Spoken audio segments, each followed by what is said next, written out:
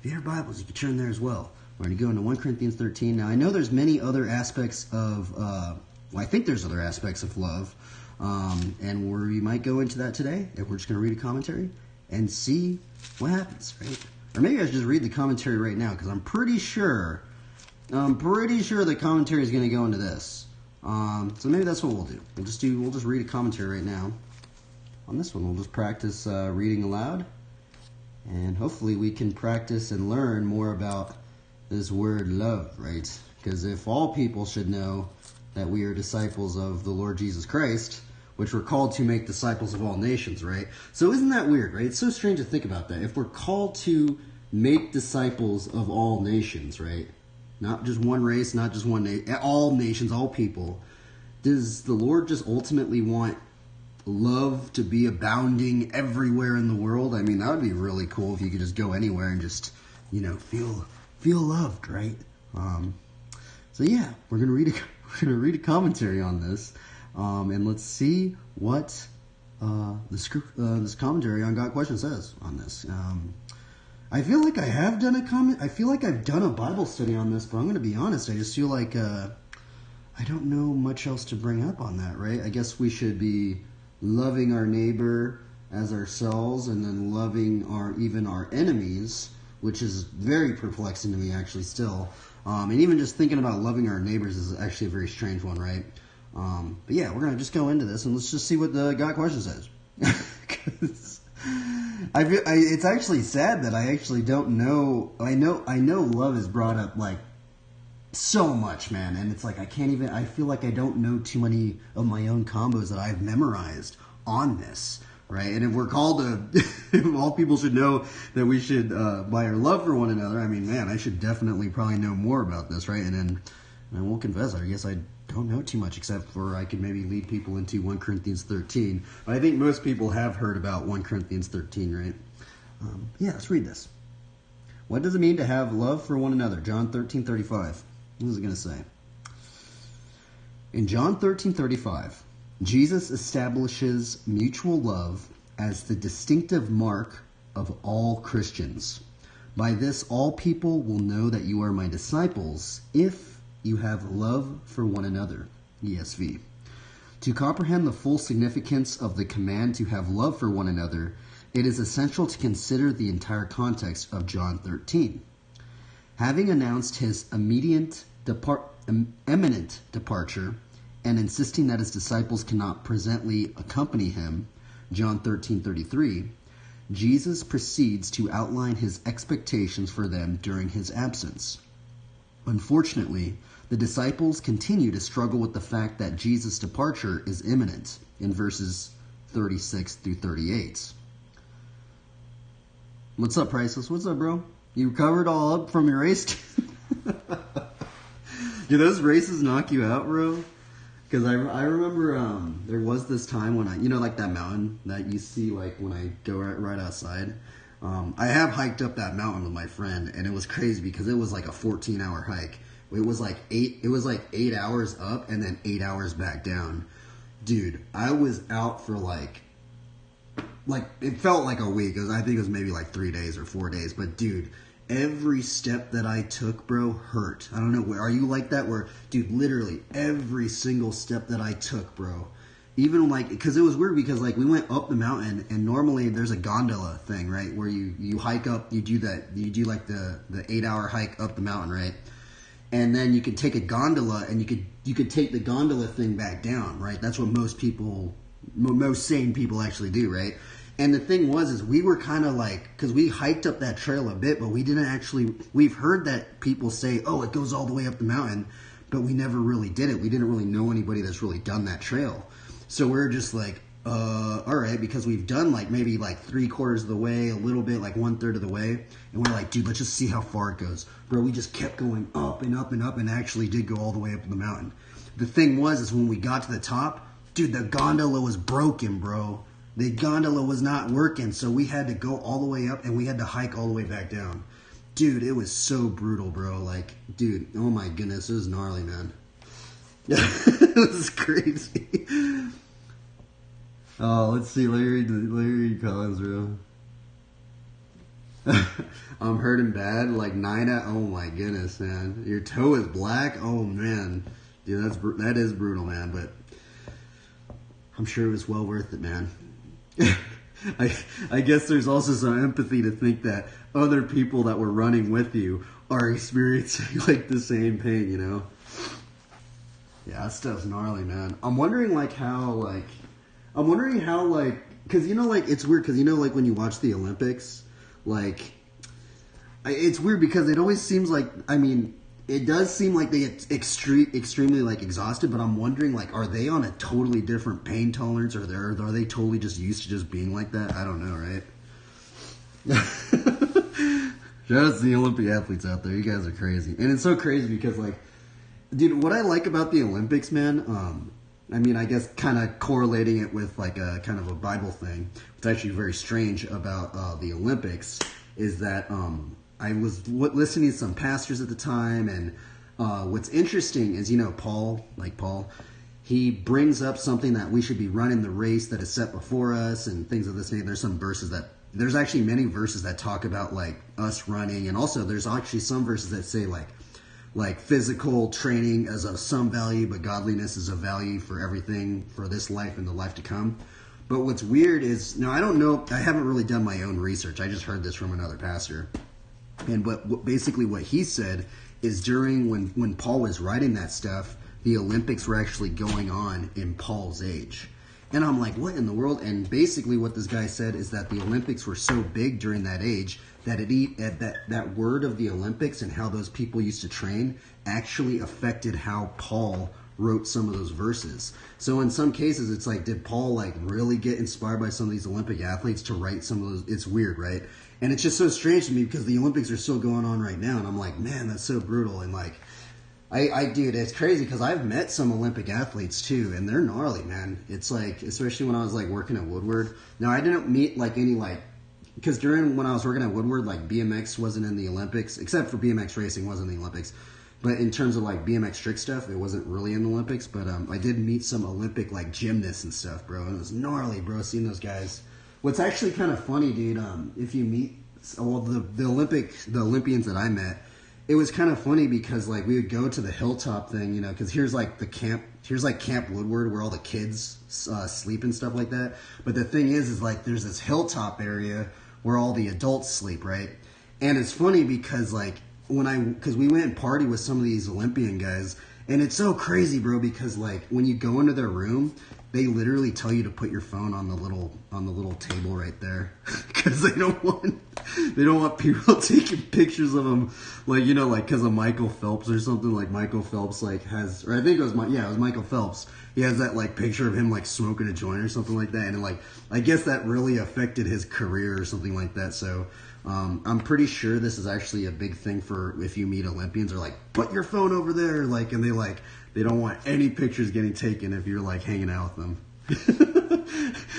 Which I never really knew about. I was like, dang, bro, these guys, but they're kind of just like normal people, you know, like, you know, they like to party, like to have fun and stuff like that too.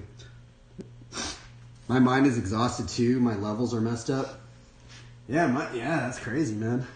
Anyway, let me get back into this Bible study.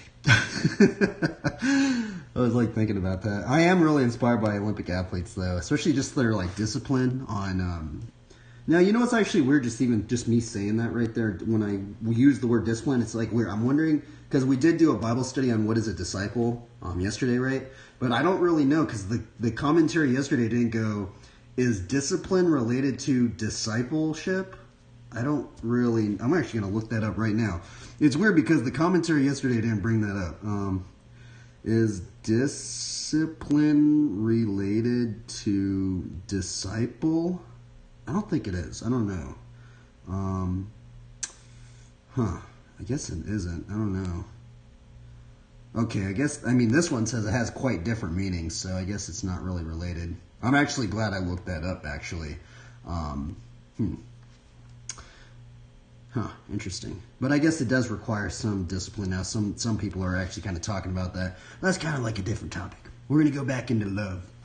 And one of the reasons why I'm going to this commentary today is all people should know that we are the Lord's disciples by our love for one another, which is really strange because I'm like, Am I even loving people correctly? I really don't even know, right? Because, yeah, I feel like I might be lacking, in just being like, especially like, maybe the tonality of how I kind of talk to people. I mean, when I was younger, bro, I did not care. I didn't even care how I even talked to them. I used to be one of those people. I used to be like just crazy, just talking to people, just like, making fun of people, all this crazy stuff.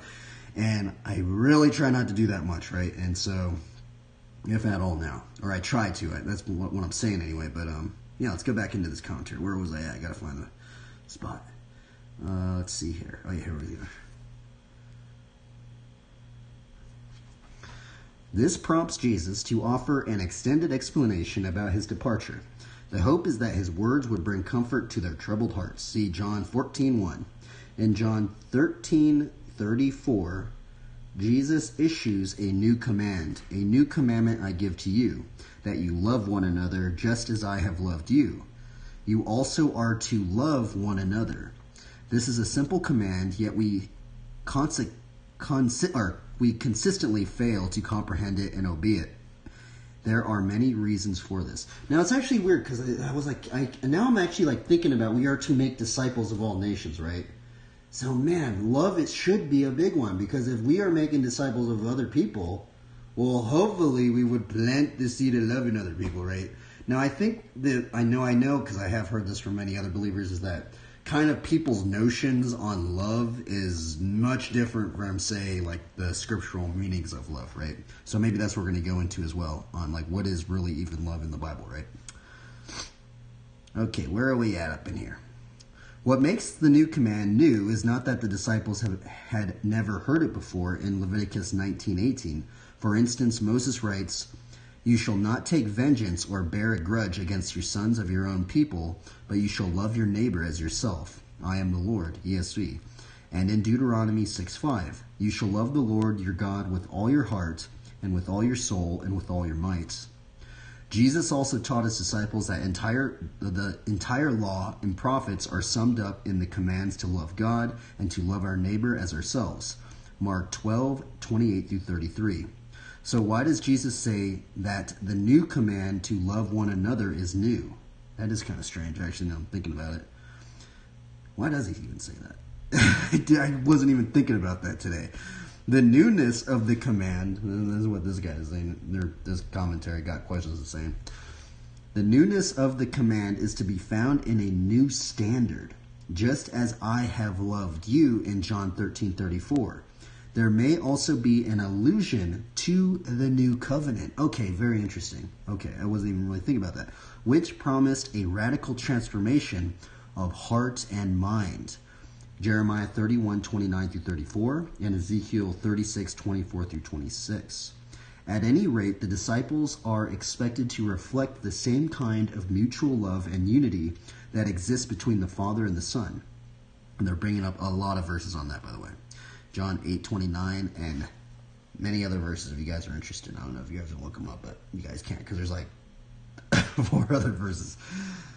The new command, therefore, is the proper response to God saving us and mankind and making us his own. 1 John 4:19.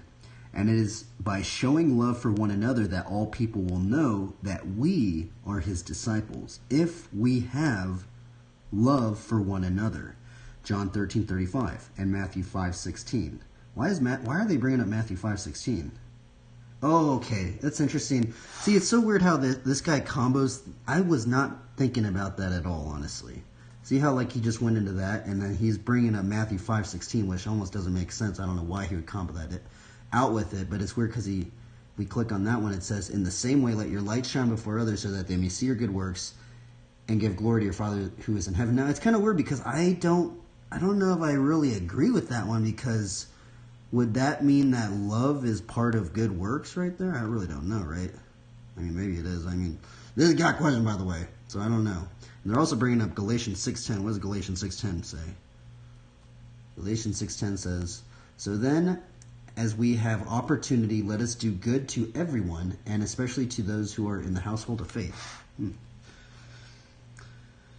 Okay, what is this going to say? In the Apologeticus, Tertullian reported that the pagan world admired the love that Christians had for one another. Wow. Isn't that funny, dude? I guess that might have been back in the day. Sometimes I feel like when I meet people that don't believe, they kind of feel like believe. I feel like I meet a lot of people that aren't into Christianity, and they feel condemned from Christians, and I'm just like, that's kind of odd. And it's weird to be on that, like, I mean, it's actually sad. I've actually met many people that seemed like they were hurt by Christianity, and I'm just like, man, how do I even, like, it seems like pastors never really, like, told me that, like, what am I supposed to do in a situation like that? You know, it's like, I'm like, well, am I just supposed to say, hey, my bad, I wasn't there, like, you know, like, I don't know what I was supposed to do, you know, and I feel like I need to, like, maybe even do a Bible study on that. What happens when you meet people that were maybe hurt by, you know, something in their past, or they felt condemned or something like that, and it's just odd, right? And it's weird, right? It's just really strange when I think about that, and I feel bad that I actually don't even know much else. I mean, I guess we should be trying to have maybe empathy towards them, and to sit and listen and be receptive to their ideas, and just kind of get into thinking what they're thinking about, right? Let's keep going. What is it going to say? See how they love one another, how they are ready even to die for one another. In chapter 39. This is precisely what Jesus meant when he said, greater love has no one than this, that someone lay down his life for his friends. John 15:13 and 1 John 3:6. Our love for one another ought to reflect the mutual love between the Father and the Son, as well as the love that Jesus has for us. Having loved his own who were in the world, he loved them to the end. John 13:1. May we imitate this kind of love. Now it's weird because I feel like, why didn't they not, it's so strange, right? Because, you know, like, it's exactly what I was talking about in the beginning. You know how I was saying I like to read these commentaries because sometimes they bring up combos that I didn't think about? Well, it's weird because if we look at this entire thing that we just read right today, I don't even think they brought up 1 Corinthians 13. Not one time. It's so strange. And you think, bro, it's so weird. I feel like out of any verse that they should have put in there, I feel like 1 Corinthians 13 would have been the main one. They didn't even put it in there. What in the... What, tripping out? Like, what in the world? Why did they put that? Okay, I guess we're going to read 1 Corinthians 13 then. Which, that was very odd. I literally, that's why I didn't read it. I was like, oh, they're probably going to get into it today. Well, I guess we're going to read it right now, everybody.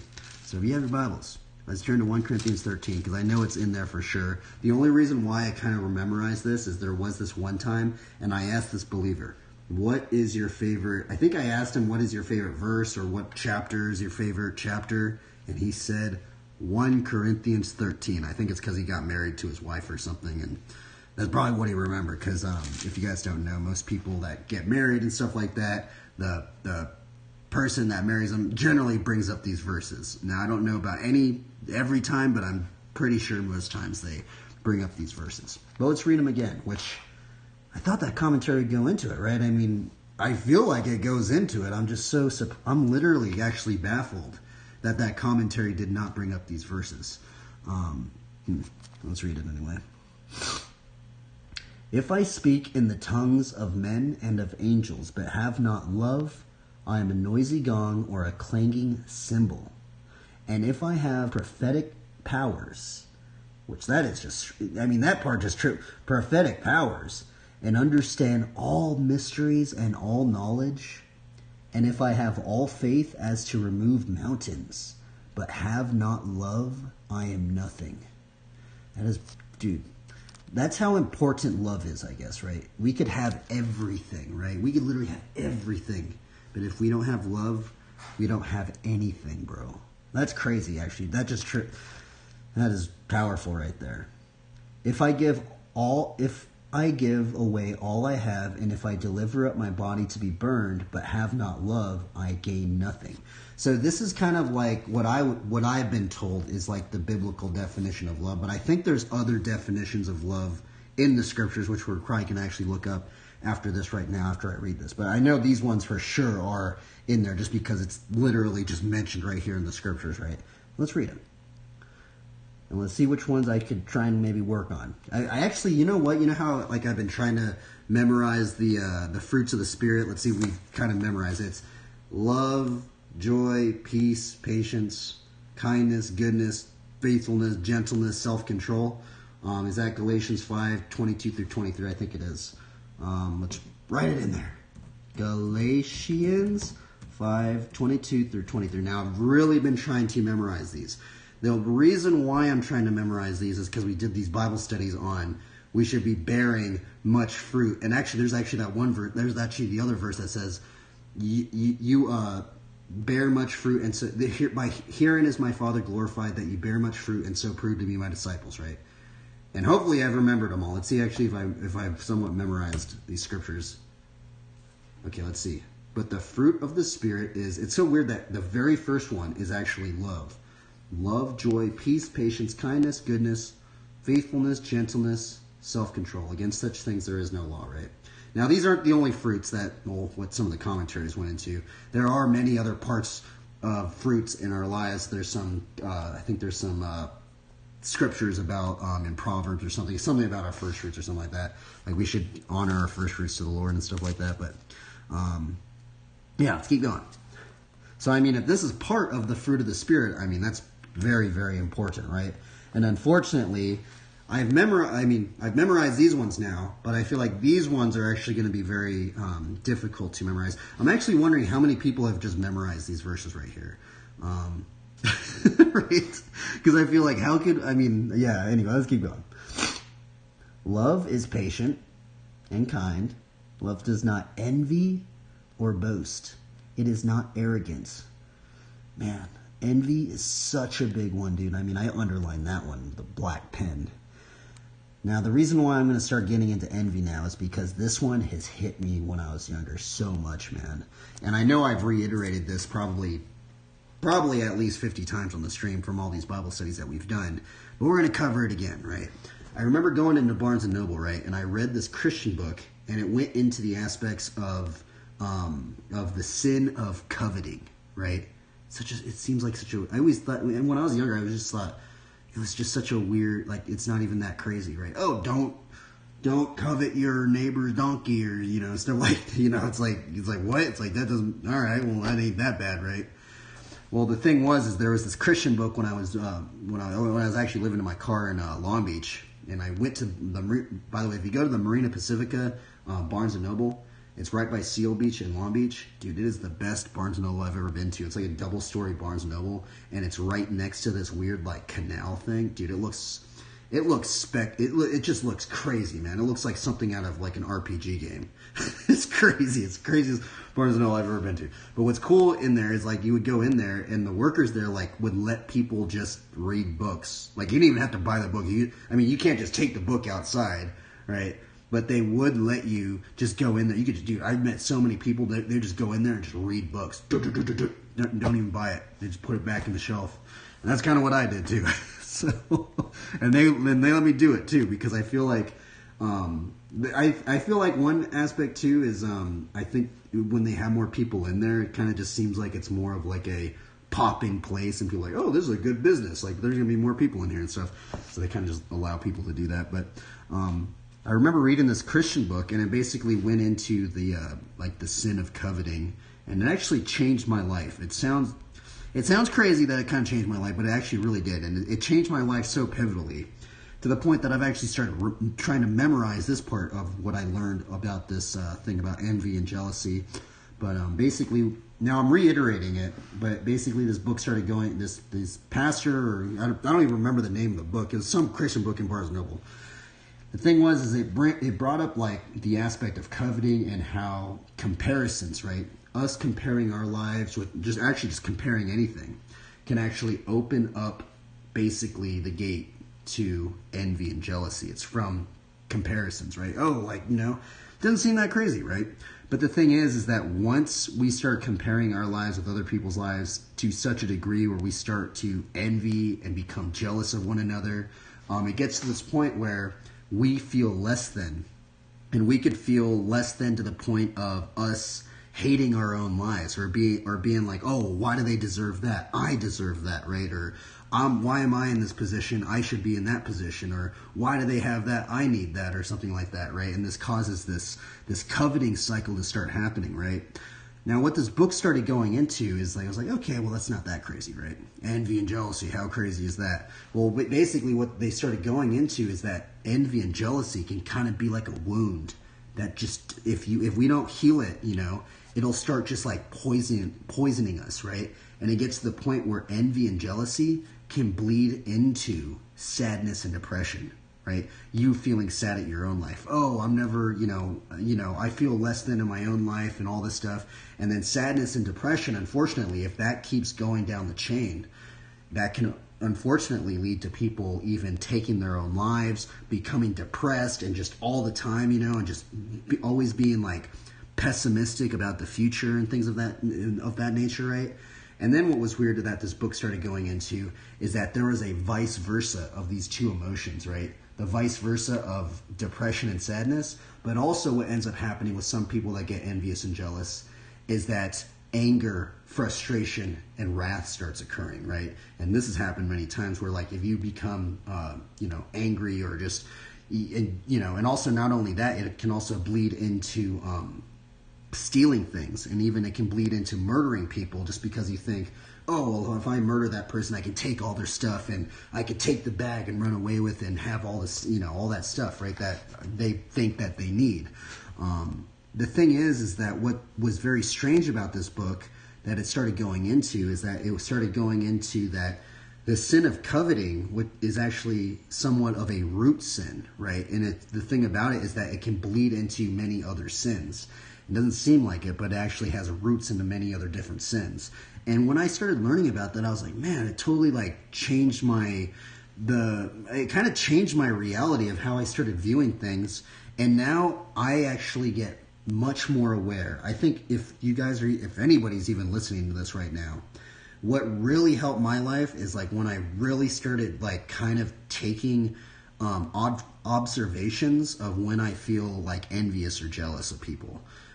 It could be even just to the subtlest degree of being like, oh, well, that person has thousands and thousands of viewers and I have no viewers, or what? Are you jealous? Are you envious, right? Are you content where God has you right now, right? And it's so crazy, right? And it's such a big one. Now, what also this book started going into is that the thing that is confusing about envy and jealousy, and just, I guess, even the sin of coveting, is that in our modern civilization at the moment, right, many companies at the moment, they unfortunately kind of get people to covet. I don't really want to say intentionally, but maybe kind of subtly, to the point where, oh, well, we kind of need to make some money. We're going to we need to make some profit or something like that. Otherwise, the company's going to go under. So they kind of have to do some things that can maybe make people envious. Like, say, having a Ferrari or something like that, right? And things of this nature. And this is the weird thing, is that coveting can be very subtle, and also envy and jealousy can be very subtle in our modern society. And we should try and just keep kind of gauges on these things. I try and keep gauges on it, because as I started looking back in my own life, I kind of felt like, man, dude, envy and jealousy just like poisoned me when I was younger. And the thing is that I didn't even realize it was actually really affecting me, right? And that's the strangest thing, right? It's almost like all these negative emotions were happening to me, and that's the whole thing what this book was going into, is that, envy and jealousy is such a big one, right? Because it can bleed into all these different things. So, yeah. And that's why I underlined that little, and it's so funny, right? It's so crazy, right? I've underlined that little thing. Dude, all of that right there, it was just because I underlined that little thing right there. Isn't that crazy? I underlined that one little word. That one little word just branched off into all these different thoughts, right? But those thoughts are actually very, very, very, very important, right? For me personally, of what I had to battle through anyway, which I actually still feel like I struggle with it. Now, I'm actually wondering what do you guys like? are you guys envious and jealous about things? Like, what gets you like that, right? Because I feel like we actually, in our modern civilization as well, now the book did not cover this topic. Another aspect is just the whole numbers right now, right? Numbers. There's numbers everywhere, especially like on social media and stuff. You open up Instagram. What do you see? Bunch of numbers. This person has thousands and thousands of likes.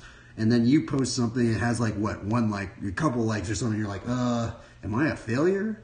Like, what is going on? Like, this is like, is this all like for naught? Like, why am I even doing this, right?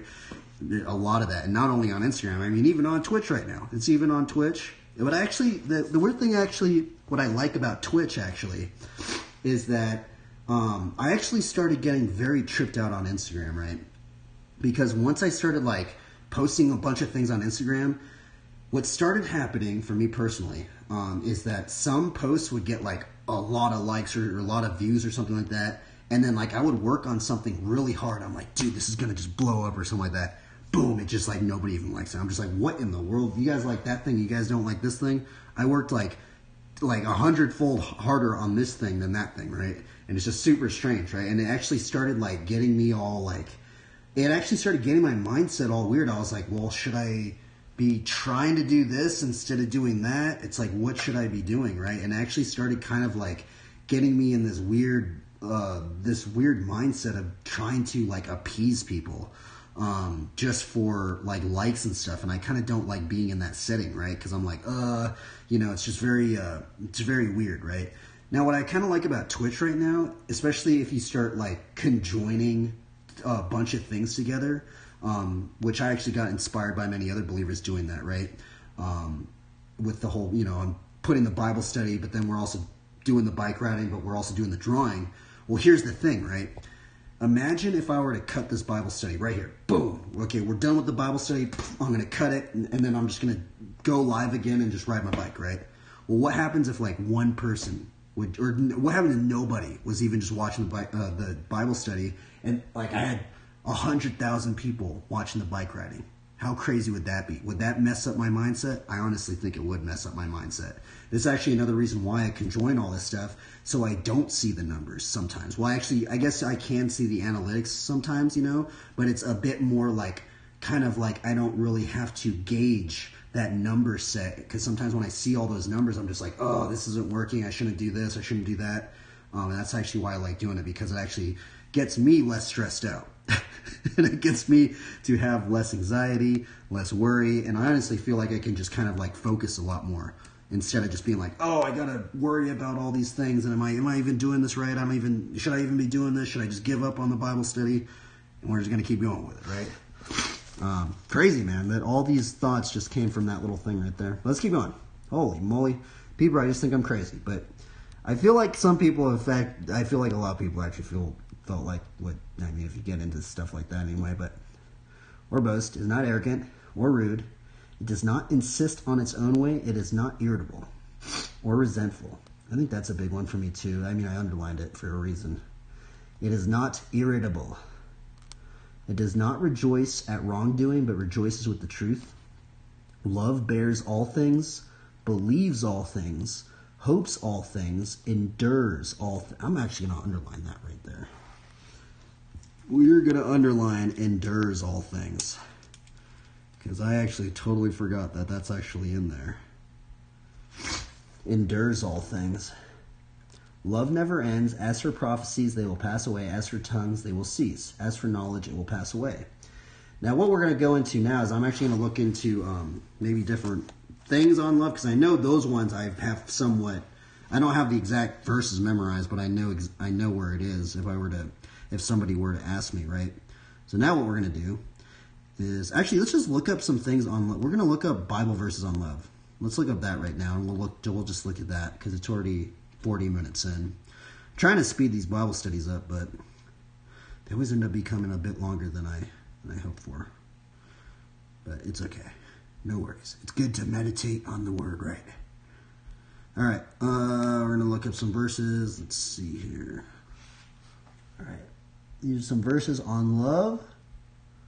1 Corinthians 16:14. Let all that you do be done in love. Man, that's crazy. Everything that we do, right?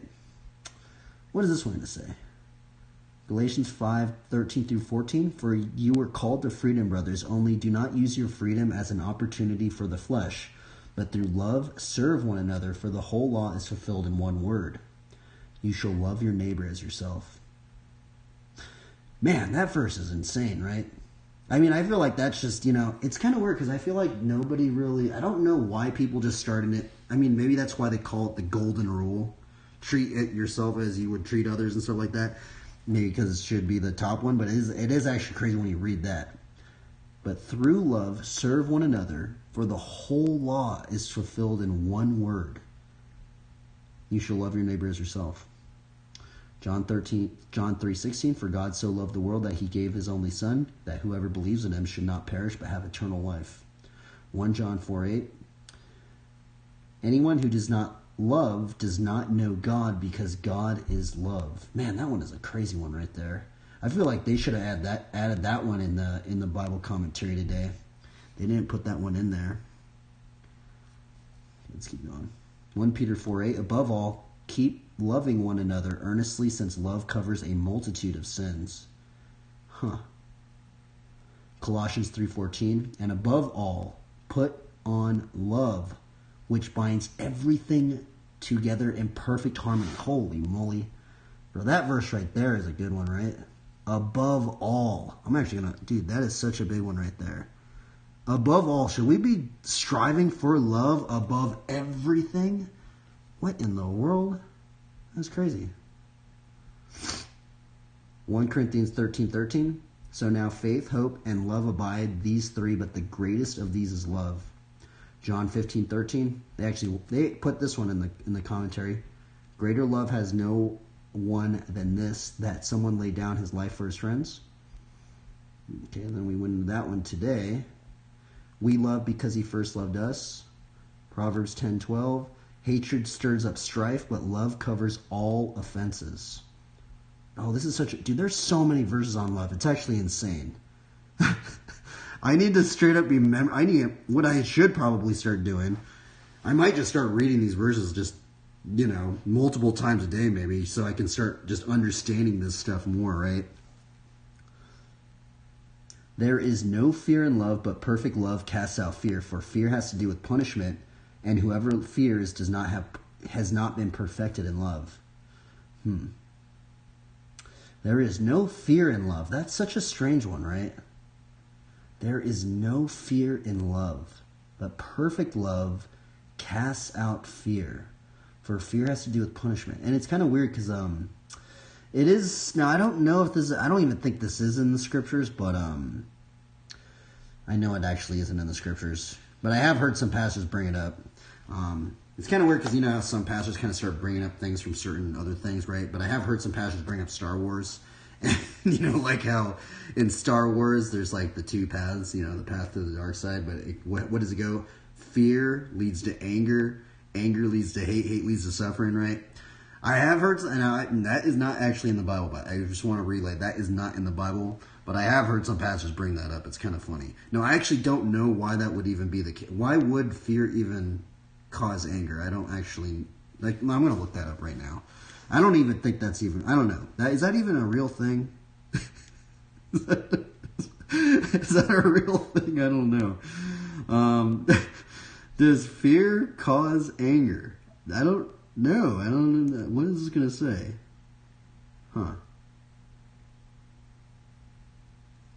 I mean, this is what this is bringing up. This is not from the Bible anyway, but I'm just curious what it's going to say.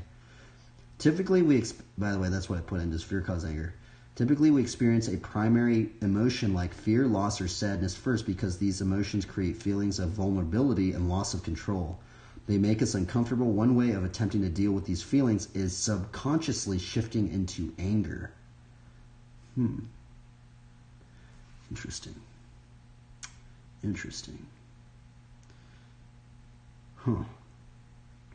Both fear and anger can cause someone to fight back or flee in a situation. Okay, now I'm kind of starting to remember some things I've heard on this. I have heard now, going into the whole fight or flight, the thing about fight or flight, and also just the aspect of frustration. I have heard some people bring up the kind of an example of if we were on a highway and then, you see those people that have like road rage.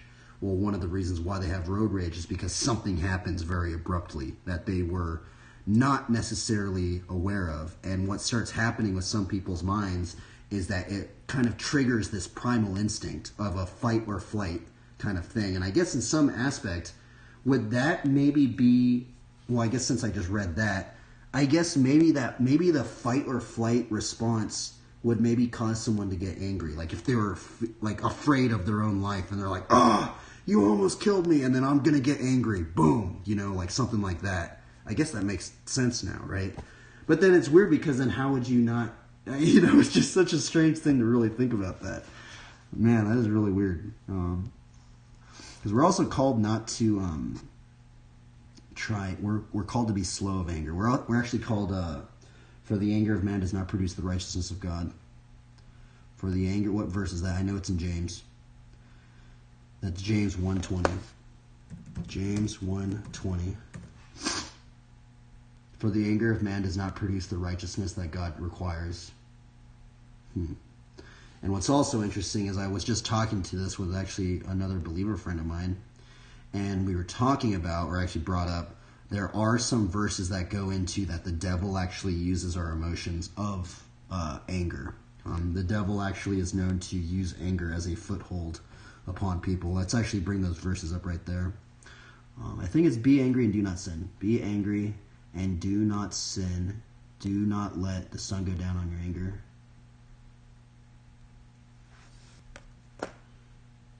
That's Ephesians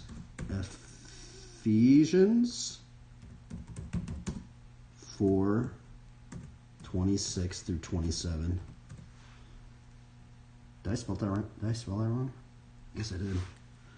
Ephesians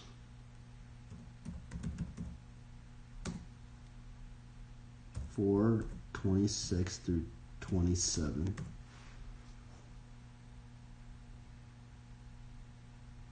Be angry and do not sin. Do not let the sun go down on your anger, and give no opportunity to the devil. I think, isn't there something about a foothold in there? Let me go into the actual verse.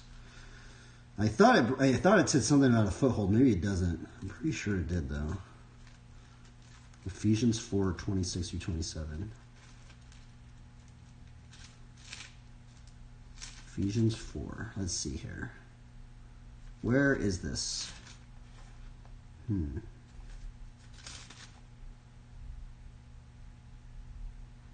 I guess it doesn't. I guess it doesn't say foothold. That's weird. I thought it did. I guess it says give no opportunity to the devil. So it does make me wonder if the devil uses our own emotions against us. Okay, let's go back to love. Let's go back to reading some of these verses on love. I guess that's why I started thinking about that stuff.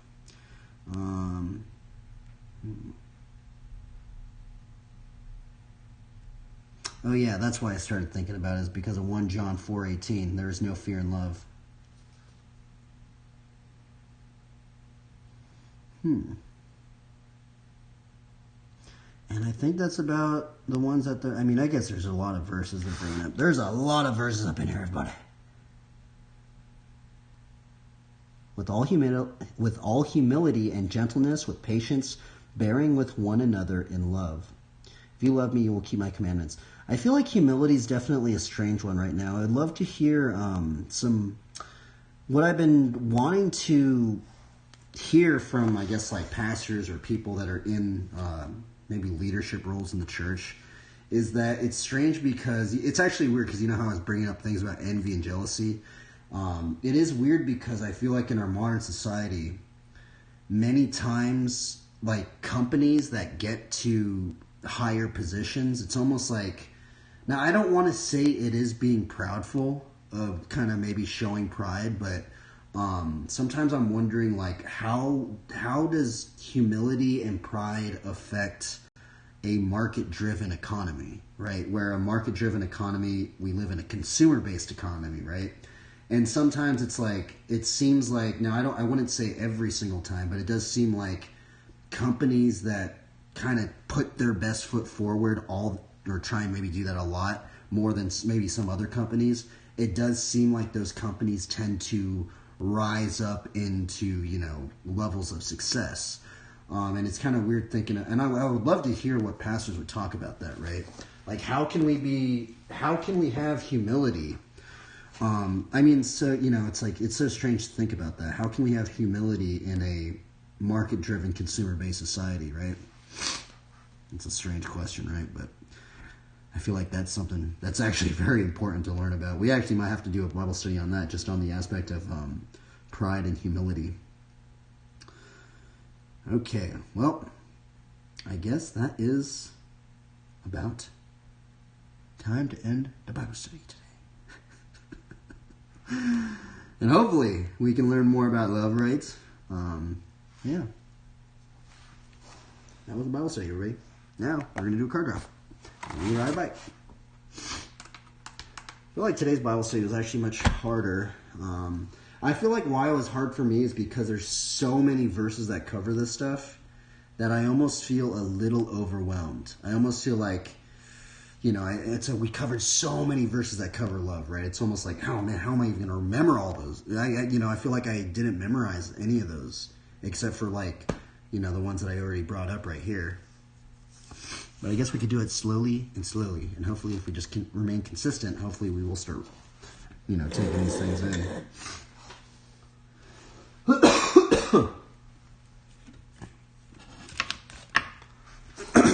All right. Let's do the card draw, everybody.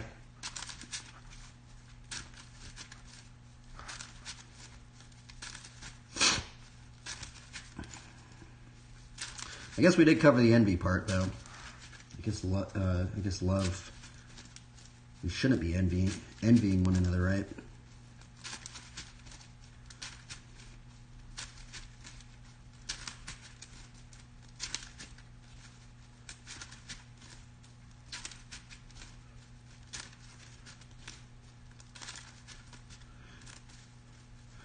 Man, pride and humility is a strange one in our modern society now I think about it. Because, you know, it is weird about pride and humility, because the thing is, you know, in most cases, people want to put their best foot forward, right? Like, we don't necessarily want to show the low parts of our lives. That is a very strange thing to think about. I wonder what pastors would talk about on that, right? Like, I wonder if I were to ask, like, what are some companies that have had humility that remains kind of successful in a society that we live in, right?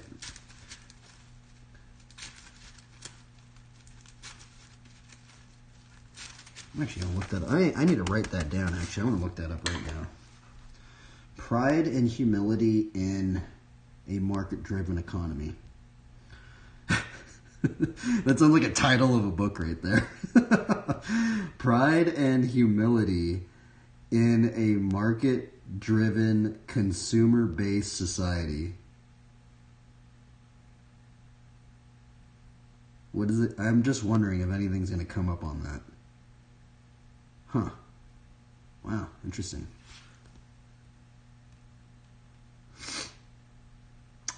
Pride and humility, tempering the desire for excellence. Wow, that sounds very peculiar.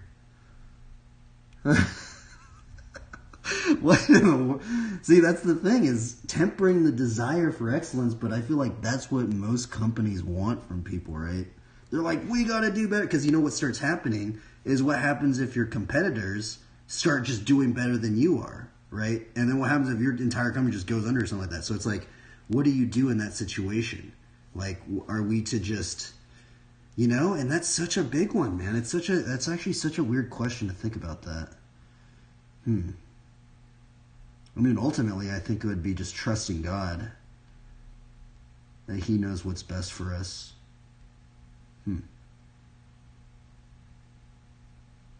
there's really not that much stuff written on this stuff, actually. Yeah. It's weird because they're actually bringing up a lot of things like on leadership. Leaders must have humility.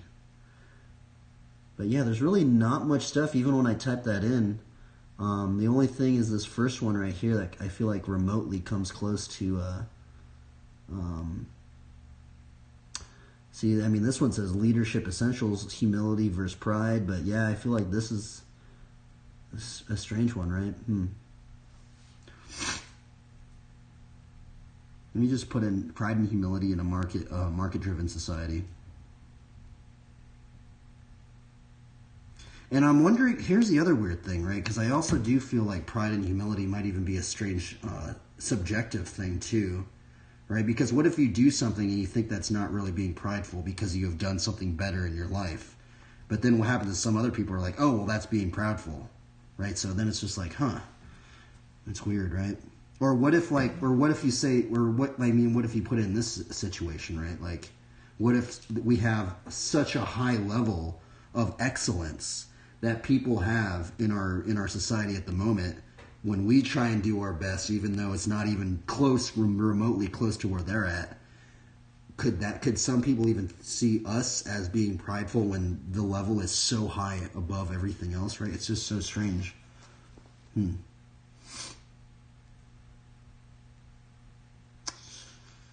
it's weird, huh?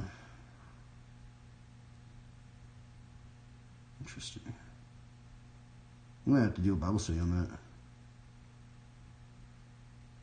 I mean, ultimately, I think where I feel like God would somehow allow humility to be in a believer's life, right? Because if we think about the nature of just even Satan, right? He became so prideful that he didn't even want God at all, right? And that might even be something to just meditate on, right? And he even got into the point where he wanted to go against God. So that's actually a really crazy one, right? To think about, huh? And it's weird because that means he got into a level of leadership, huh? Man, that is such a weird one. Sorry if I make no sense whatsoever. This is a very hard topic for me. I really don't know too much on. We've done some Bible studies on pride and humility, but I've never thought about pride and humility in the scale of our modern society at the moment, and just how, there are certain aspects of how our modern society just operates, right?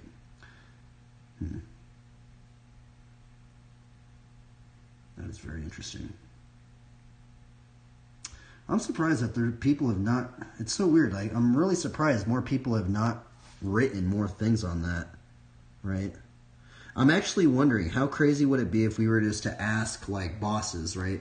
Imagine if we could just take imagine the top 1,000 companies in just wherever in the world right now. It'd be very interesting to ask bosses or something like that, right? Just be like, what would you think about pride and humility in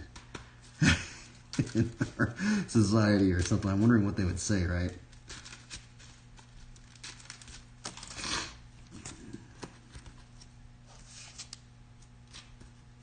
Okay. Well, let's do this up in here.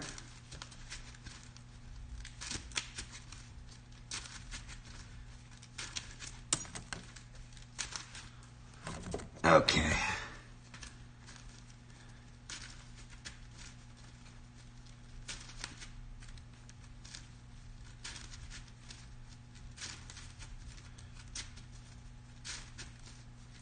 All right. I think it should be pretty shuffled.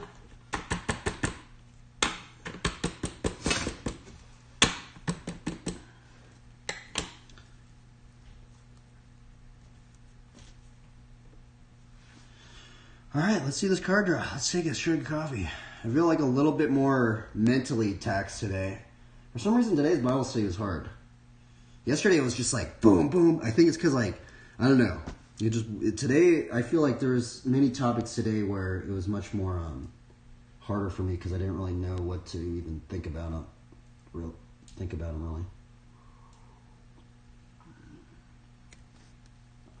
All right, first card of the day. Abundance. Bro, you know what's so funny? Dude, that is so funny. I know I sound crazy, bro, but this is actually why I like doing this, because these things make me think about, it sounds hilarious, right? Am I just going crazy? Because, like, I feel like when I drew this card, it would be very... See, it's so interesting. If I were to draw this card and just ask people, do you guys think that this reminds you of any Bible verses? Because you know what it reminds me of. Creative Fit actually mentioned it yesterday, right? There's a verse in Ephesians. I think it's Ephesians 6 or Ephesians 4. Or Philippians. No, it's Philippians 4, I think. And it says something about, I have learned to live in abundance and in lack. I have learned the secret of contentment. I can do all things through him who strengthens me. And I totally butchered it because I tried to really memorize it, but I actually don't have it fully memorized. So now we're going to have to reassess what it actually says, because that's actually funny, because I actually feel that kind of maybe goes into something that we might be, maybe should learn. I think it's Philippians 4, I think, that covers that. Philippians 4. Yeah. Read these. Not that I am speaking of being in need, for I have learned in whatever situation I am to be content. I know how to be brought low, and I know how to abound in and every circumstance. I have learned the secret of facing plenty, hunger, abundance, and need. I can do all things through him who strengthens me. Very, very interesting. There's a secret in having abundance and need. Wow. That is such an interesting one, right? See, this card just made me think about that.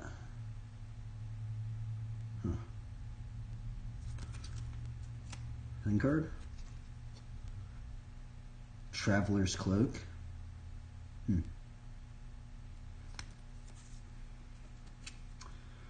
Number 3. Elspeth Tyrell. 4. Plains.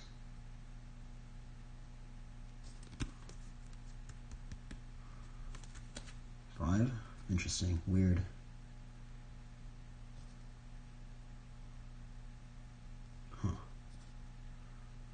Revelation.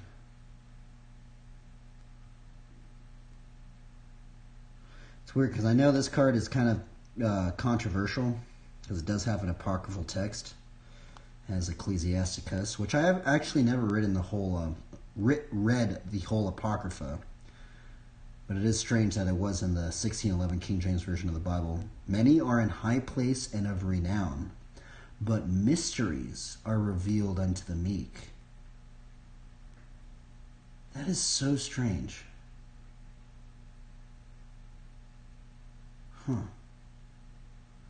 Mysteries are revealed unto the meek.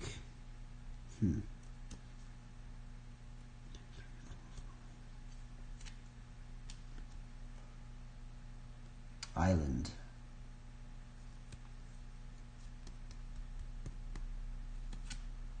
Ooh, interesting. Lifelink.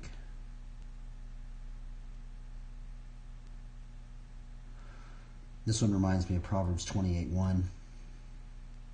The wicked flee though no one pursue, but the righteous are as bold as a lion. Man, the artwork on that one is insane.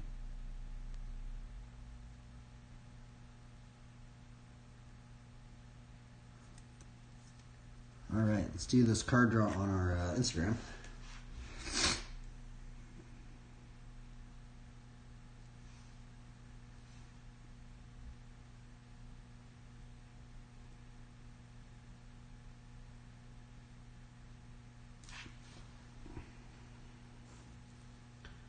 Okay, let's do this. Welcome, travelers. Welcome to the card draw of the day. We get to observe some artwork. Today we drew Abundance, Traveler's Cloak, Elspeth Tyrell, Plains, Revelation, Island, Lifelink, which, man, look at the art on that one. It reminds me of Proverbs 28:1. And for the last card of the day, what will it be? Ooh, interesting. A humble forest. A lush forest. Painted by John A. Man, this dude has done so many lands. That is crazy. Interesting card right here. I feel like this card right here is interesting. I barely draw this one. It's weird how, like, there's all these cards in here. There's some cards I draw a lot, and then there's just some cards where I barely draw them at all. Sometimes I just totally forget they're in the set. It's also weird is this card, too. This one actually has an apocryphal text. Ecclesiasticus 3:19. Anyway, you guys have a good one. Try your best and have fun. Alrighty. Boom.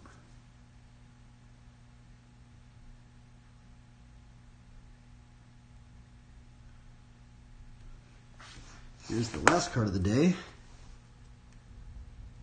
have this forest.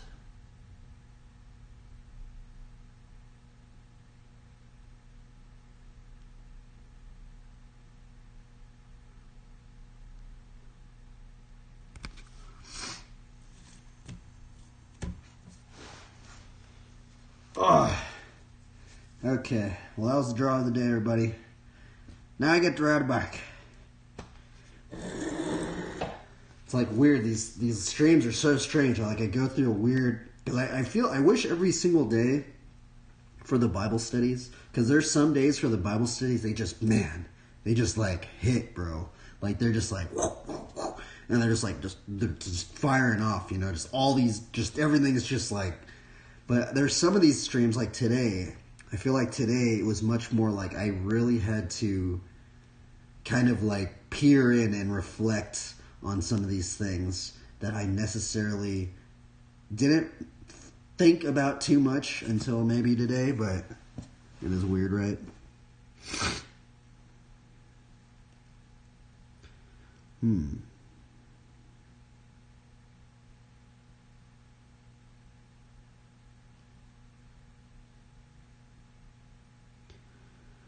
What am I even going to try and learn today, huh?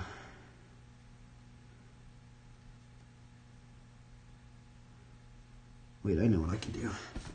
We're going to make some posts up in here. That's what we'll do. Okay, wait up, everybody.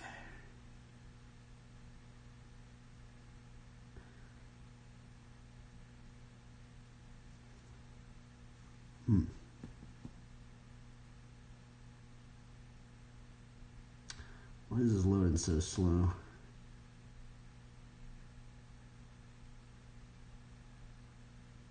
Oh wait, that's why. Okay, I need to put a verse up in here. We're going to put John 13:35. John 13:35.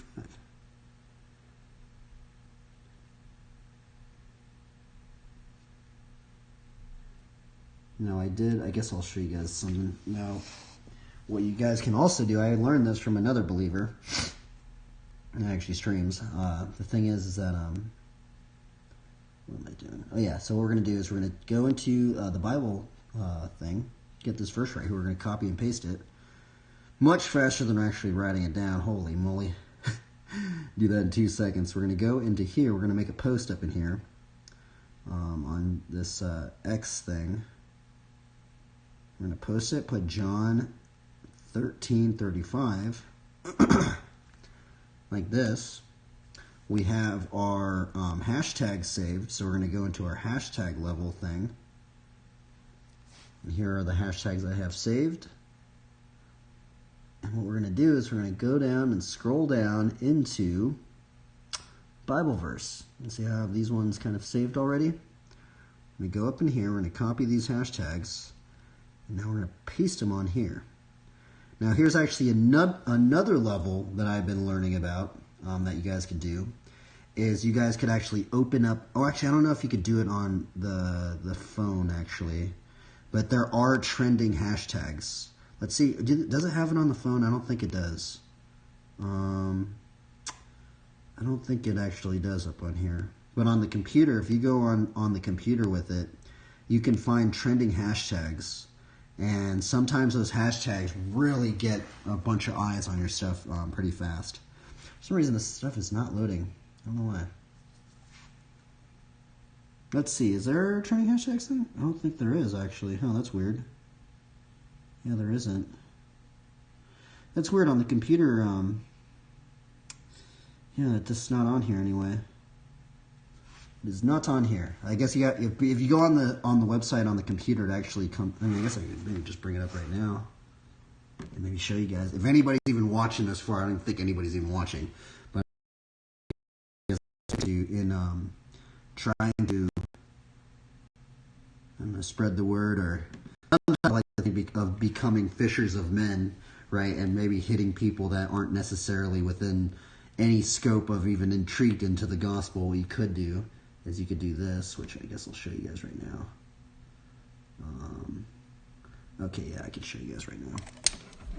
Okay, I don't know if this is coming up on here, but what you can do is you can go down here, right? You pull this thing down right here, and for some reason it's not on the phone. I don't know why, but see how these ones say trending? What you can do is you can go show more, and then it'll pop up this page right here, and you can go into like, these are the ones that are trending right now, right? And let's see here. So we can just we can look at some of these right here, right? See, even that one was weird. That one has 53K posts right now. And what you could do is, since we just made that post right there, what all you do is you just, we just did that right there. We look at the trending hashtags and we just kind of go up in here and we just go KOLOPP, and we'll put Bruce on one.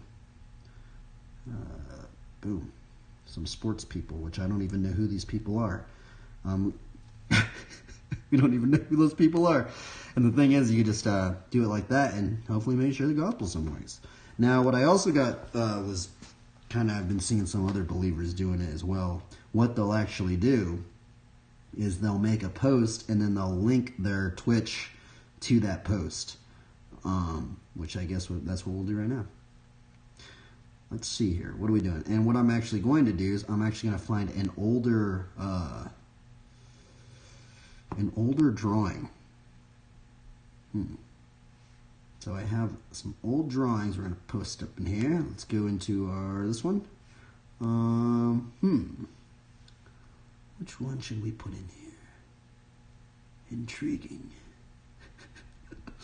Let's see here. What am I doing up in here? I'm going to put this one up in here. Little shepherd kid. A little shepherd. Should we do that one? Let's see. Yeah, I'll do that one. So, we're going to put this little shepherd drawing. You guys don't have to do a drawing, by the way, but I have seen, some people do that. They just do an old post and I'll just do like a drawing from many shepherd drawing. Shepherd drawing from many moons ago. Then what I'm going to do is live right now. Twitch streaming. Up boy and see bike riding, drawing, or ask questions. Boom. And then what I'm going to do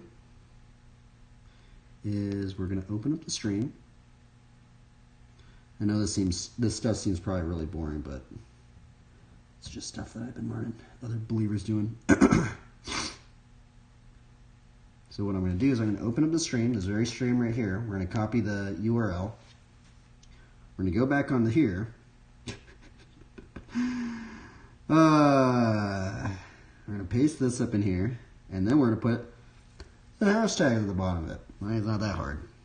Now the thing is, if you were to write all the hashtags out, it would take a long time, but that's why someone told me you just start making little hashtags for all different things, right? So now what I'm going to do is I'm going to go to the BMX stream right here, that one right there, and we're going to copy and paste that one and put it in there and put some trending ones up in there as well. And hopefully, I could be kind of like a little fishing reel to hopefully bring in some more souls, right? But maybe not. And you have to also accept that fact as well. Sometimes it doesn't even work out, so. But sometimes it does, so it's actually kind of crazy. Okay, so let's see here. Let's put some of the trending ones we did. So hashtag Bruce. Which other ones were there? Let's see here. Just go to these trending hashtags. Let's see which ones are going to come up Let's go Bronco. And I have to get rid of some of these up in here, actually. Let's get rid of this one. And we'll get rid of this one, I guess. Okay. We're going to paste it. Post it. And by the way, I probably wouldn't follow this one, by the way. I basically just, unless you wanted to see a bunch of Bible verses, that's what I do.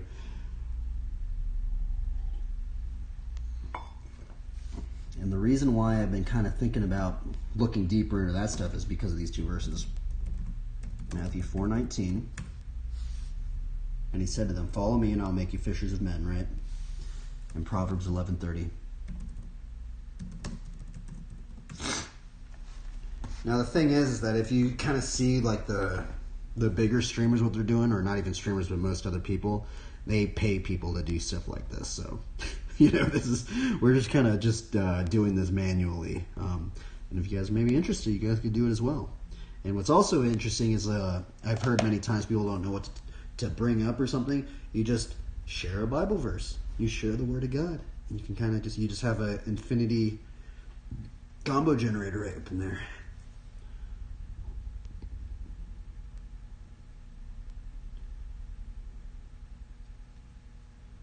All right, let's ride our bike now.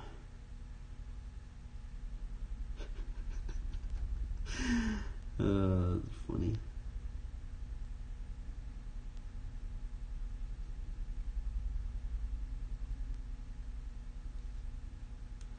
Mod view is here. What is this? Okay, you can see. Interesting. There's a new thing that Twitch just added in. Mod view.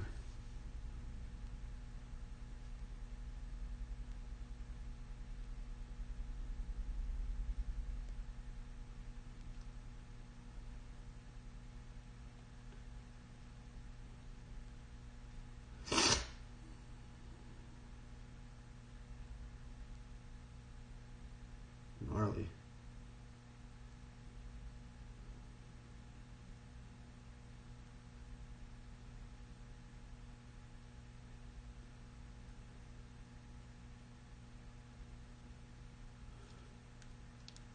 Australia. Dude, this guy is gnarly. There's a dude that's rowing from Hawaii to Australia. It's going to be a 6-month journey. And he's out there in the middle of the ocean right as we speak by himself. I probably won't get much sleep over the next week or two. Okay, let's do this.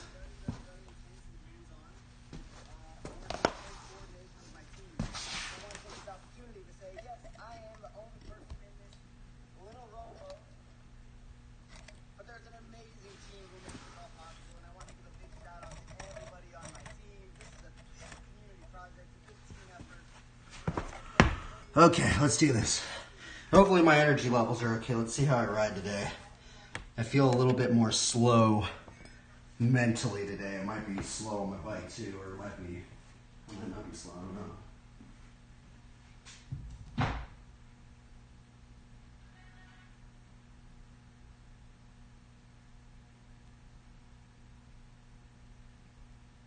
What the?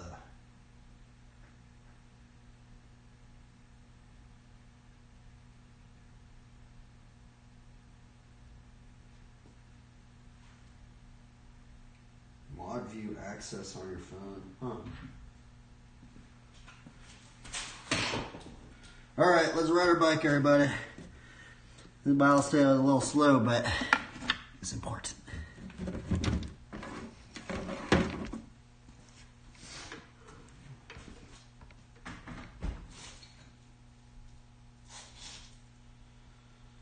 Alright, what are we playing? We're going to play BMX Streets. Actually, I'm going to go into fitness and health first. We're just going to go all of it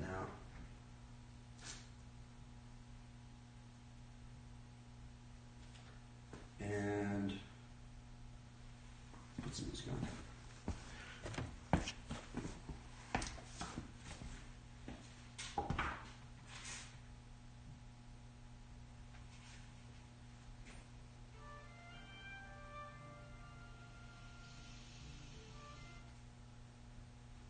Where should she listen to that?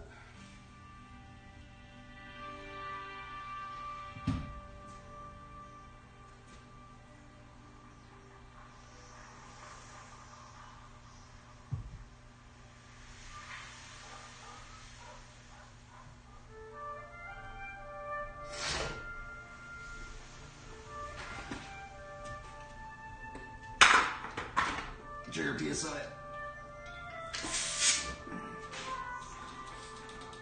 Barely lost it.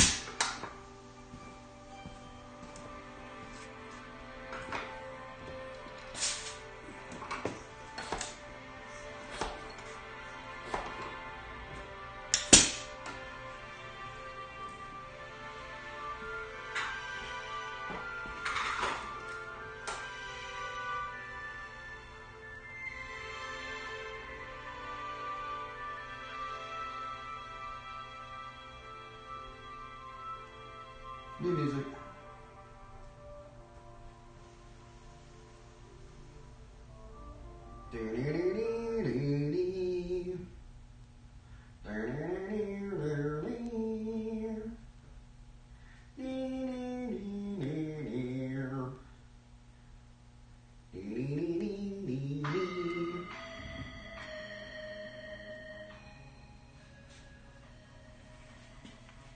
I kind of like the days when there's like not many viewers because then I just feel like I can just kind of practice tricks that I'm really, really bad at.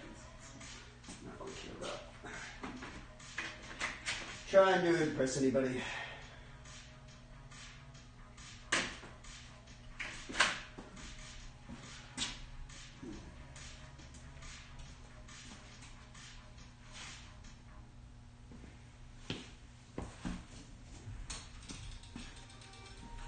When you're going to practice, don't put it seamless.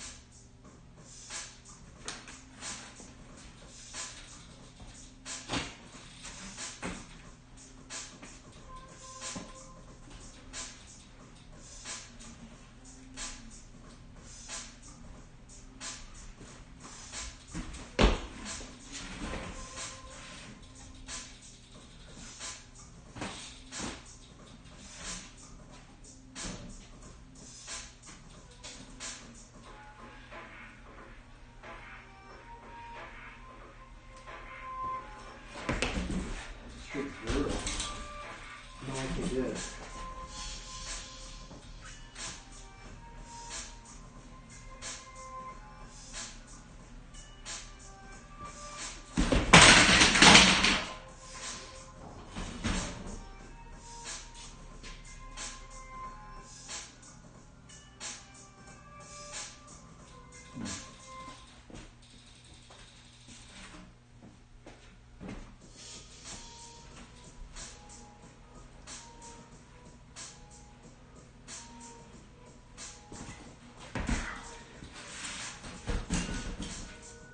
Makes no sense.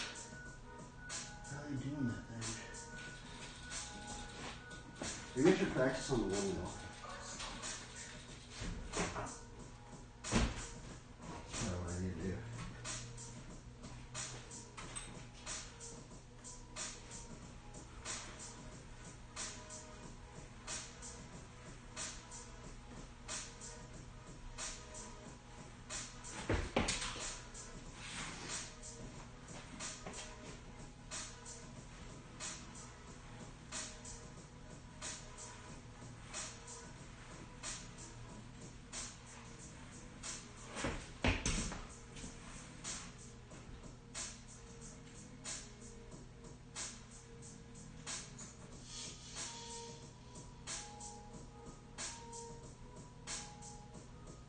maybe we should ride outside.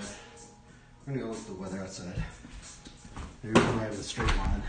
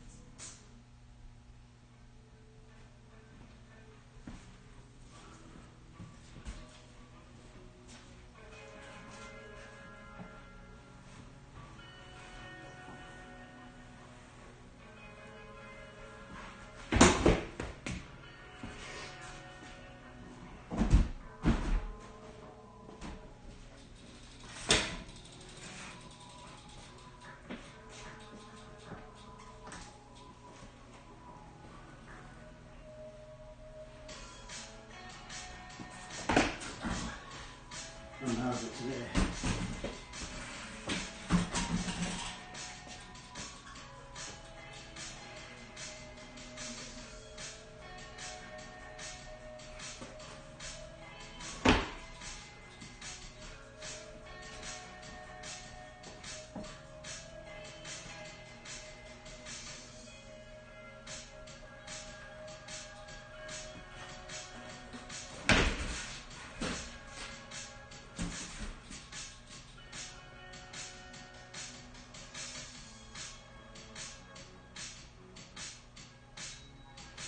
It was impossible.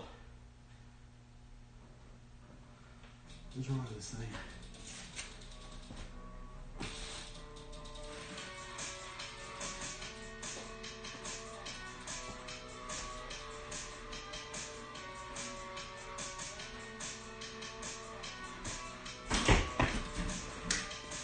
This is brutal.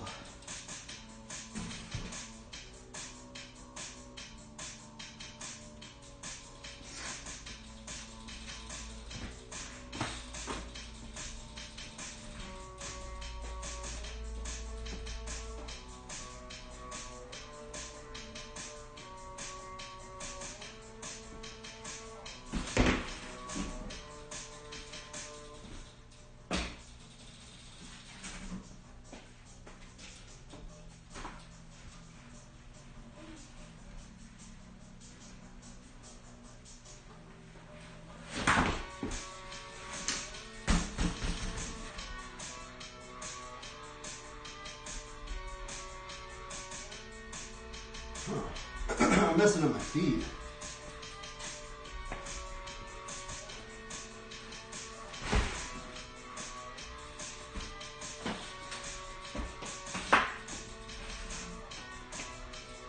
This is probably why I can't do a cliffhanger very good.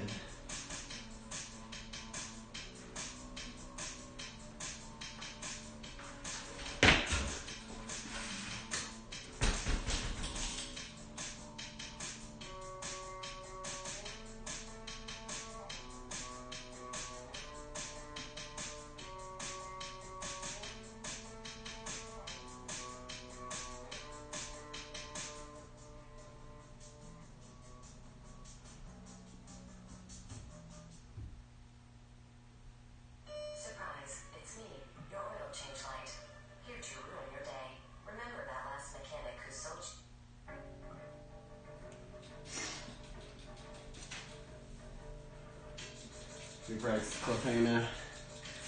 Let me get a good double footer steamroll. I need to get at least one good one.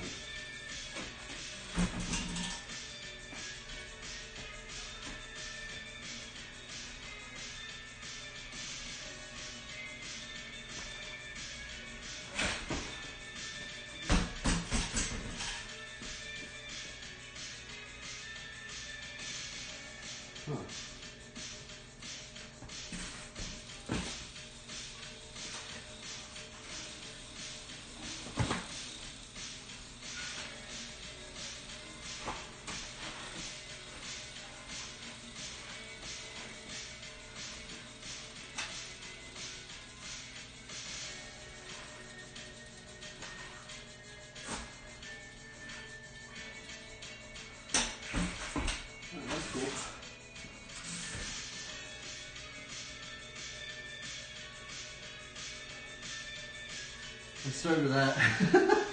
Little no-hander, double flinger. Guess we're just gonna keep practicing it. Even though I'm really bad at it. This is the only way I'm gonna have to get better at this thing.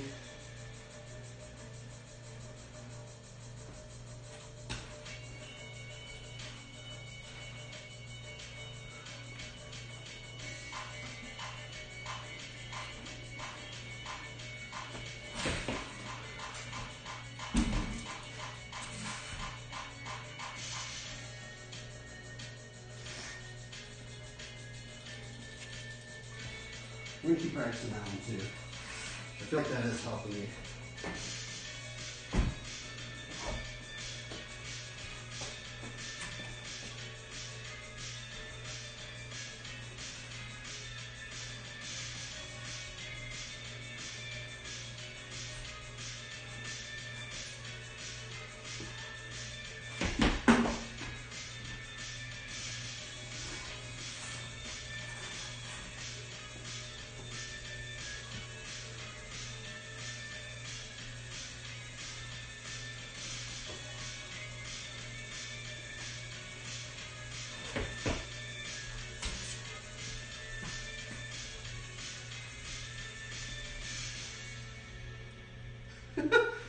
Oh, I'm bad at this. It seems like such an easy trick. I'm so bad at it though.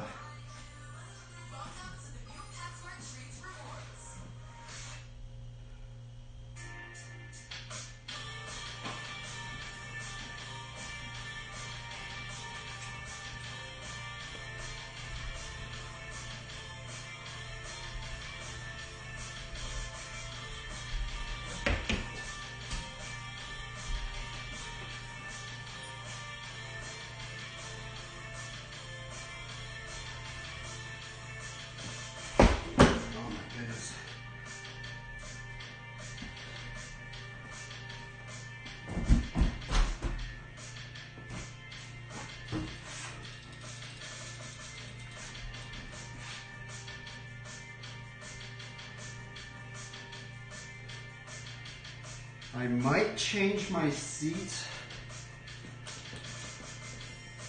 maybe for this trick.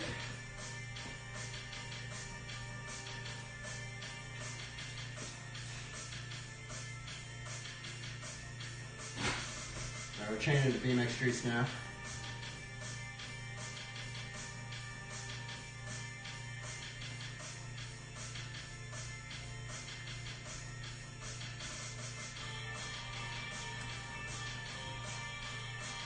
I think most of the people kind of already know that I'm on this one now. What I might do is I might just switch it back and forth. I think that's what I'm going to do. Just switch it back and forth from it. Put the silencers on. I've been practicing my cliffhangers. Oh, cooler on BMX Streets. Well, the thing was, before the BMX Streets, that I was just on the health and fitness section. Because the sports section's too overcrowded. Because that's the other thing is, so, I don't know, have you ever get into streaming? I mean, you can ask other streamers and stuff. The thing is that, you know, even though some of these sections, like, have just a ton of people in it, you know, it's actually harder to get found, right? Because Twitch actually has a really bad discoverability thing, right? And basically right now the only way you can get discovered on Twitch is either from the tags at the bottom, or if you're sending your link out to your stream on other social media platforms, or if you get rated by somebody from another Twitch channel. Something like that. That's what I was told. I don't know, I might be wrong on that. Man, I'm just struggling today, dude. Everything's just hard today. Some days I'm on fire, bro. You know, like some days I'm just like full on in it. I kind of just have this weird feeling, this vibe. Because the Bible study was hard today. The double-footed steamroller was hard today. I just kind of feel like today's just going to be a hard day overall. I think it's just because I'm like a little bit more tired. And that's probably affecting me subconsciously a little bit.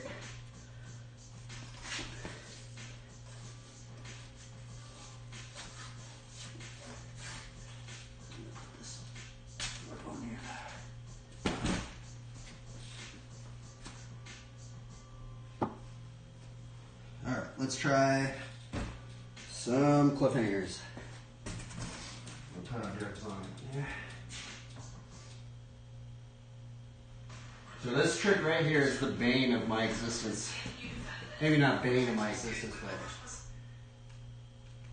it's just really, really hard for some reason. Do you have any tips or tricks? And I'm gonna tighten my cranks up.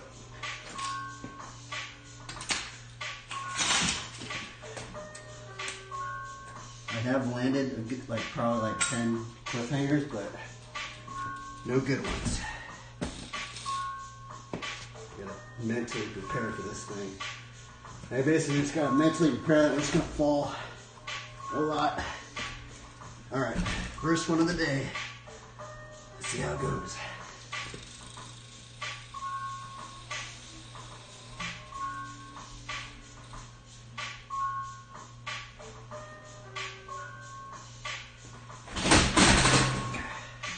That wasn't that bad.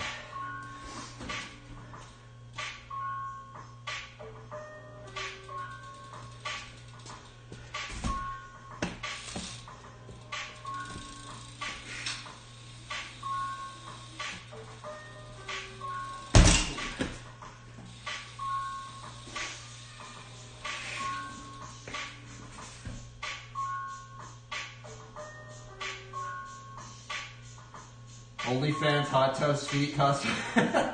Maybe. It's kind of weird. Most of the people that follow the stream are actually Christians. They're believers.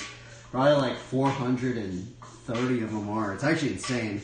Because I've only met like 14 bike riders on Twitch. It's actually crazy.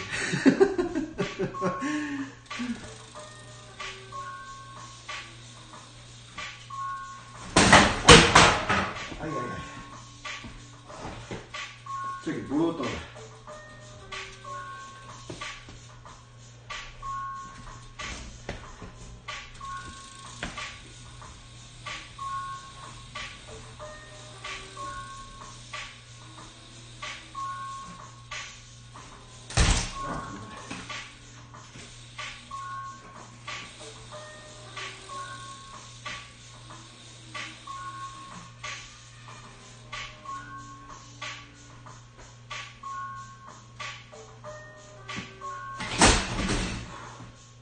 You know what I'm doing right.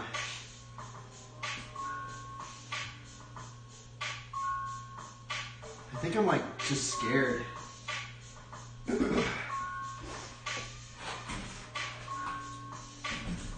When you see people doing this trick, it just like they just make it look way easy.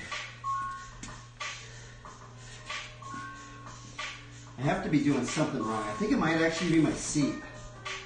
I think I might change it to like a big one. I do have this seat right here. I've been kind of thinking about like trying this one. This one has like some grip right there. Sephora is everywhere you are. So when Mom's birthday is tomorrow, pop in for a gift on your way home.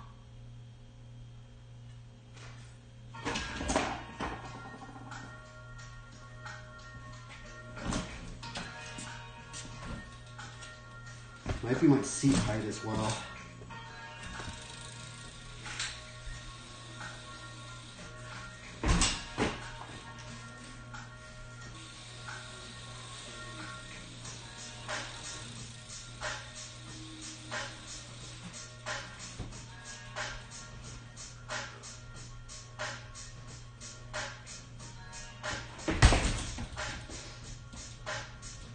We're going to try a different seat. Let's see if this affects this trick. We'll try this thing.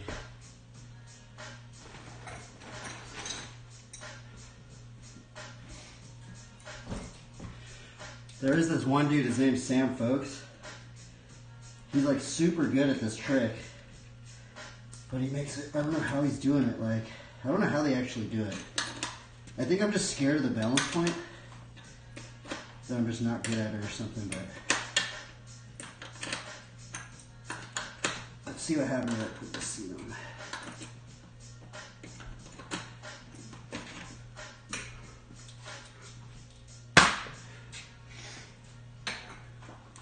Because then if I put this one on, I think I could lower it a little bit more. Let's see how this one affects this trick.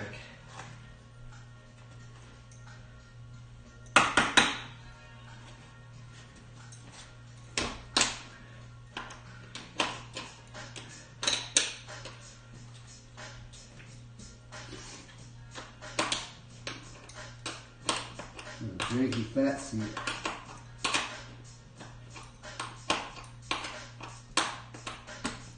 What's wrong with this thing?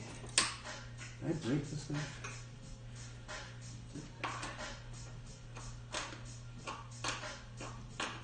Oh, that's why. I have to tighten it on the other side.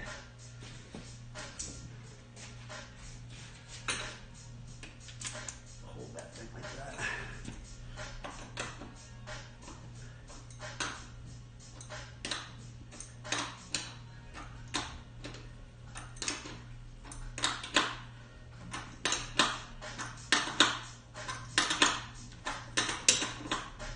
All right, let's see how this one affects this trick. It feels like lower. Oh, that's weird. Let's see what happens.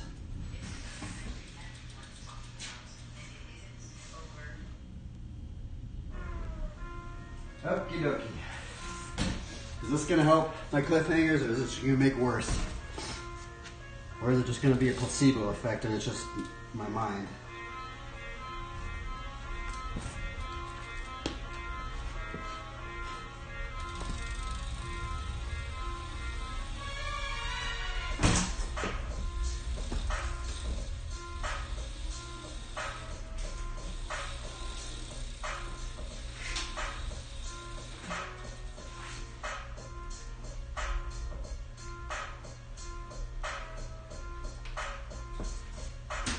I think it did help. Dude, I think I know what's wrong. I know, it kind of felt like, so see this one has like plastic right there?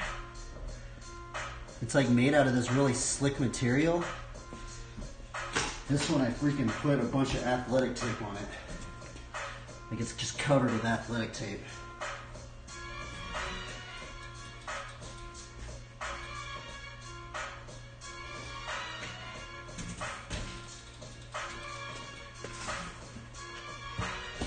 I guess I could just athletic tape that seat too.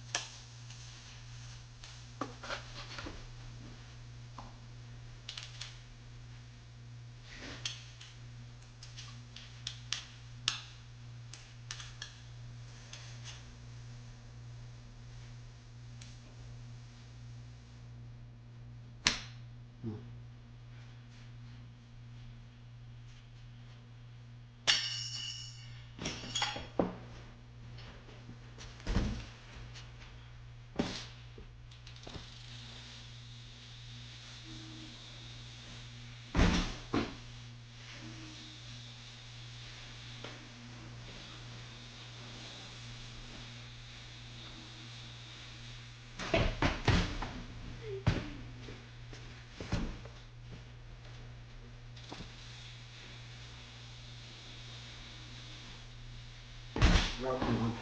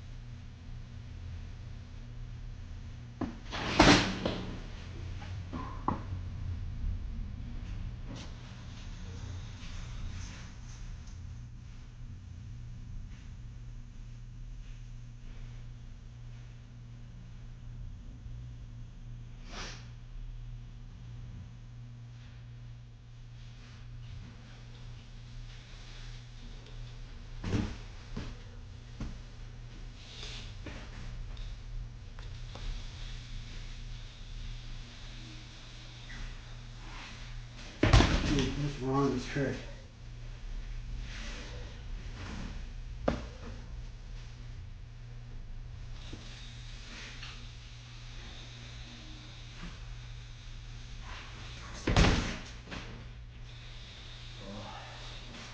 I'm gonna have to give up.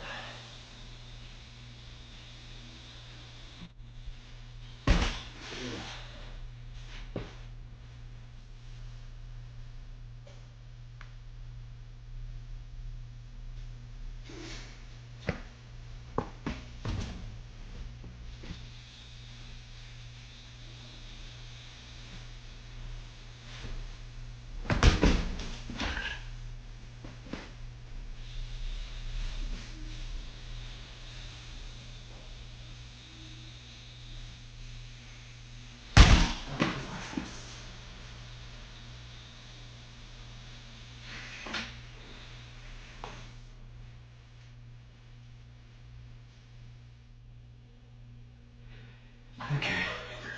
Try not to let this trick get me all tripped out.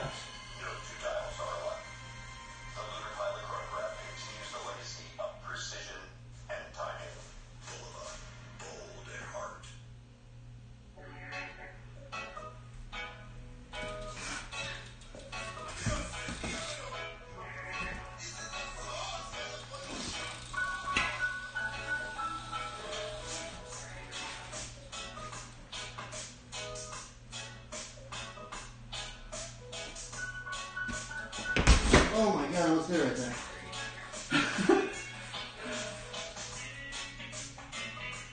Okay. We almost kind of got into it.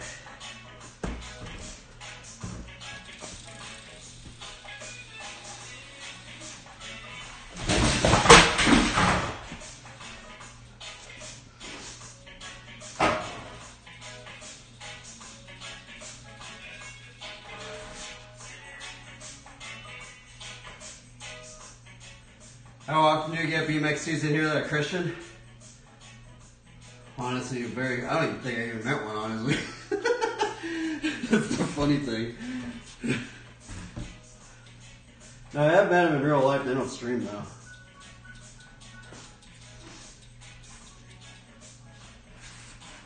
But yeah, it is crazy. I've only met like 14 BMX riders on Twitch. All the rest of my followers are believers. Like 438 of these people are from the Christian tag. It's actually kind of funny. And like 14 are like BMX riders.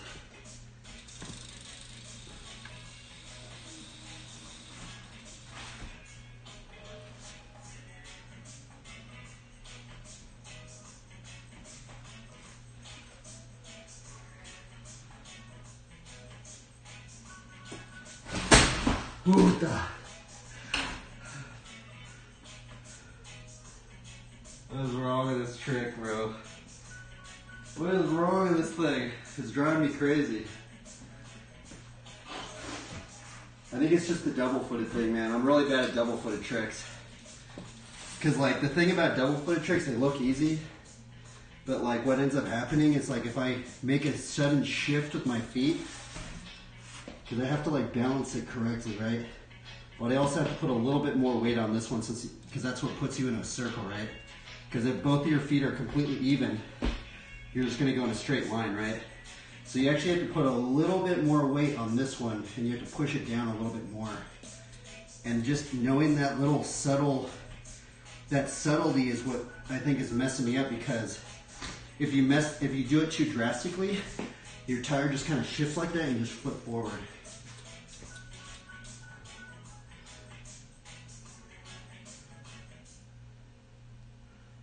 What about you? Where do you get most of your followers, Priceless?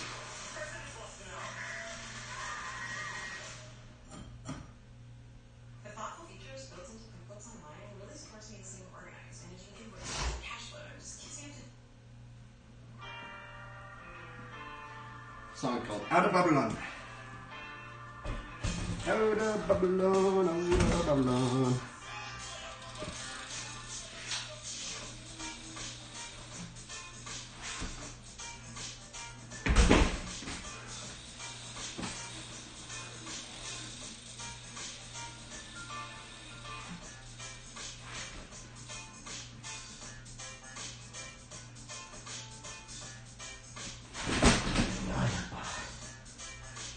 It makes no sense.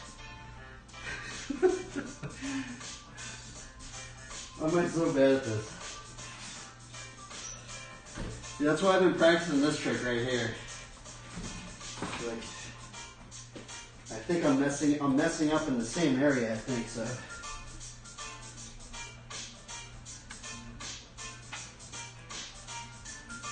Oh, that one actually kind of did a little bit more.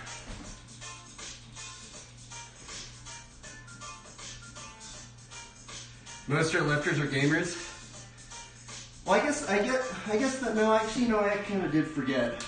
I have gotten some followers from the fitness and health section. I guess there are some cyclists that do follow me too. I guess not all of them are believers, but a good chunk of them, at least 350 of them are believers that are following me. So kind of crazy.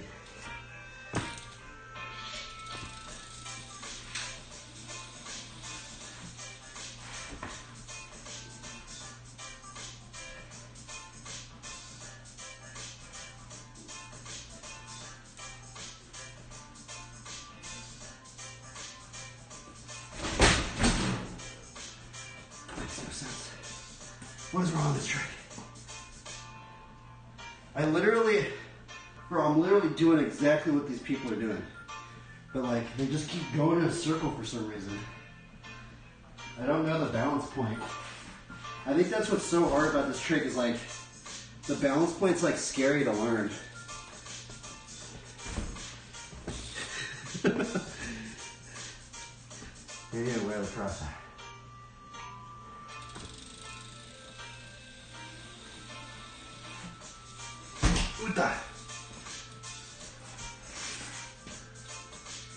I'm going to switch up the trick so it's not as boring to watch. I know I've just been doing cliffhangers, but that is the main trick I do want to learn.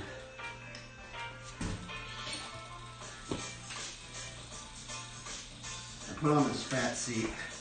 I feel like the cliffhanger is easier with the fat seat.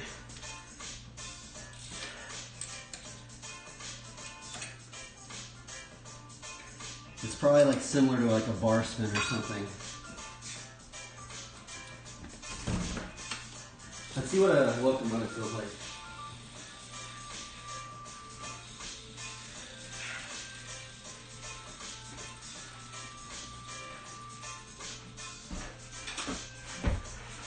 Oh, maybe I can lower my seat a little bit.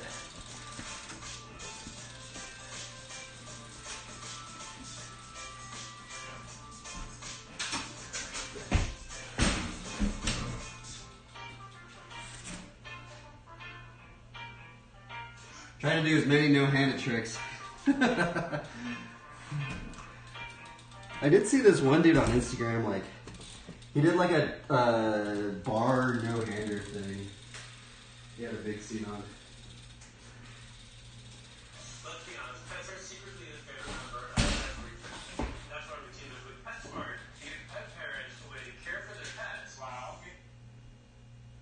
Dude, that was actually kind of fun. I can't do that. Oh, I'm sorry. No, really bad.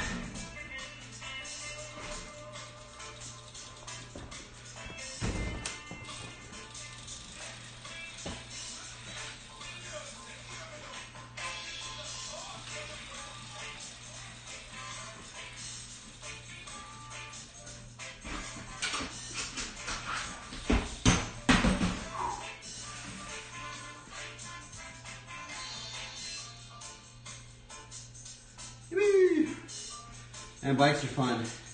I kind of thought today was gonna. I haven't even landed anything today. I don't even care. But kind of reminds me of like a Danny Hinkerson bike. Danny Hinkerson kind of had a setup that kind of looked like this. It's just the seat right here. Danny Hinkerson was a gnarly rider, so I mean.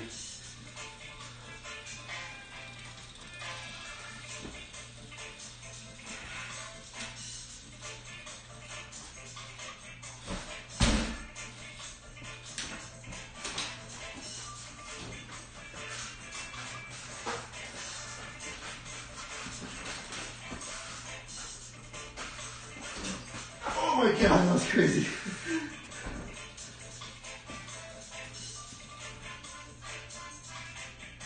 That's fun. Trying to make my bike to where it's just good at everything. I guess I could still do that. Maybe I can lower it just a little bit more.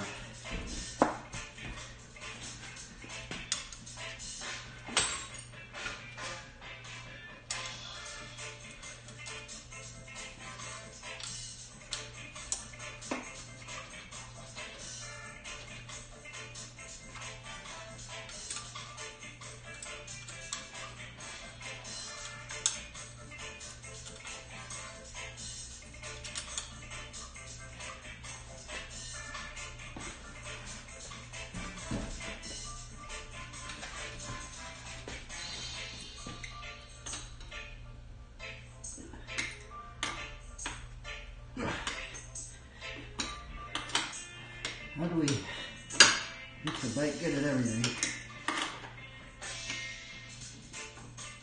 Oh my gosh.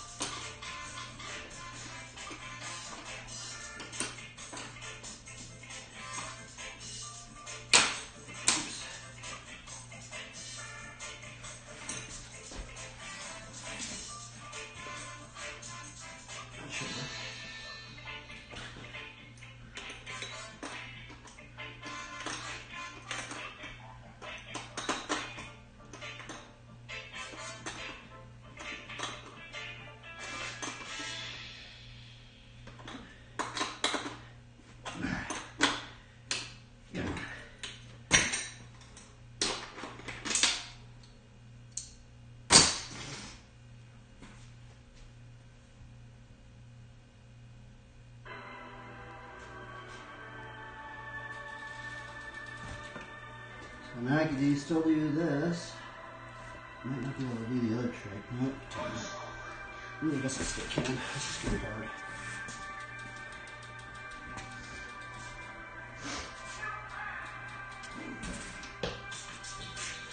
Alright, belly bars now. You can do clip irons again.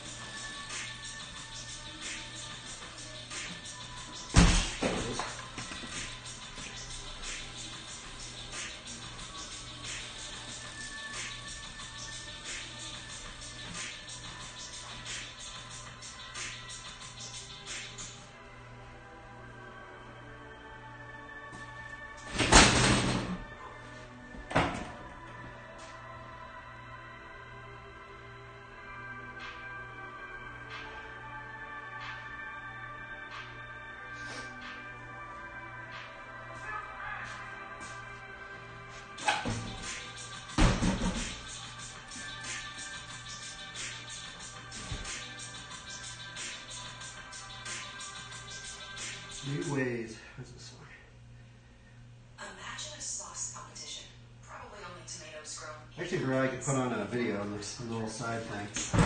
Let's do that. We just lose listeners. That's the petition we just invented. Rare's homemade. Make every day delicious.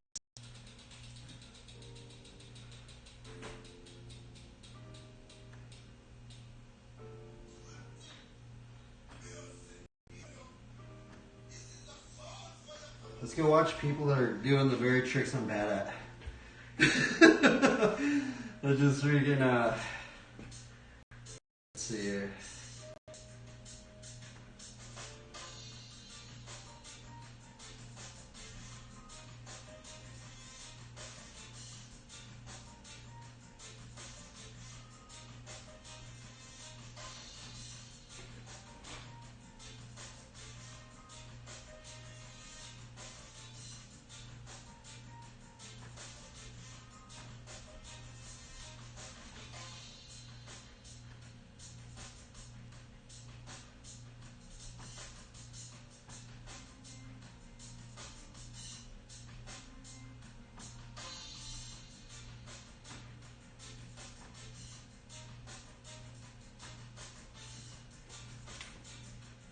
The guy right here is really gnarly. The very tricks I'm trying to learn.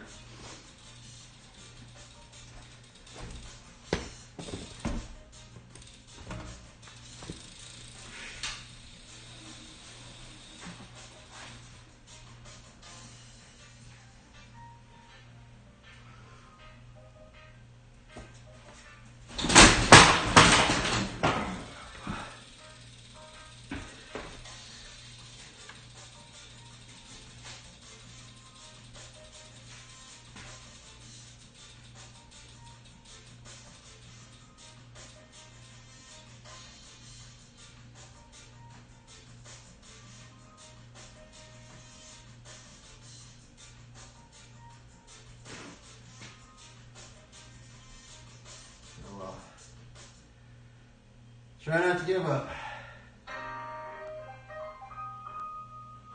I'm not getting up right enough.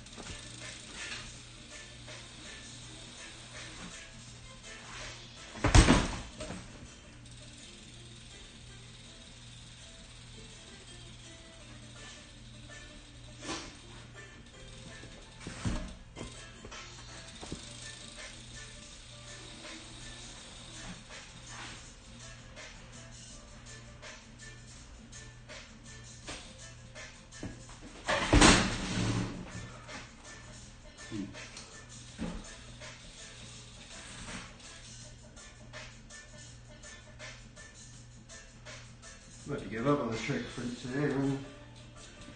I know we've been getting close. So yeah, I guess we could practice this one.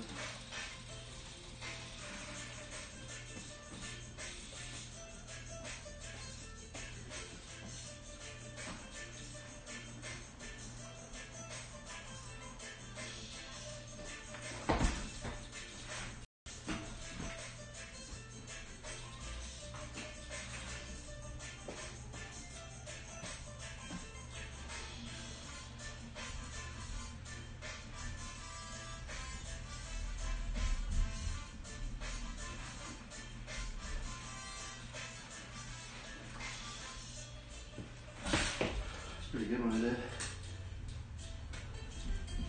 Expecting that. I feel like if I just keep getting more consistent with this, it's going to help the clip here.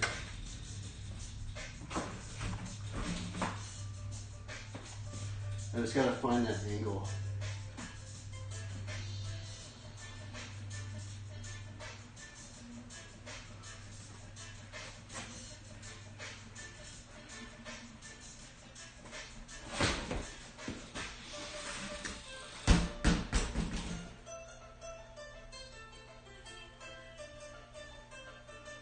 Hipa, hipa, hipa.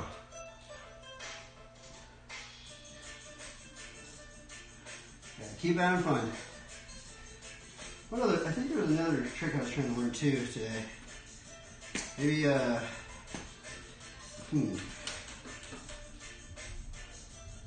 Maybe funky chicken tail. I think I kind of want to do a grind trick.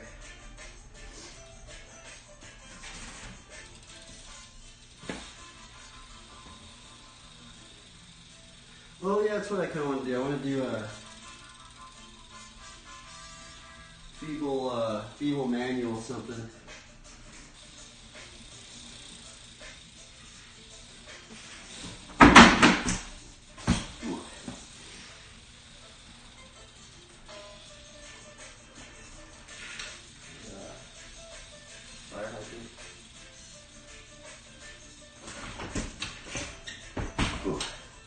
I can't even ride today.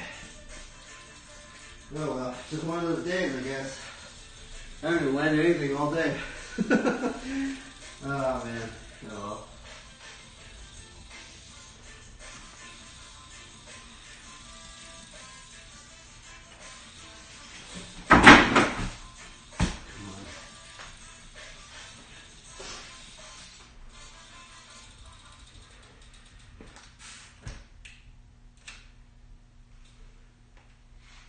Try this, wait, let's see here. Try the same trick rolling clockwise. What are you talking about?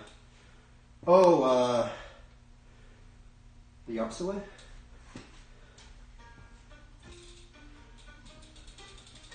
I am going clockwise. I think I'm going clockwise. Wait, this way? That way's my switch way. Oh my god, I can't do it that way.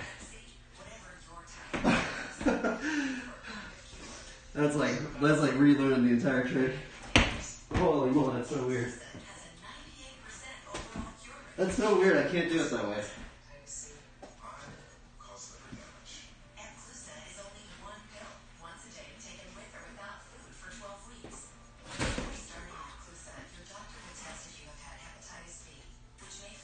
Kind of digging the seat though. See this guy right here, I don't know if you guys are watching this guy. This guy right here. Bro, he makes those tricks look like it's nothing, bro. I'm like, what in the world? He's just like, just doing it like it's nothing.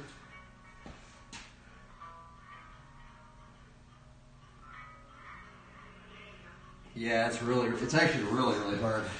It's crazy, I can't even go like 2 feet. I guess I know. I guess I can do it a little bit. Oh wait, that's my normal way. That's so there's also doing it like doing it bars small or bars big. Yeah, the double-footed tricks are hard. That's why you see a lot of the pros, like the pro flatlander guys. A lot of them do double-footed tricks. And I always just thought it looked easier, but it's actually like way harder. I think that's why they do it. But like Vicky Gomez and all those gnarly guys.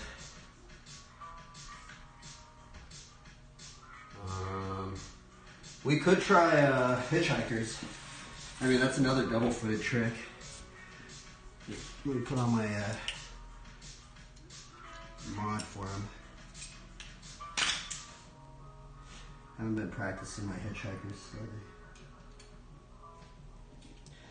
By the way, I'm also using these bar ends. They have a rolling bearing on them.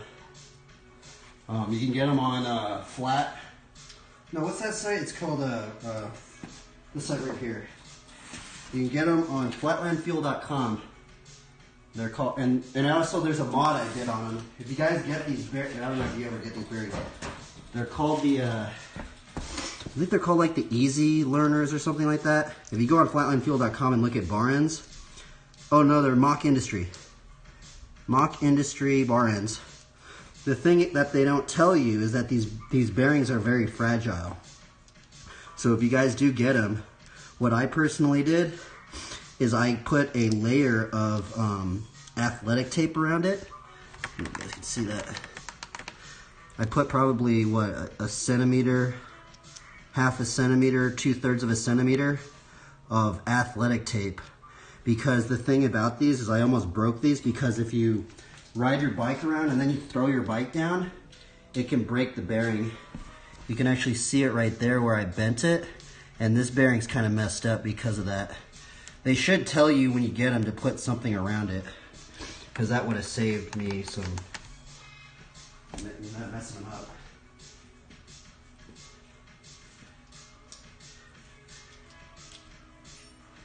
Now you also can do it with old bearings. I think you have to file down your bars though, because people before they had the bar ends, you can use bottom bracket bearings, and you can mod the bottom bracket bearing to kind of go on that, but I don't really know how to do it.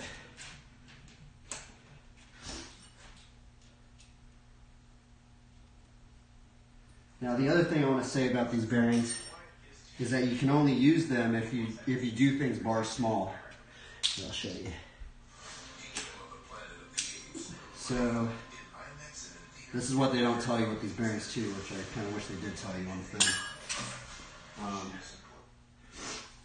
So the bearings, they don't work like this. See how my, I don't know if you can see it. You can see it there. See how this is not hitting the bearing? So it's actually, it doesn't work that way. You basically can only use these bearings if you do things with your bars small like this. Because then that gives you kind of the rolling thing with the bearings.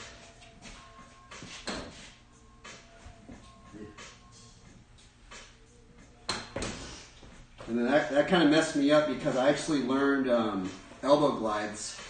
I'm kind of learning my hitchhikers a little bit differently. I think I'm learning it. I think this is the easiest way to learn it. A lot of people, if you watch the how-tos, a lot of people say to learn the hitchhiker like this. You learn the Carl Cruiser, right? But I think the Carl Cruiser's harder, right? Because you have to learn the Carl Cruiser, and then you have to learn the half one, and then you bring it up like this, right? Where what I learned the elbow glide, right? So the elbow glide I think is easier because you go into an elbow glide like this, and then what you do is from that you just put your arm like that. That's how I'm trying to learn it. Now the reason why I wanted to learn it as well as this because I want to learn juggles. So eventually I want to learn this, right? This is what the pros are doing. Like that's ultimately the goal, is to learn juggles. So that's why I wanted to just learn the elbow glide right off the bat to kind of get used to that. But the problem is since I learned it normally and I didn't know that these bar ends, you have to learn everything like this. So I kind of had to relearn the elbow glide. So I had to relearn the elbow glide with my bar small to kind of to simulate going like this.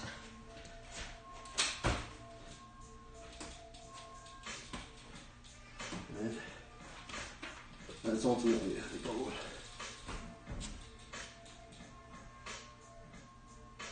Oh yeah, there's also the flat bars. Actually, I think if you do have the flat bars, you have the 0 degree offset bars. I actually don't think you have to run the bar small. These are flatland bars though. These are the S&M intricate bars. Oh yeah, dude, check out this dude right here. This guy right here, he's probably one of my actually favorite riders. Sounds crazy. He's riding in the very same square foot area that I am right now. His name's Luke Malone. Shout out to Luke Malone. This dude's like 30 years older than me. He rides like that, bro. He's like ripped. He's like this ripped older dude, man. He's just, look at that guy. He just shreds, bro. Hopefully I'm still riding that age. Okay, let's try some hitchhikers. I think he's 30. I'm pretty sure he's like 30 years older than me. Okay. See how it goes today. Woo!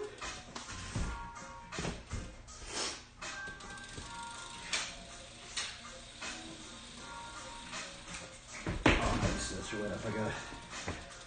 I gotta get used to this. It's hard.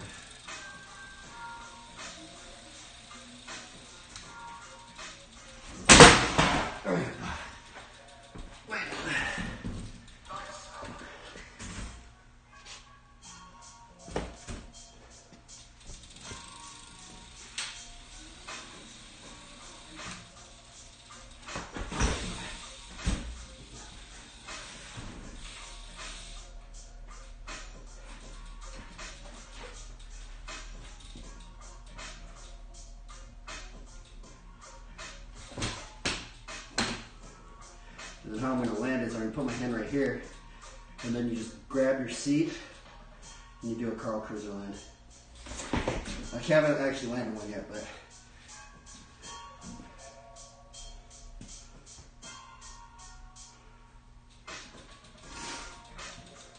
this trick's hard, man. The hitchhiker's hard. I honestly thought I would have learned the hitchhiker by now.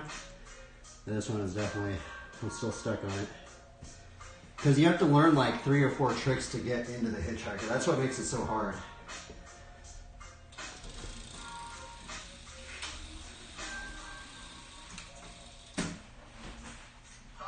Come on. I haven't even gotten into it yet, right?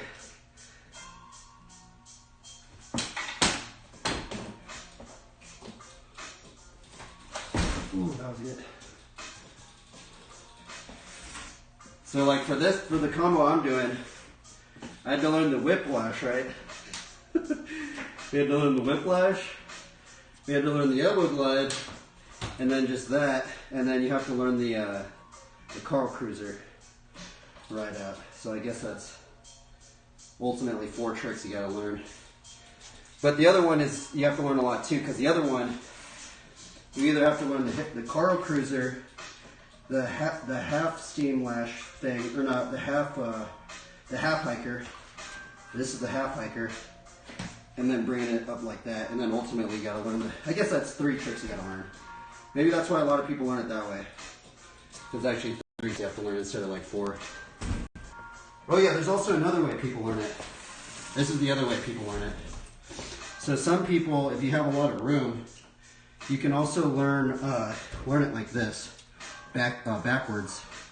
So they do a backwards steamroller, like this. I can't do it, but they ultimately, you just practice like this. You do a backwards steamroller, and then you do double-footed, one-handed steamroller, and then you bring it up like that. I think that one's actually harder. So that one's, I think, the hardest one. So you learn that. And actually what's funny is this guy right here, this guy's a master at the hitchhiker. He makes it look way easy.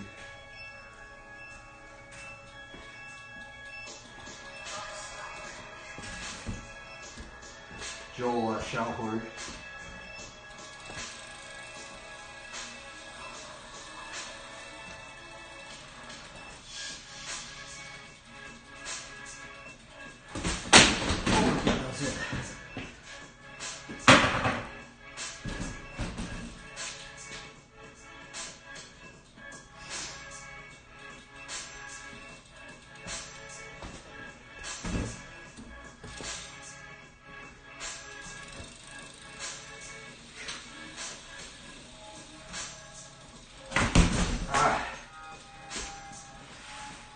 Before I fell off, I think I broke this thing.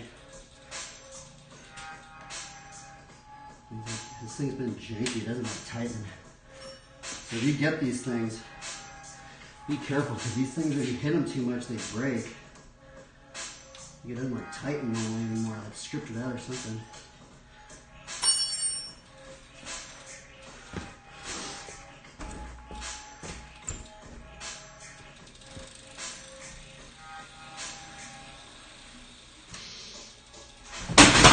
Oh my goodness. This trick is brutal.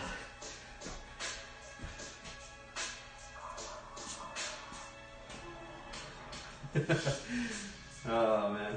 Oh, let's see here.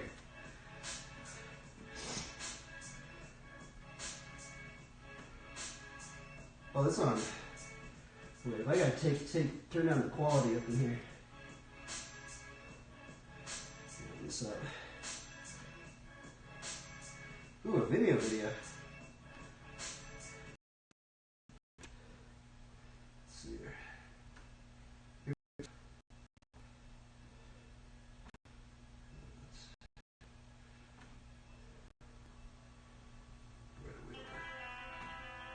Oops.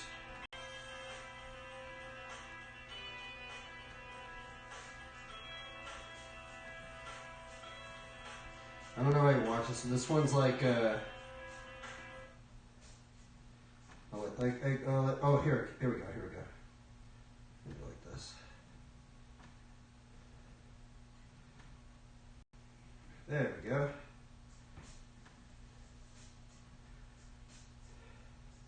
What video is this? Ooh, that was cool. Let's see here.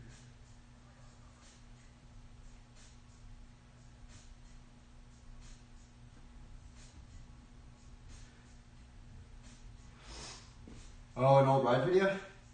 I've never seen this one. Wait. Dude. I live by that skate park over there. Los Altos. That's hilarious. I mean, actually, I don't live by it. It's actually like an hour away from me, but... Yeah, I mean, it's in the same... Oh, dude, that's so funny, bro. Dude, that spot's in New Mexico. Dude, that spot's where I live at, too. That's hilarious. They must have done a trip where I live at or something. There's two spots. That... Huh.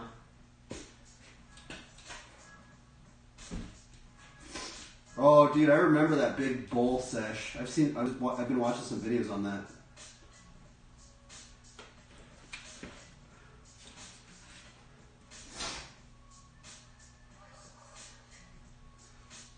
The Brakeless Revolution video. Holy moly! I actually had the issue of Ride BMX when it was on there. The Brakeless Revolution. I think it was that guy with the red bike, right? Wasn't it like Rat Kid or something on the cover? Somebody was on the cover. I think he had a standard, right?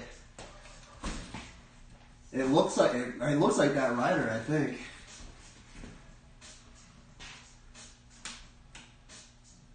Oh, dude, nice.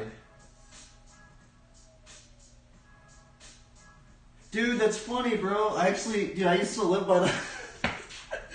No, that's hilarious. I used to live by that guy. I used to live right down the street from this spot right here. And that's in Belmont Shores, Long Beach. Dude, that's so funny. You just showed a video and like, there's already been two clips where I kind of live by.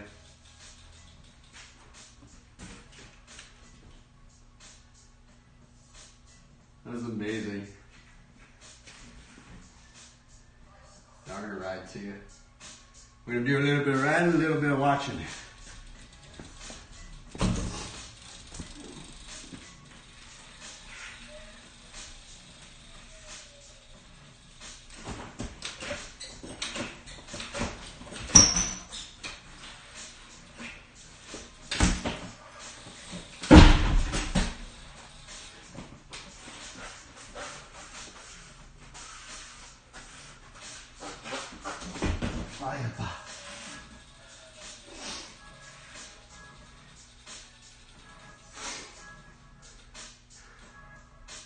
That pool looks really famous. I know Rat Boy does rip, huh? Remember that one edit where he goes, he's like, "My name's Rat Boy." That edit was rad. Dude, he would do like gnarly rocket manuals. He'd do like rocket manual grinds. He'd be like,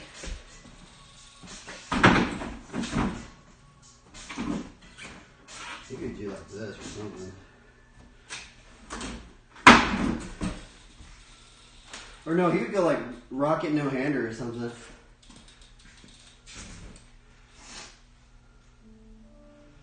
That was Ride Industry.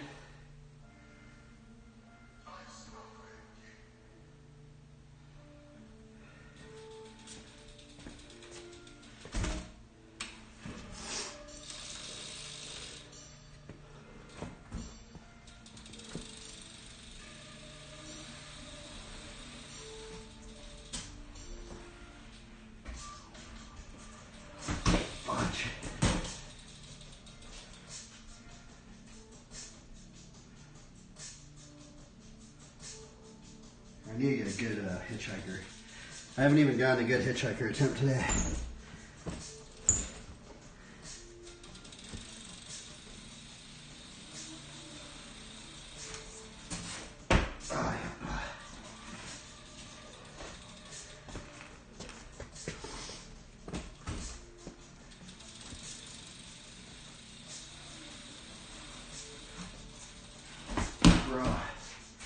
think I'm just gonna walk into it.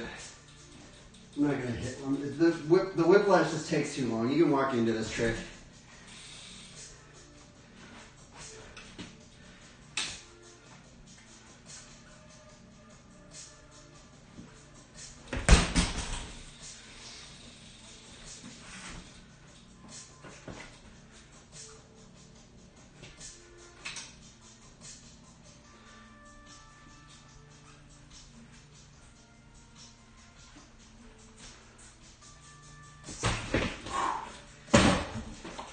That's how I should be learning it.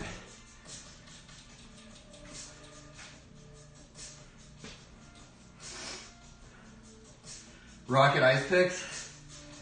You know who's really good? Like, actually, Spencer Forsman. He's really good at rocket manuals. I've seen him on his thing. He'll do like a rocket manual, like kickflip, and then like he like bunny hops into them. It's pretty cool.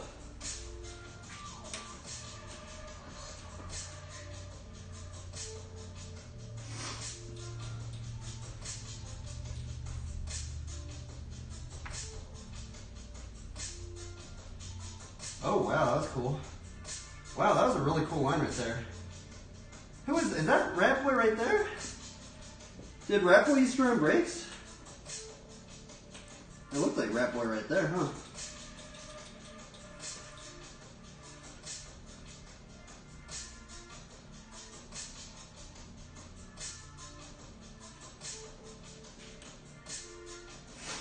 Oh wow, that's crazy, huh?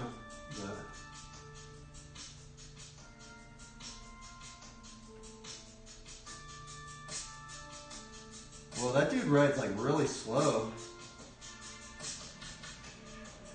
Now, that dude's creeping it. That dude rides like Shaun White. I think his name's Shaun White.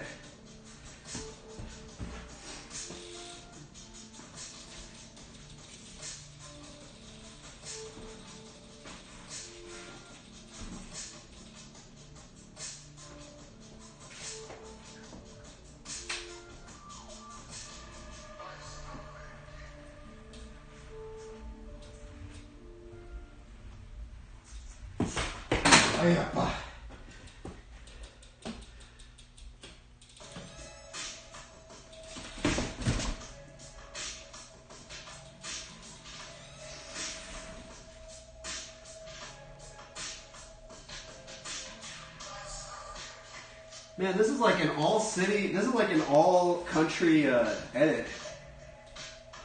Oh wait, this is the Edwin part, huh? Dude, I've never seen some of these Edwin clips. Oh wait, no, I have seen this.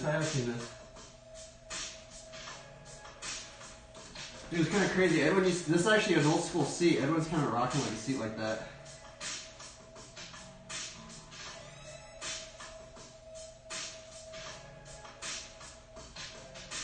I really dig Edwin's riding. Edwin was just always clean and smooth.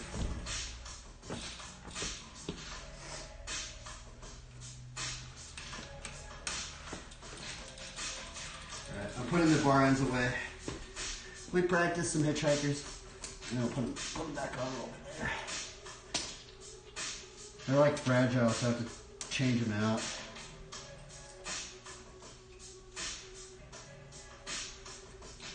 Have you been thinking about getting into flatland? Should, man. Very fun. You probably live by more flatlanders than I do, man.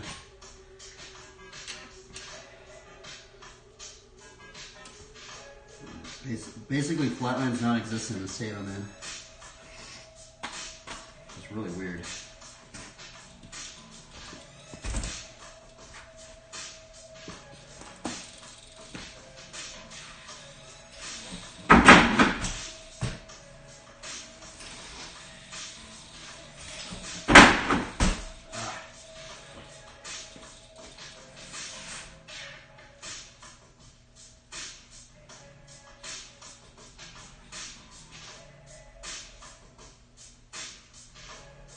What was I trying to do? Oh yeah, we were also trying to do a steamroller grind.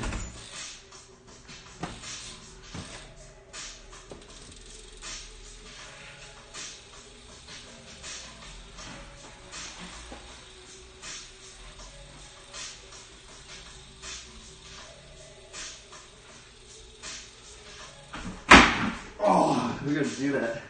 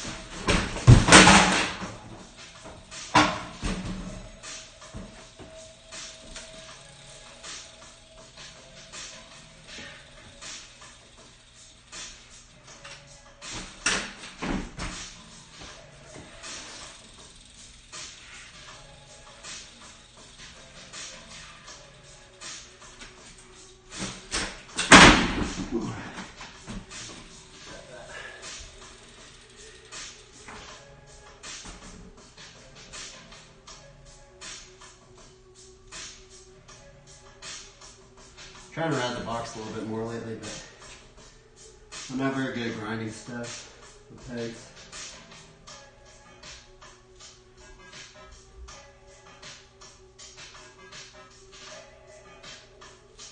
Ooh, this might be an interesting combo right here.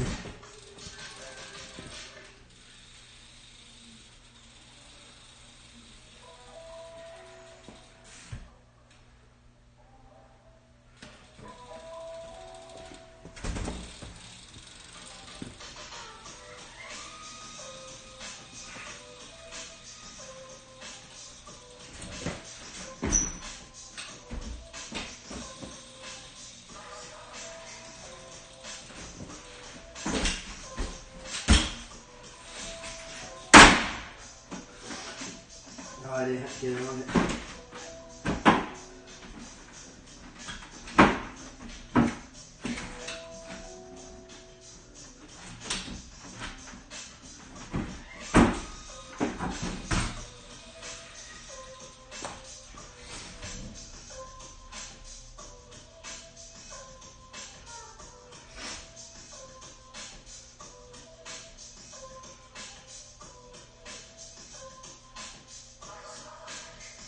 You saw it.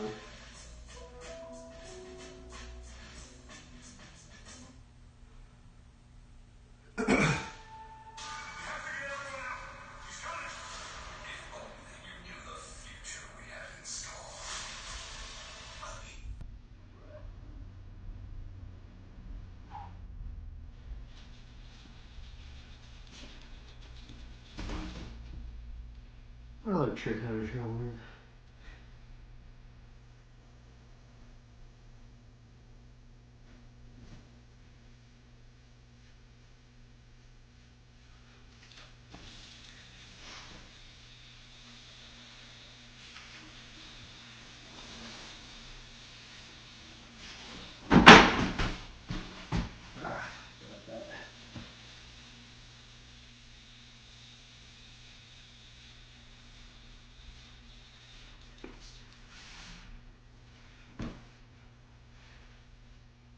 Oh, that was cool. Man, that was a crazy brakeless foof that dude did. You know, normally like people just do it like that. He just did it like with his leg out.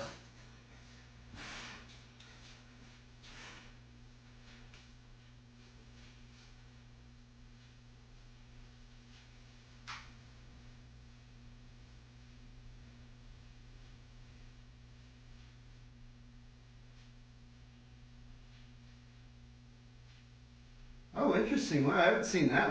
I've actually never seen anybody do that right there. He did like a Switzerland squeaker bar on the back tire.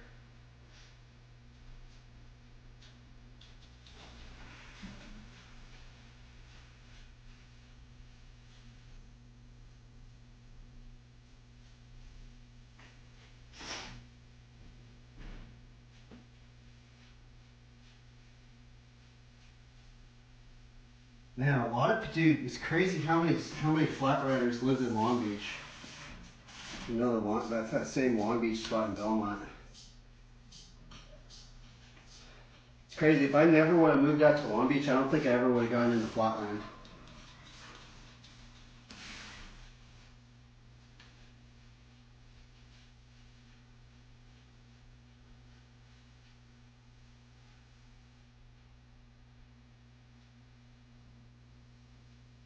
interesting. Wow.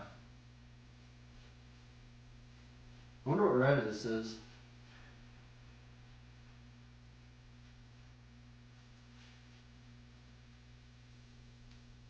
Crazy, bro. That dude's gnarly.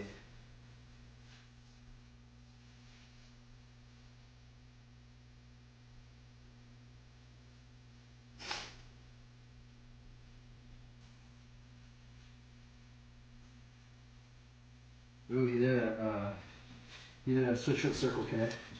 I'm trying to learn that last trick he did.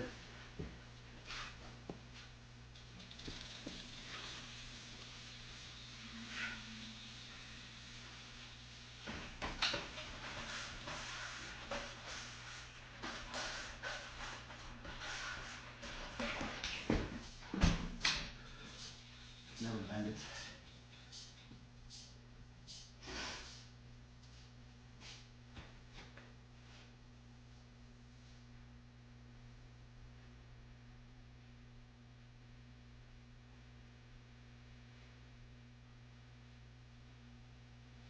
I'm not even trying to learn today.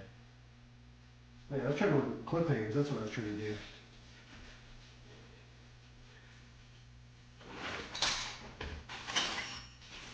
Let's silence that.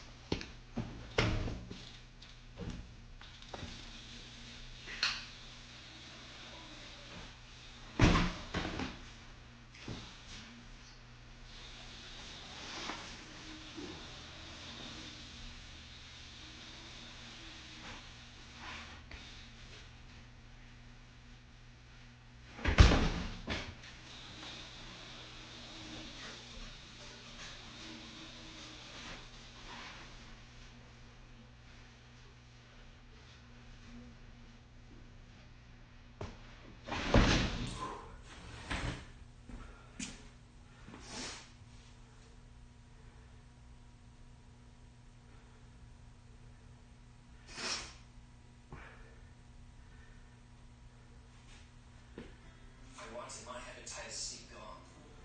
I put off treating mine. Epclusa treats all main types of chronic hep C. Whatever your type, Epclusa could be your kind of cure.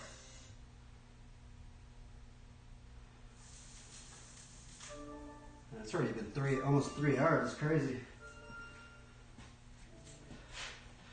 Almost 3 hours. I haven't learned anything. For 2 hours, I guess, in writing. I gotta land at least something today. I haven't had a day where I haven't landed anything in a while. So if I don't land anything, I guess I needed it.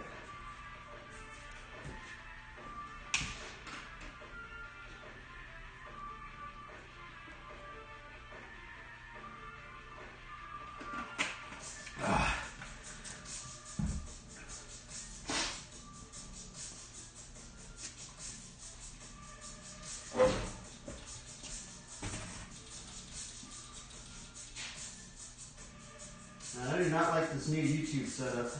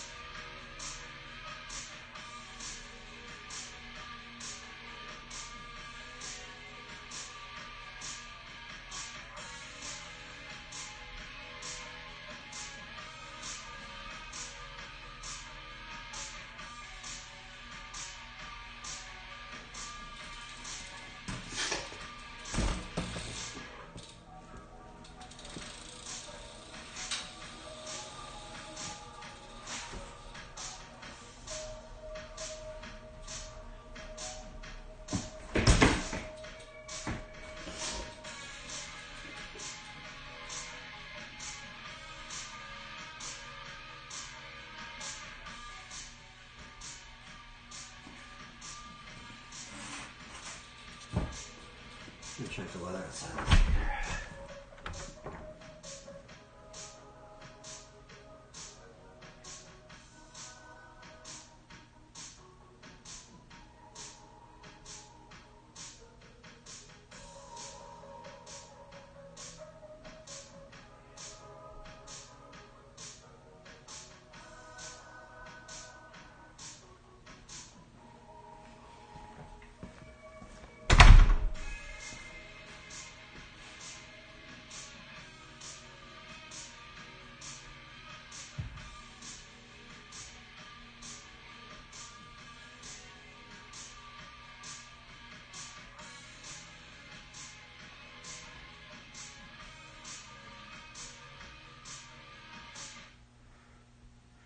To be honest, I don't know if this seat's really helping me out. I feel like the other seat was the only ones I actually landed a cliffhanger.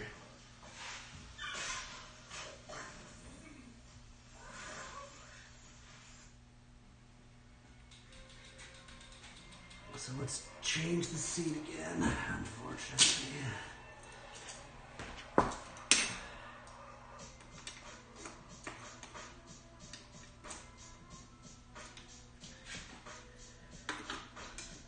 Thought this would change my cliffhangers, I guess not.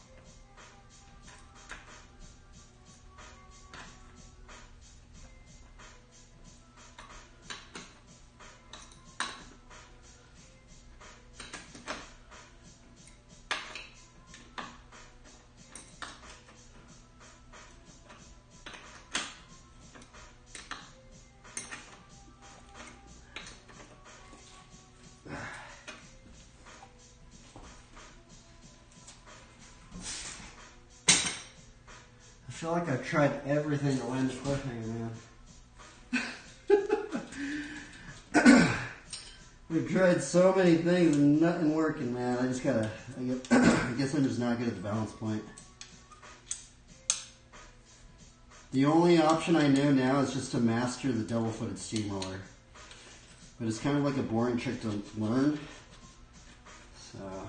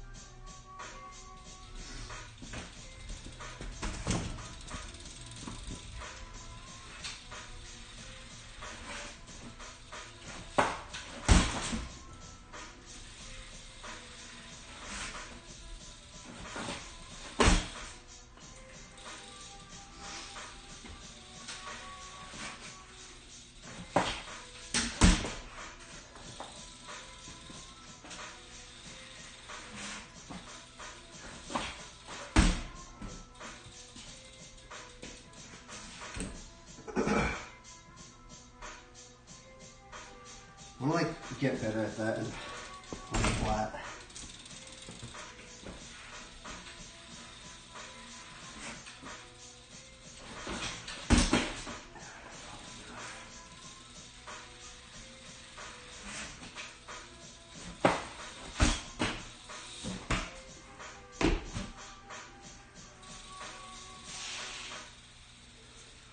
I don't know why it's so much harder on flat.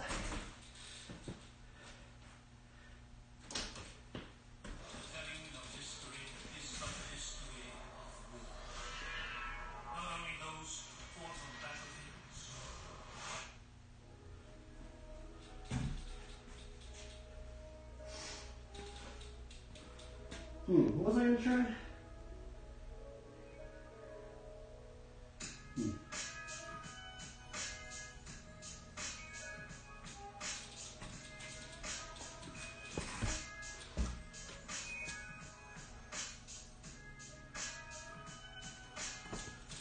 Do a backwards ride.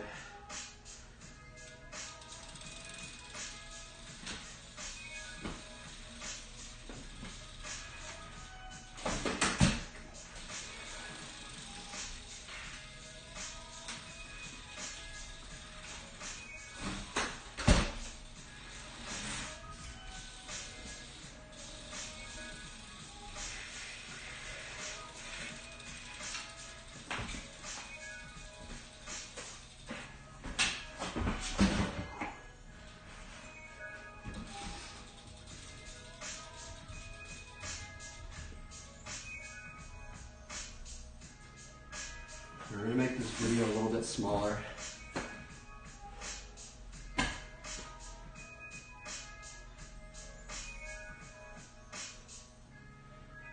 Try and clip up in here.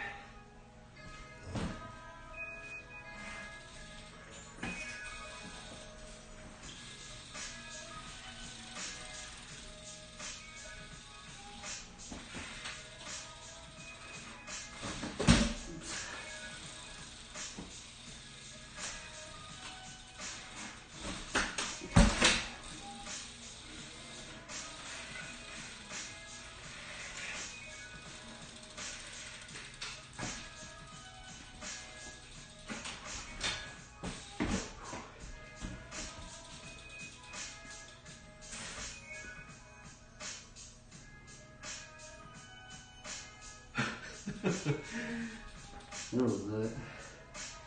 Alright, man, there's not landing anything, that's okay. I just gotta accept it, I guess.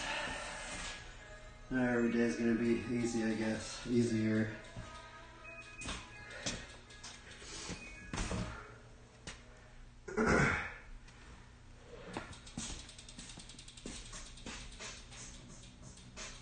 Is this free? Oh, that's free.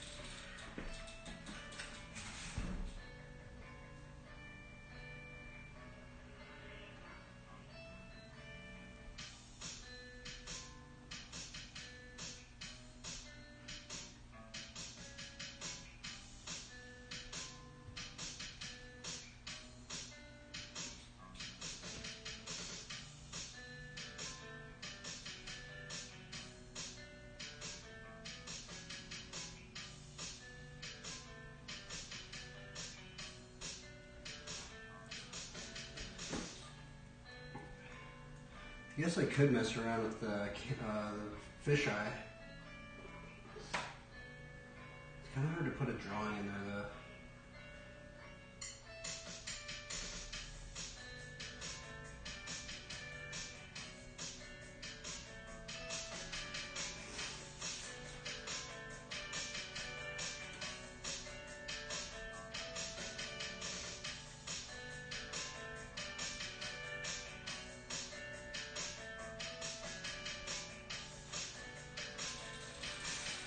If you want to see what it looks like with a fisheye, see what it looks like.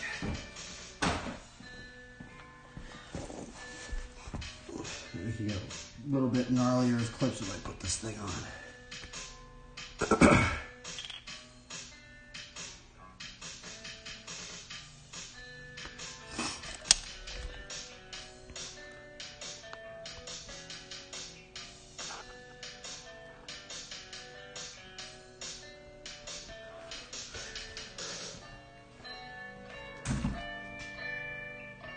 feel like it's like blurry, isn't it?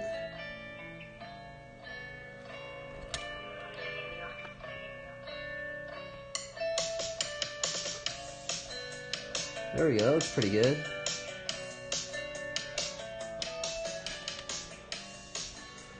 I wonder what happened if I move this laptop.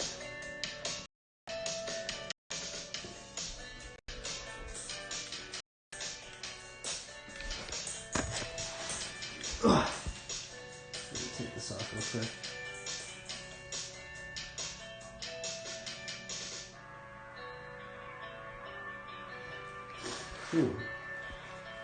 I'm wondering, let's see here. How would I get this clipperino?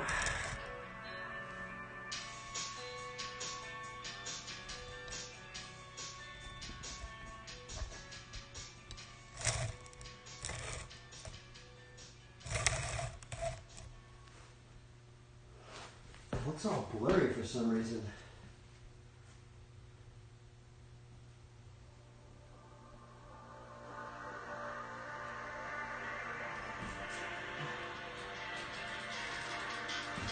Okay, so I could be out here doing it. I think I have to push it back.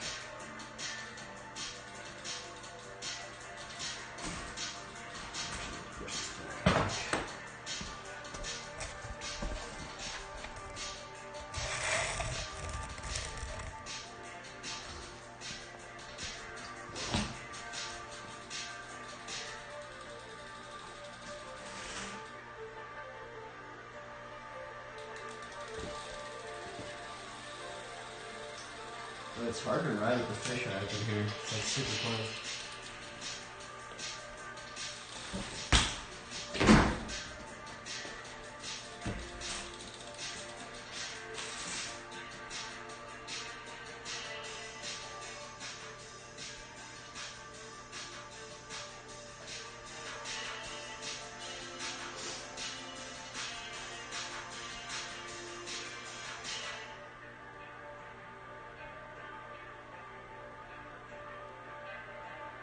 See what that looks like.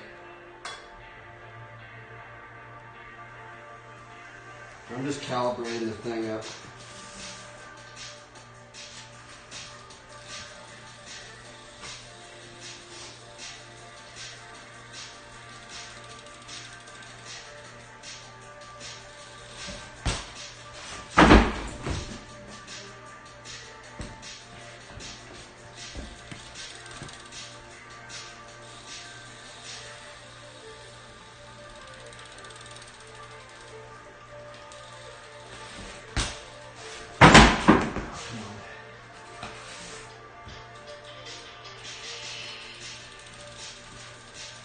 Hard.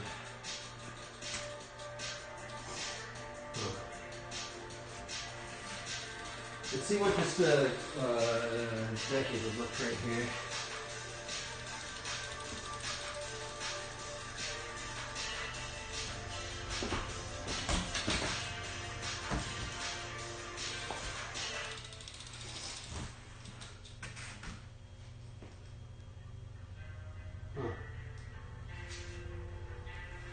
We're going to do 360 biblequote fakey. Actually, let's do 360 TE, biblequote TE fakey decade. Hopefully. Let's see what the decade looks like. You know what's in your cheap protein powder? Oh, the decade looks pretty cool, actually. I might just get a decade, like a thumbnail. Soyless. Ion charged protein blend. That's not good. Aspartame, solid with corn fiber. That's definitely not good. Sure.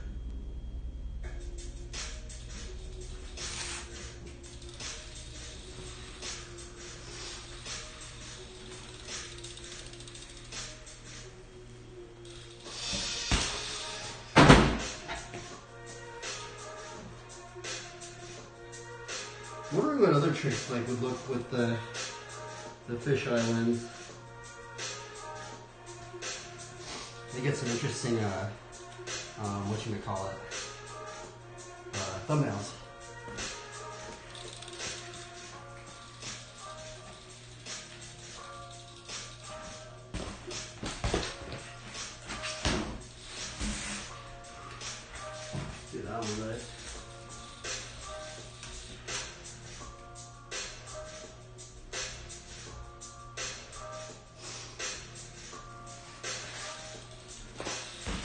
On the corner.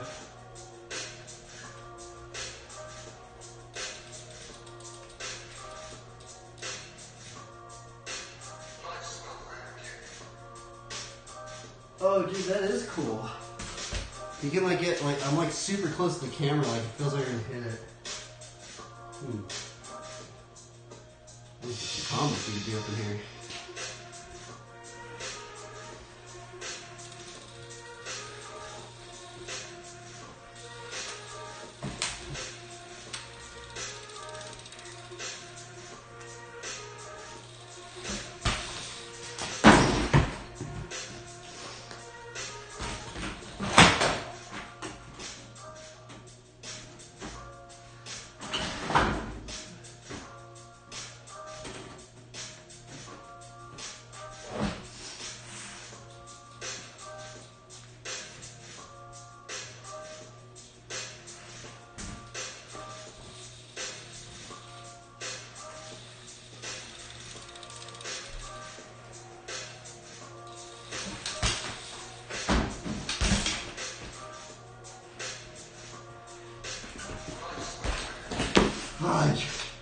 That was dead. Well, that was sketchy, but it was not it.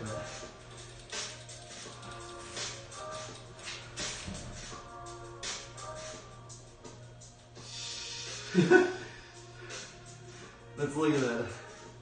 That thing was sketchy.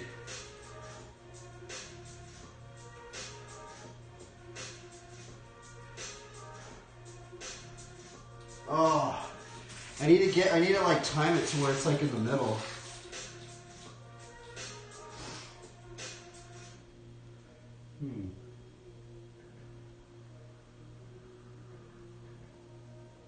I guess we could do some like combos like going this way.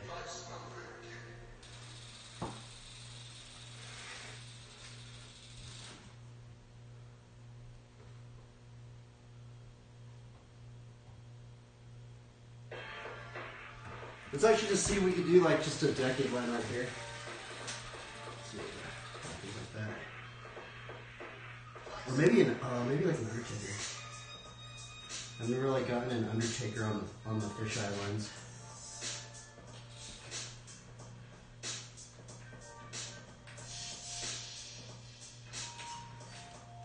Maybe a decade. Let's see what a boomerang looks like.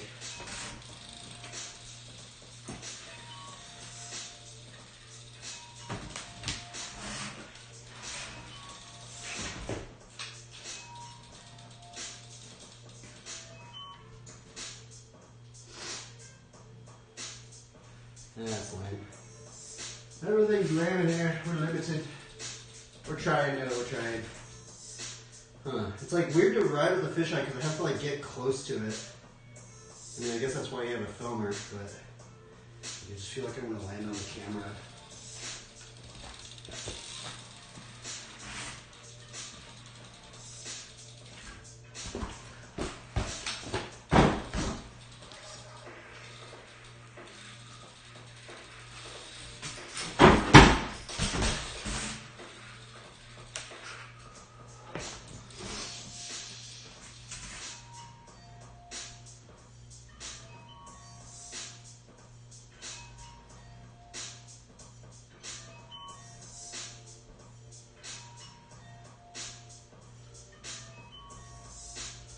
Huh, it is interesting. I'm not used to like filming with that thing, so I don't know what else we could do.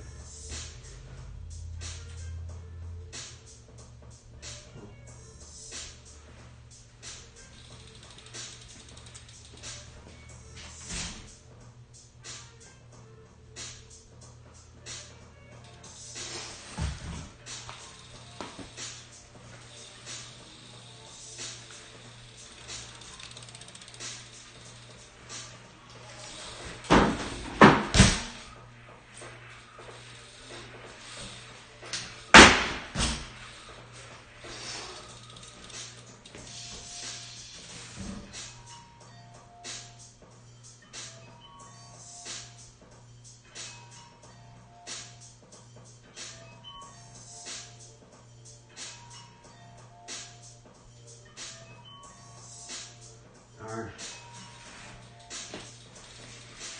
Looks sketchy. All of it looks sketchy. I don't know why.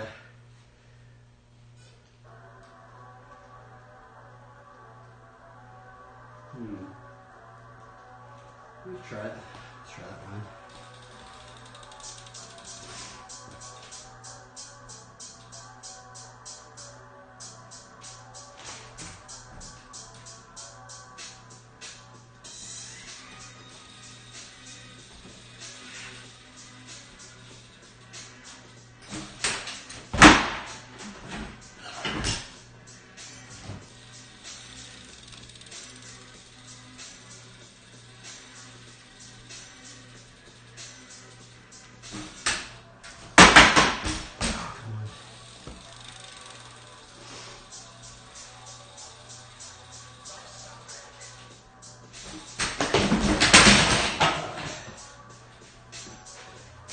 Bad Barstons.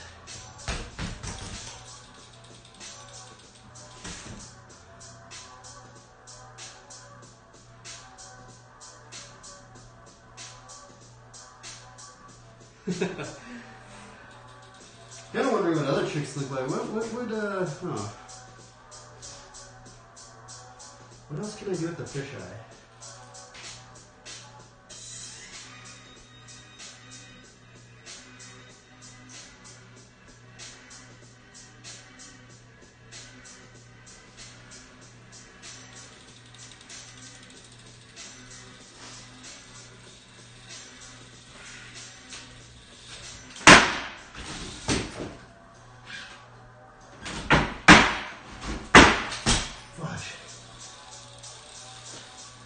Almost did.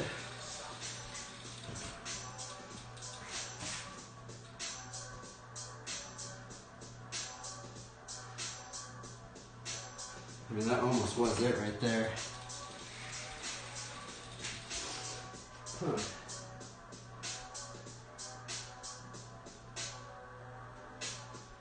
Good try that cheesy one.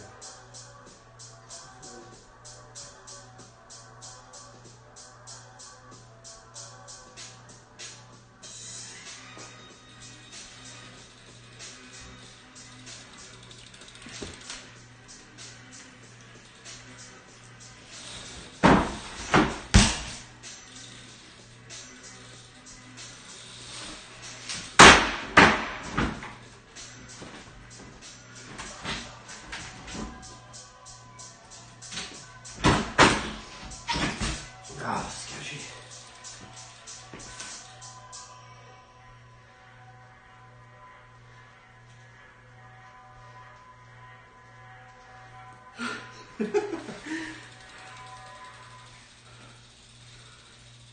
I don't know what to do on this thing, man. I'm running out of ideas. I know there's some crazy ledge rippers, man. They don't do it justice, so.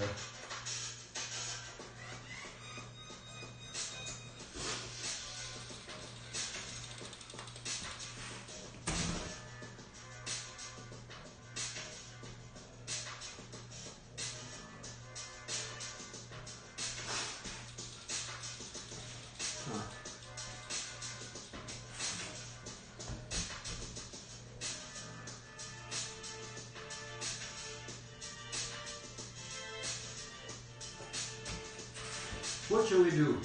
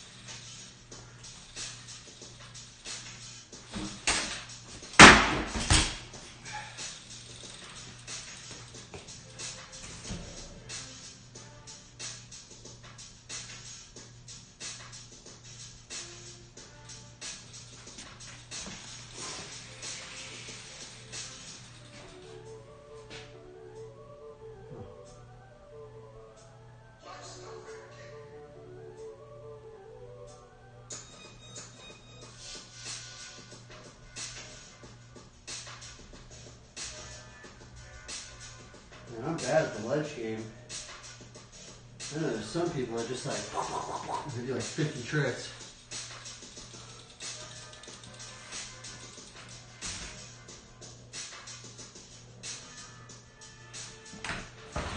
Let's just see if we can get some. What other shots can we get up in here? What happens if I lift it up? I wonder if we can get a better angle.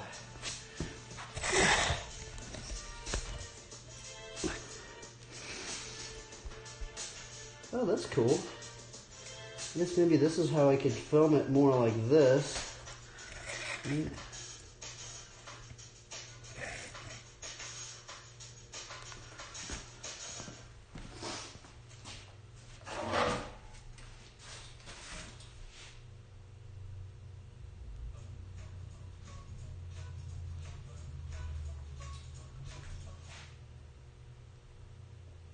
I wonder if this is going to work or if this is not going to work.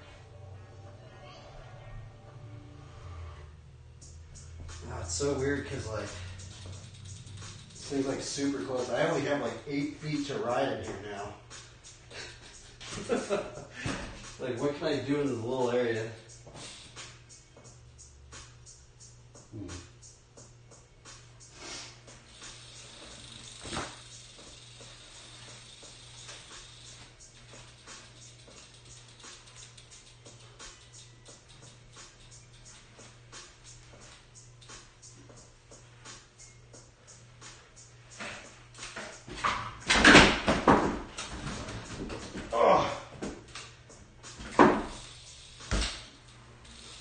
Almost hit the camera.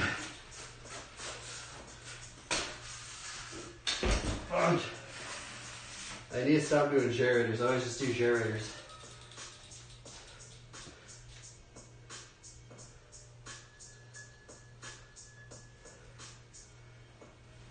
Huh.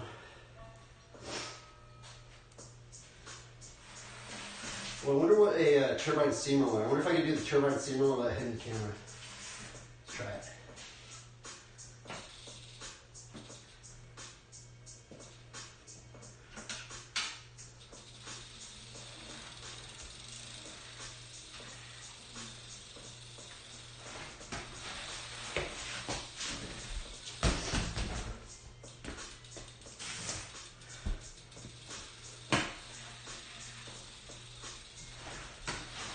Oh, I'm so close to hitting that thing.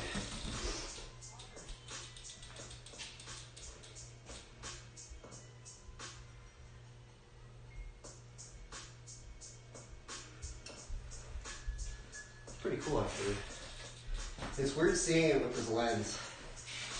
It's just new, I guess.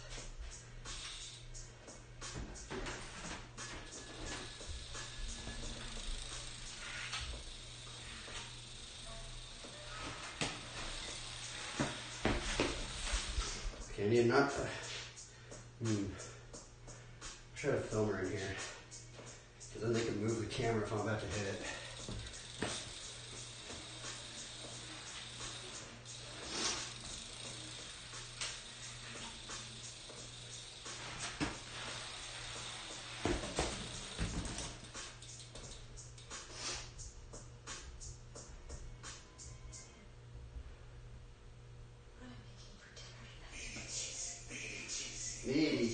Maybe cheesy. For some reason I can't do it in here. I'm scared I'm gonna hit the camera. Alright, maybe I should just stop thinking about hitting the camera.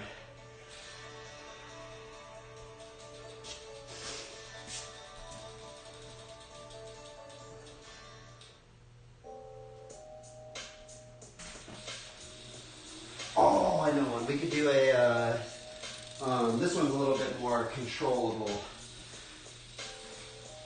Let's try this.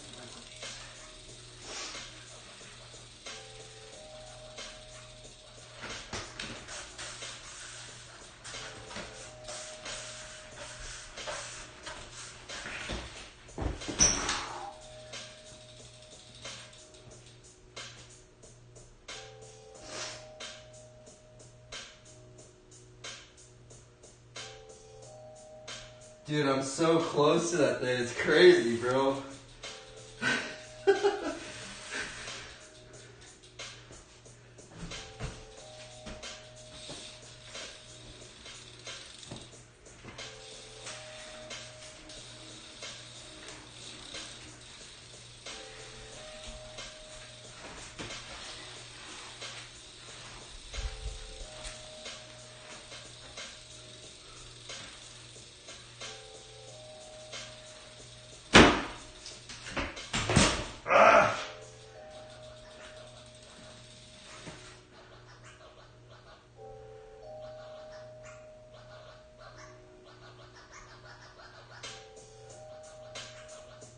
Dude, that was cool.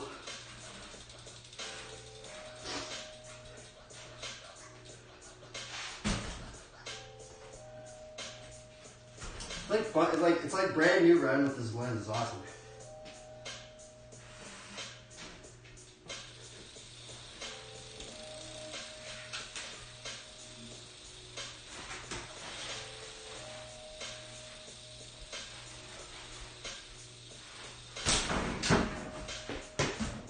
I'm gonna do a cheesy grind on that thing.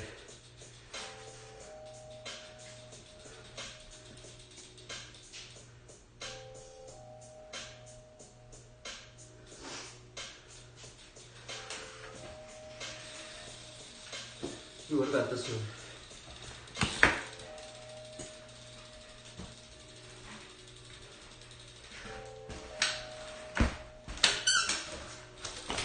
Oh, hit it. Gotta get close now.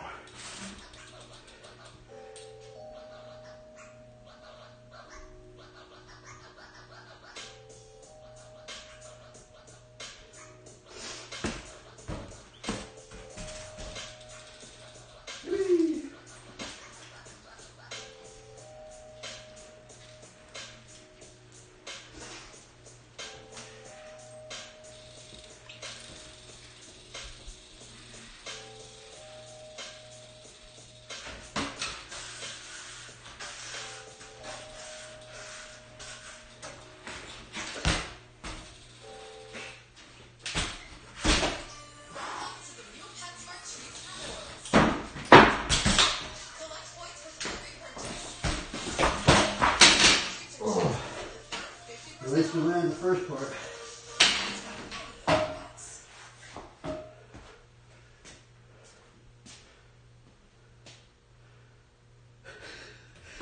The only clip I've gotten today, man. Oh my goodness.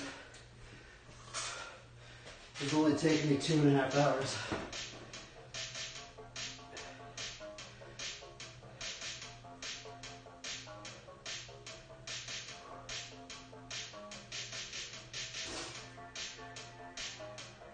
Oh no, it changed everything.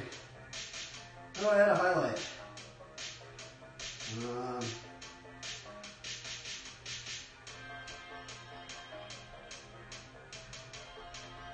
Oops.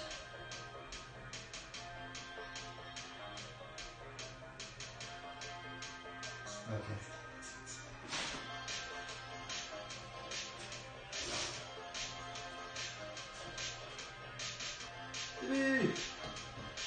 Glory be to God. The only clip we got today, I think. But I guess it's just one of those days we ain't gonna land too much. But I'm glad I landed the switchfoot circle there.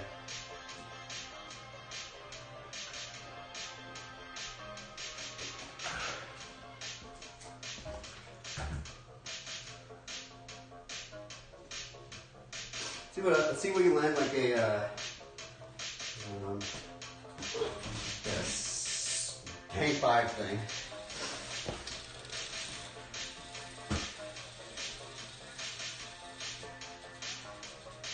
Peace.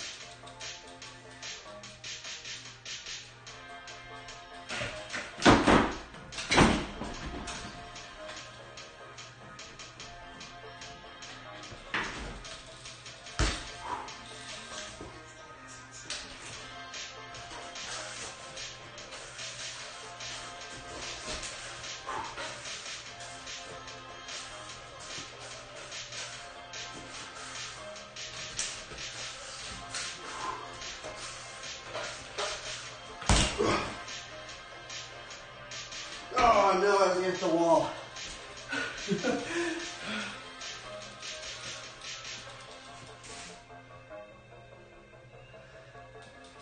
Need to lift it up a little bit more, huh? Really.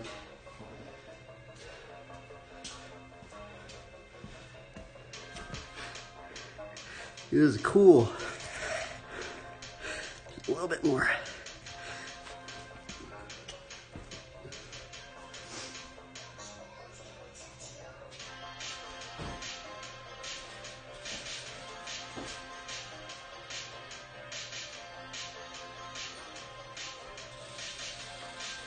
I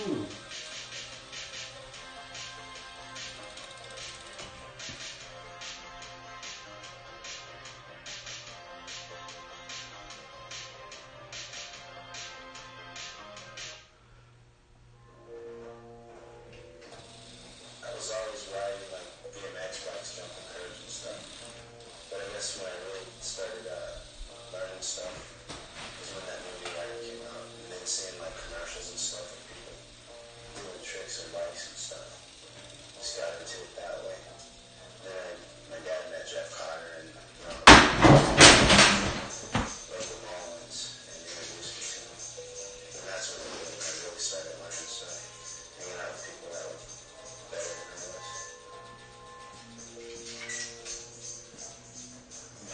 Been riding in Long Beach, Belmont Shore. Been moving in Long Beach too. Since a while. Just I've been building in that area for so long. Most of the time I ride by myself. Ed and Esco moved down by the house, so I go see him every now and again, right? You know? And every now and again I might ride with stuff on Sarah, or that's it pretty much. Yes, Eric's the fine. But not a whole lot. You know, most of the time it's just by myself. I always kept to myself growing up, so I never really hung out with too many people. There's no particular reason why I ride, except for like the fact that I like to ride, you know? And that's pretty much it. Just liking to ride and like spending time alone.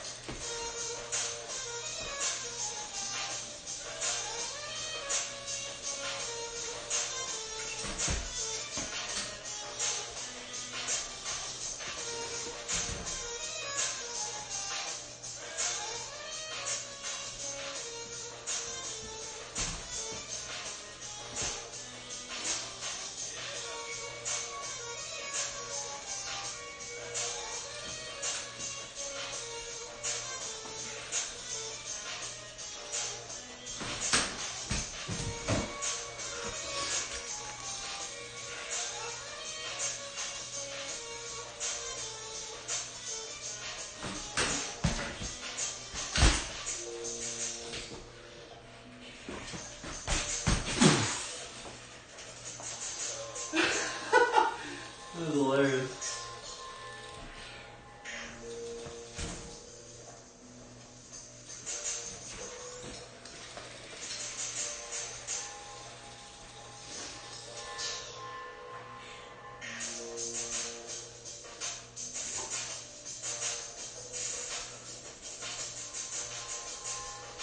Shred the nardies.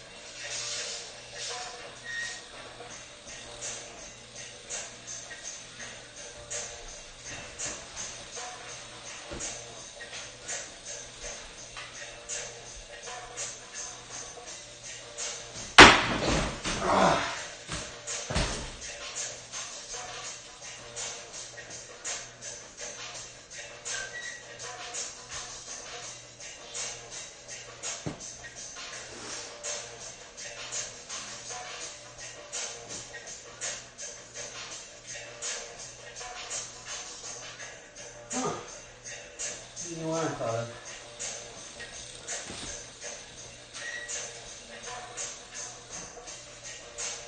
Peace.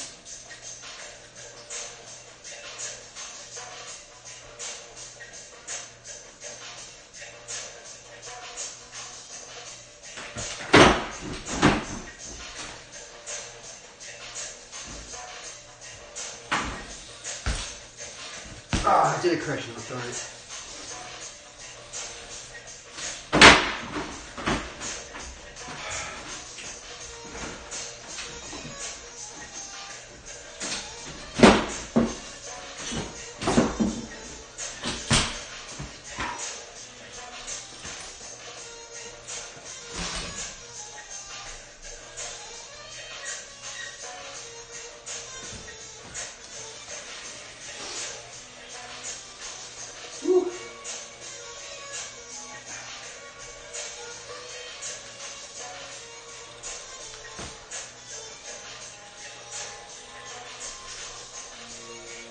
Pretty cool. That's pretty interesting combo right there.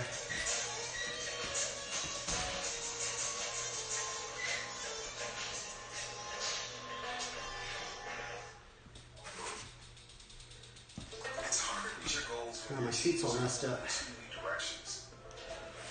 With Asana, the enterprise work management platform, Where is that little bolt? Darn it, we lost it. Fudge.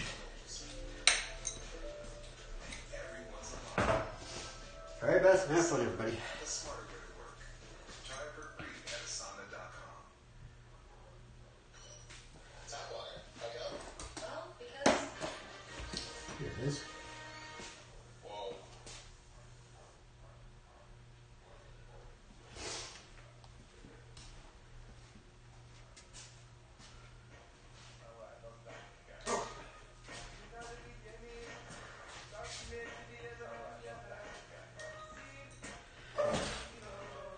Glory be to God.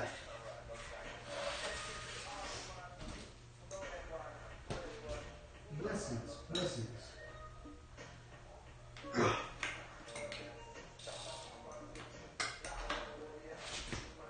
Crank this thing down.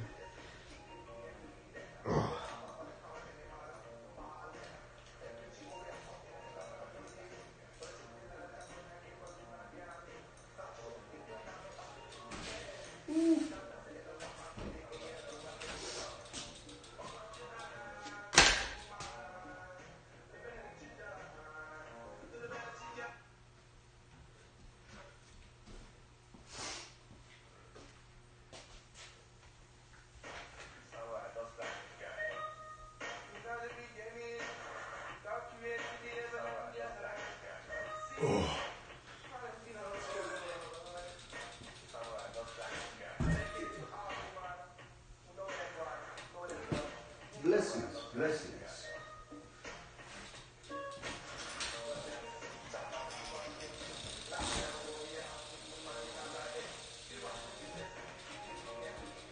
Peace.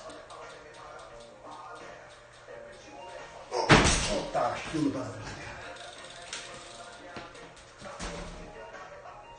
bro, I'm about to hit the camera, dude.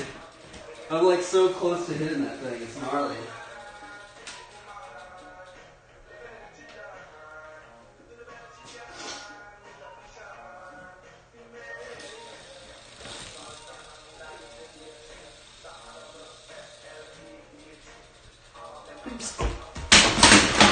Oh, shut Blanca.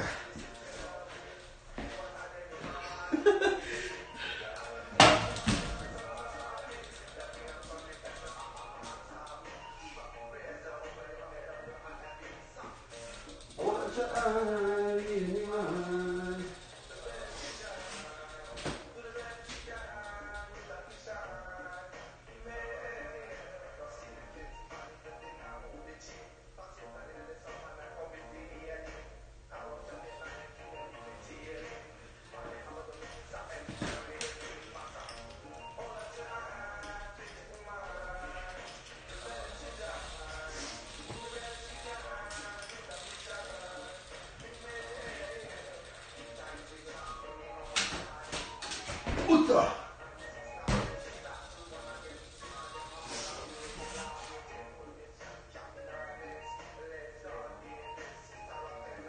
Whoa!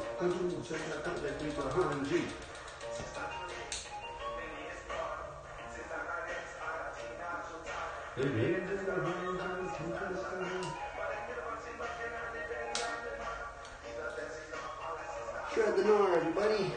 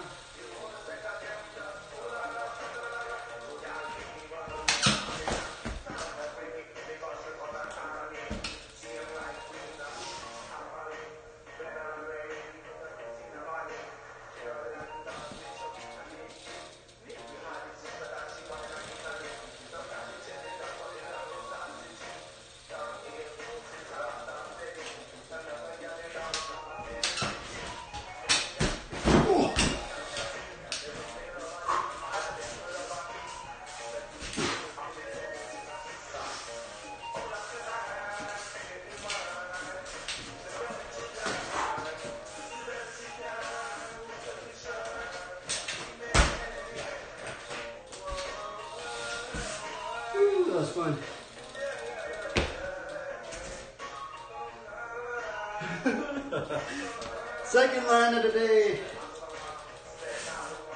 That's fun.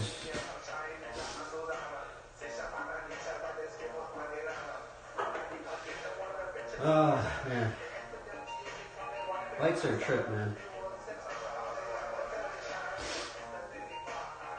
No flatlands kind of rain, but I think it's fun.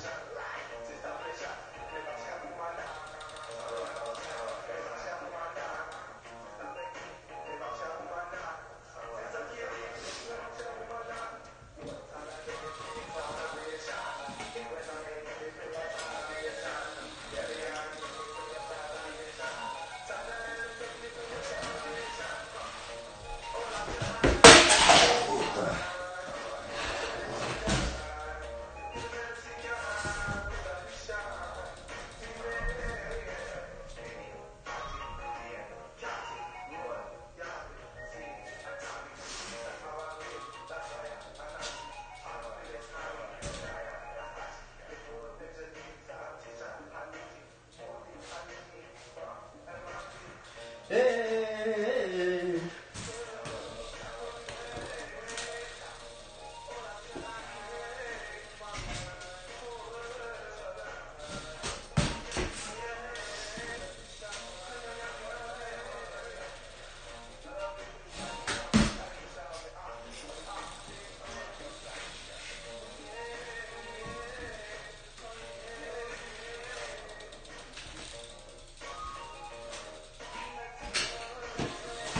Oh my God, almost landed.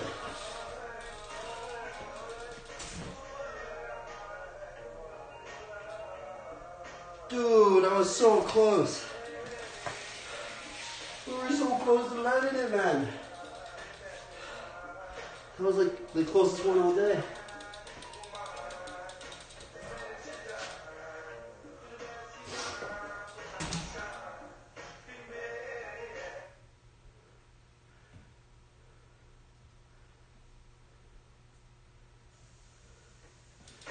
So, what's that? You know the beginning, God created the heavens and the earth. See, how did you know?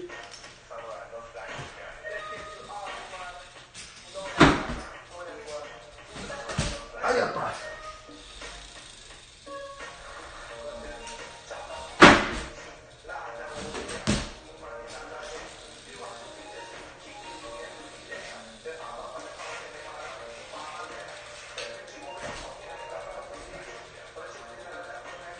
Fudge.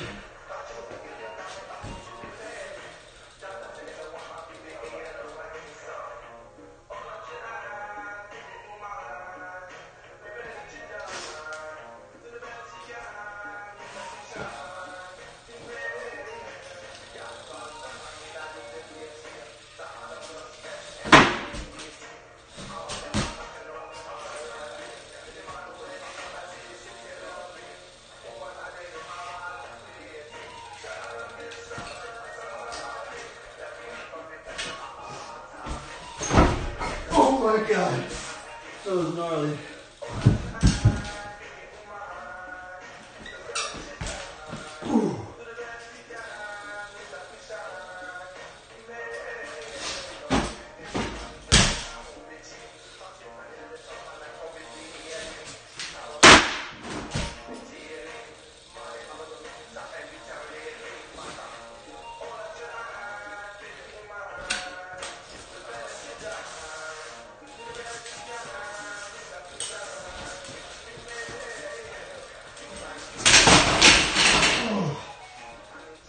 Brutal.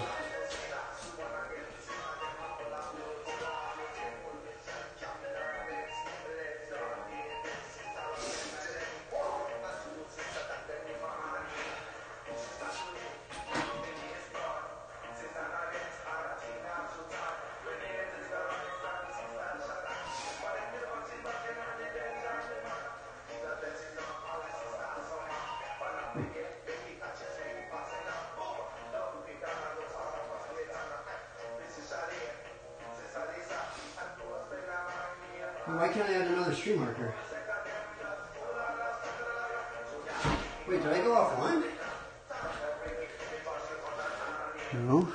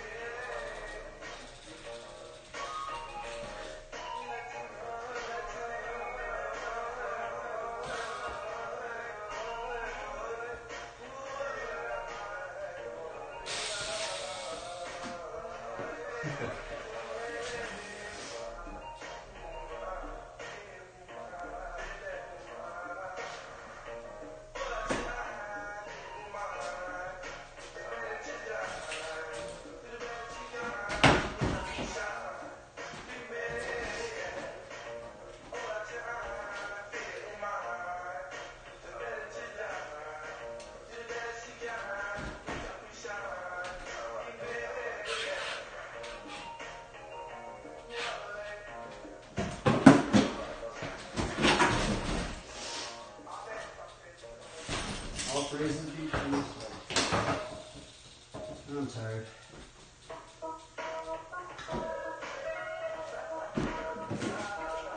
We're gonna go outside and draw. We're tired, everybody.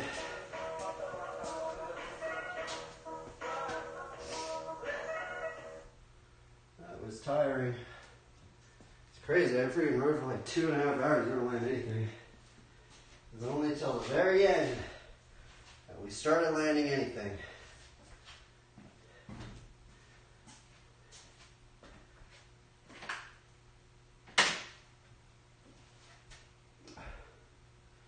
Okay, we're gonna go draw now. Should we draw another bike character? We're gonna play BMX Bible Adventures, everybody.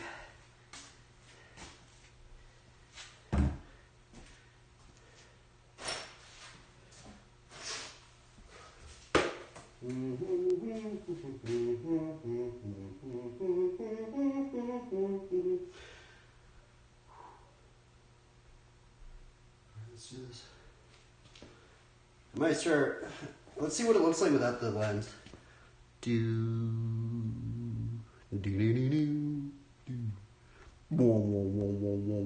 Whoa. Dude, you can barely even see it now. Look at that.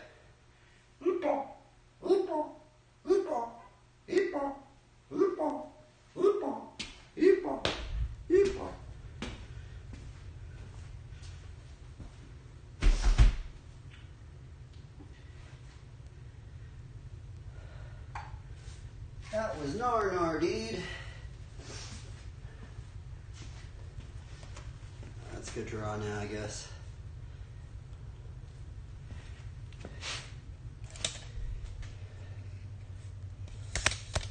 I love to praise him.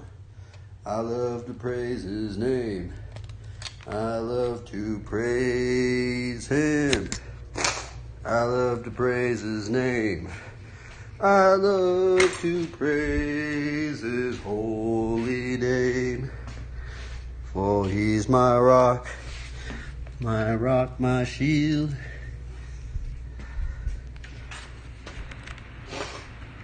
I need to learn the rest of that song. I love to praise him. I love to praise his name. I love to praise him. I love to praise his name. I love to praise his holy name. What am I doing? Oh yeah.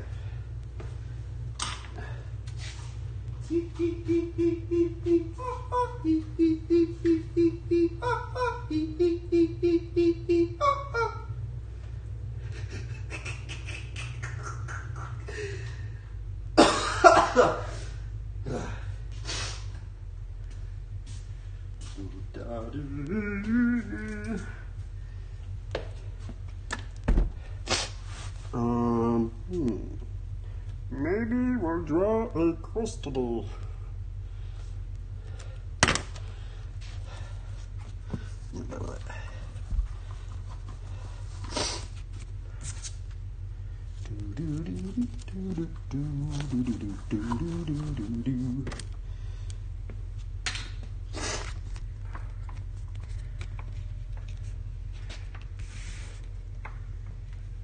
Apologize, neighbors. I'm sorry I was borrowing the box. I know it's a little loud. Oh wait, let me put this break sign on so people know I'm taking a break.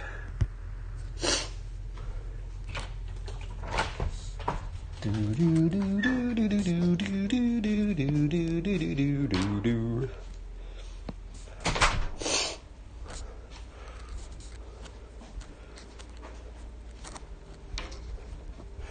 love to break.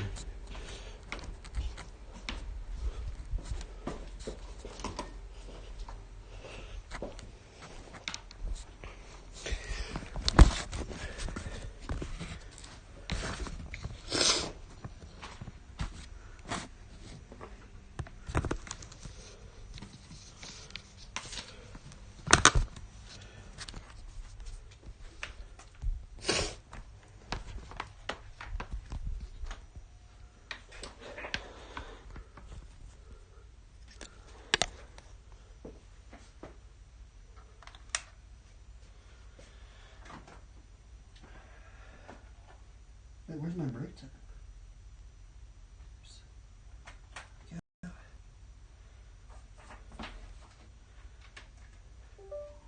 Alright, I'm going to clean up a bit and then we're going to get to drawing, everybody. I don't know, should I do a graffiti piece? I don't know what I'm going to do today.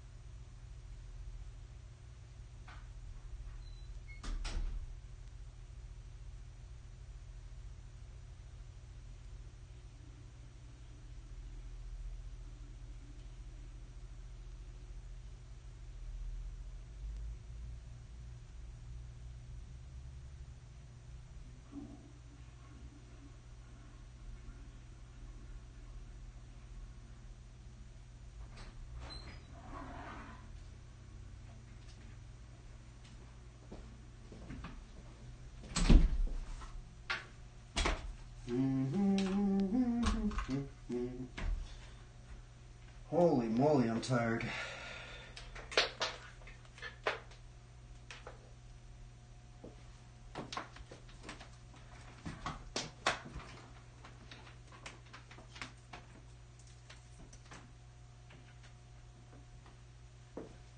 Holy Toledo.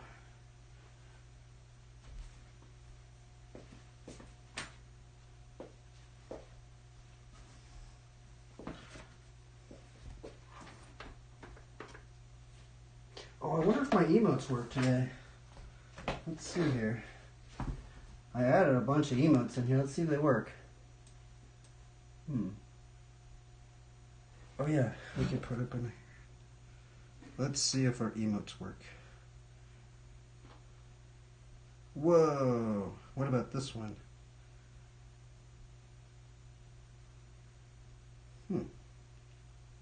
Intriguing.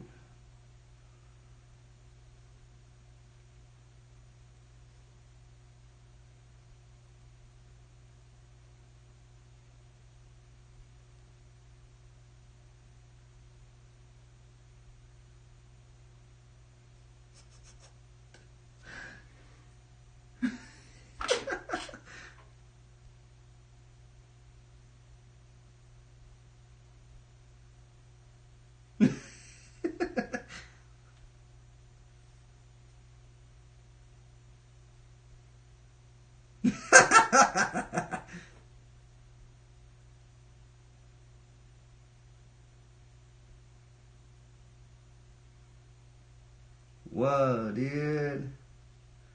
Gnarly, dude. Dude, that emote's funny. I need to change some of these out. I thought I added some in here today. Bro, I did add some in here today. Where are they at?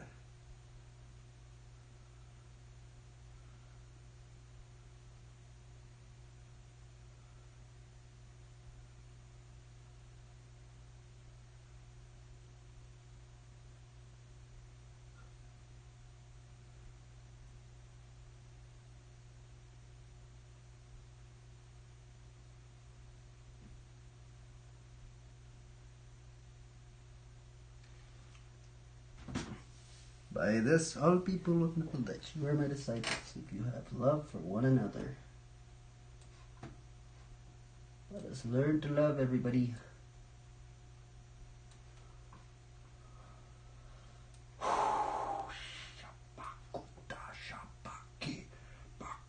Let's see here.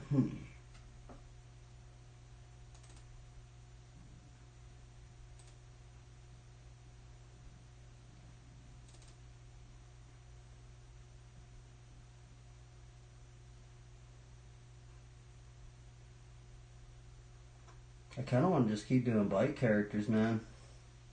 We've been just on a roll at the bike characters. I mean, Ami Dandingo! Ami Dandingo!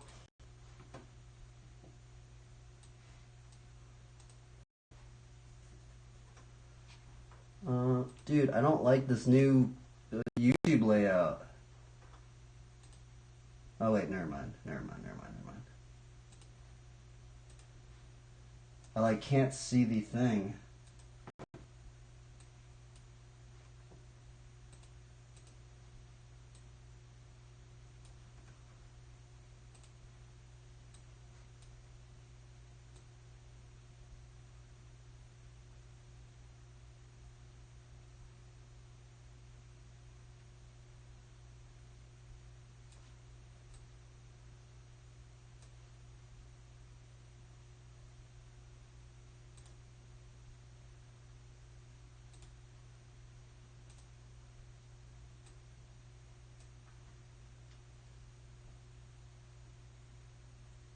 Nar, dude.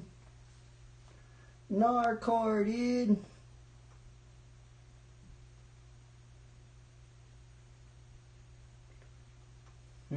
How would we depict this, everybody? By this, all people will know that you are my disciples if you have love for one another.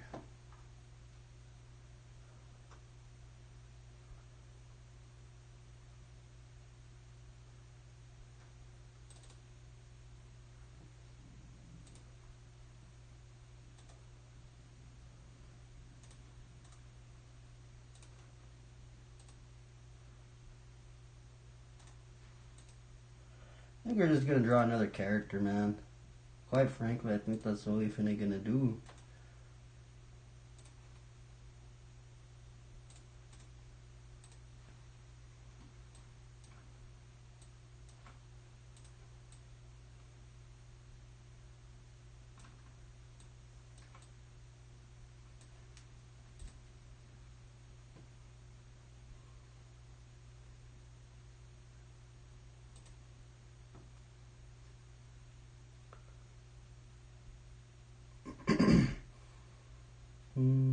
Oh wait, we're not playing BMX Streets no more. I'm gonna change it to artwork now. Art. We're playing artwork, everybody. Darn it, bro. I still feel kind of congested. What in the world, bro? That don't make no sense, man. That make no sense at all. No sense at all, man.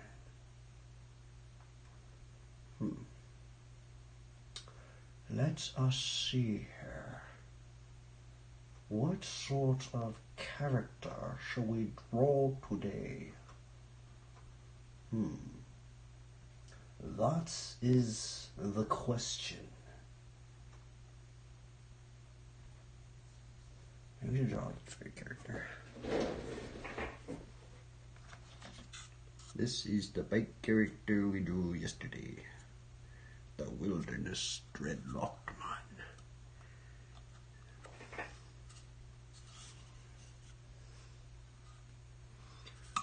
man. Where is the paper, brothers? Brothers and sisters, where is the paper? It's so much of it somewhere. Where did it all go? Oh, here it is.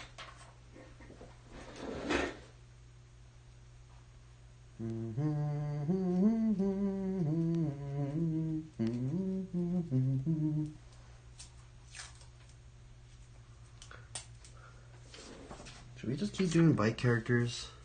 I'm kind of burnt out of doing the graffiti pieces, everybody, okay? I'm sorry if you guys like the graffiti pieces. I'm kind of burnt out of doing them things, man.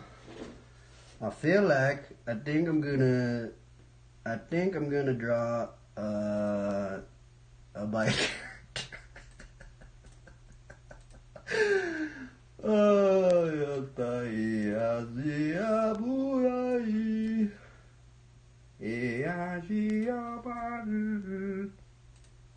Are we gonna draw a bike character? I think we are.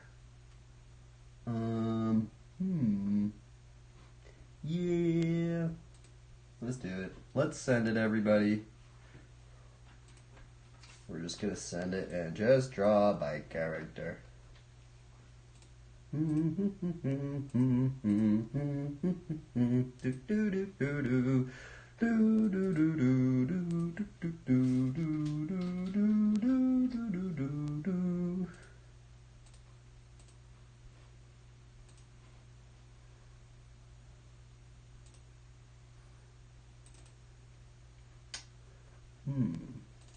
Intriguing.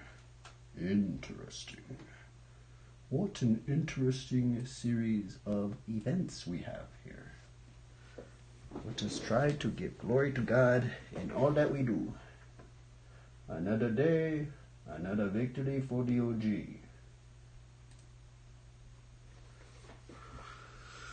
Okay, what am I doing here? Let me think about this. I kind of want to maybe go with maybe a more of a perspective-ish character. Intriguing. Wait, let me get some music on. And I guess we'll put the camera on too. Even though I don't like the camera. Maybe I don't have to have the camera. It just seems like every other streamer, they have the camera thing on. I don't like it, but oh well. I guess I just gotta get used to it.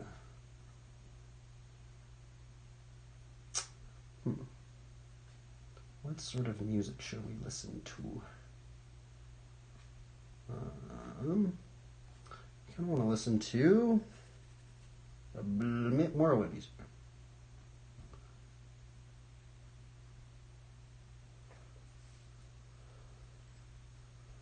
Peaceful soundtrack. cards with Liberty Mutual. Liberty, liberty, liberty. Meet Displate Lumina. The new 3, 2, generation of 1. illuminated art is here.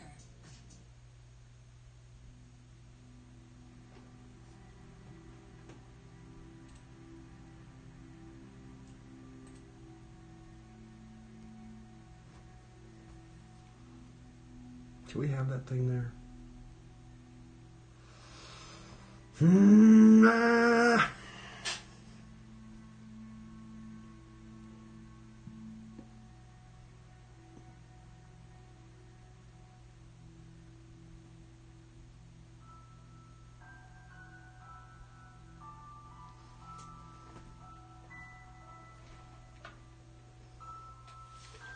Okay, I guess we can go.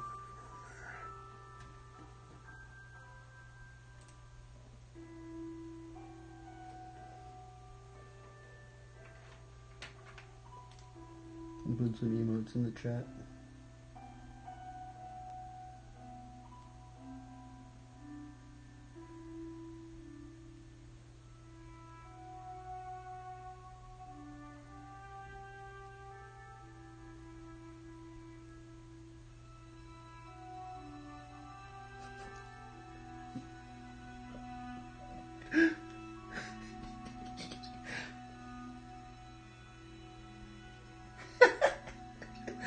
That's funny.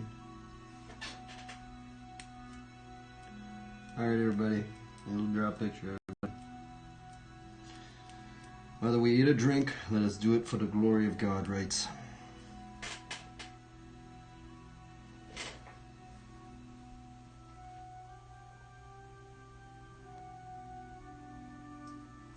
I'm trying to think, how would we do this?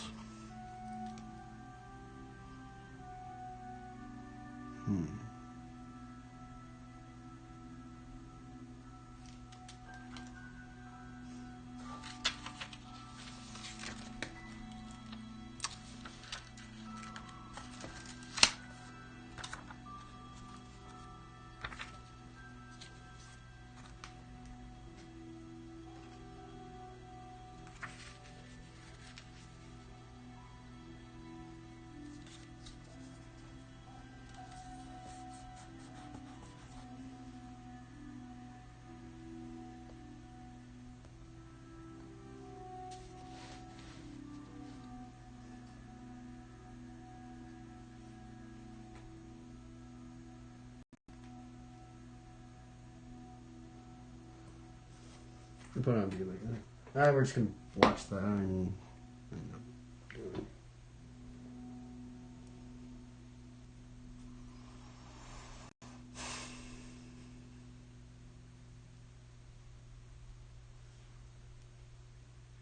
okay, everybody. One of the great challenges in this world is knowing enough about a subject to think right.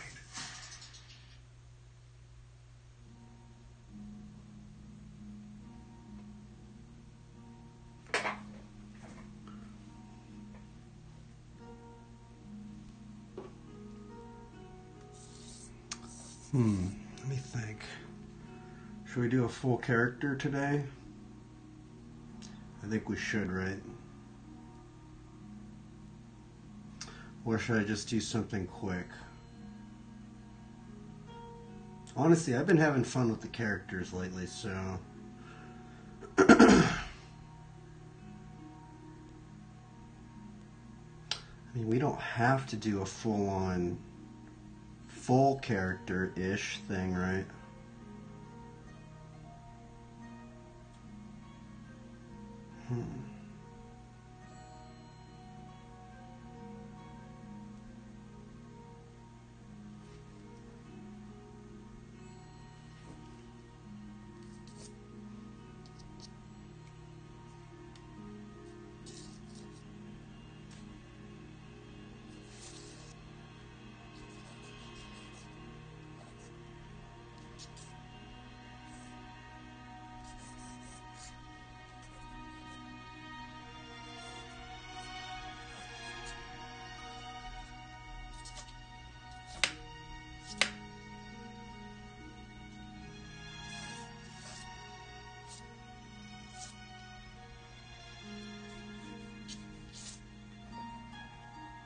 It might work.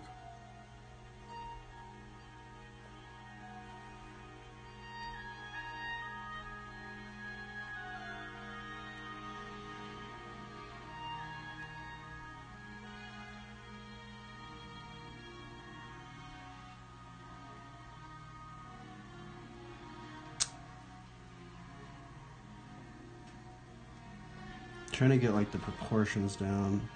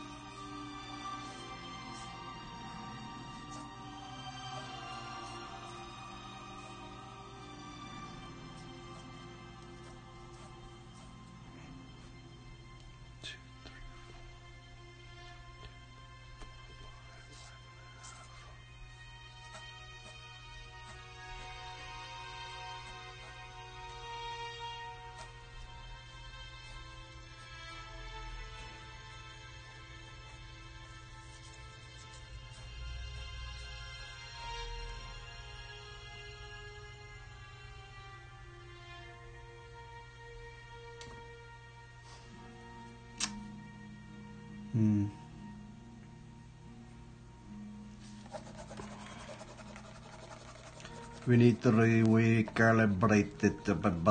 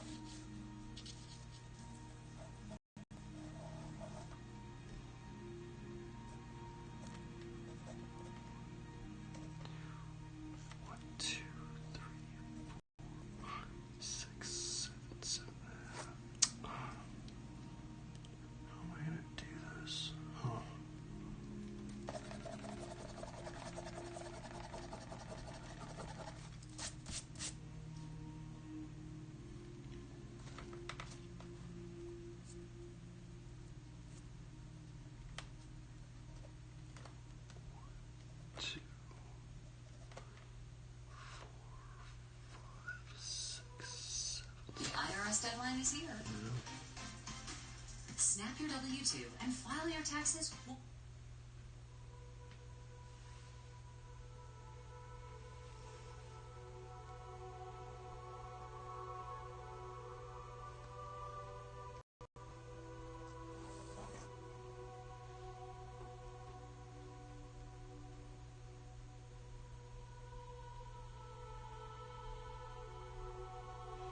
Been watching the same stuff, huh? I'm gonna watch women's Olympic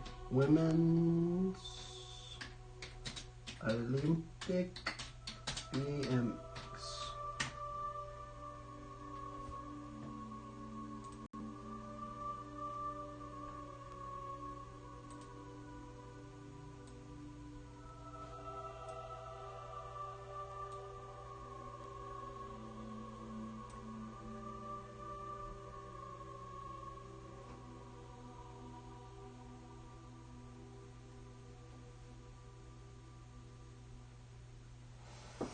Okay. Should I just talk about it? Even though I was even watching it, it's okay.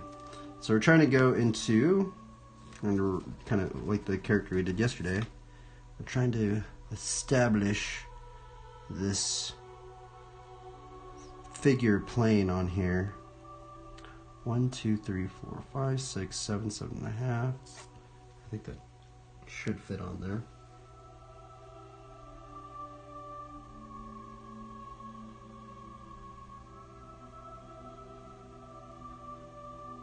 Yeah, I think we're gonna go for it.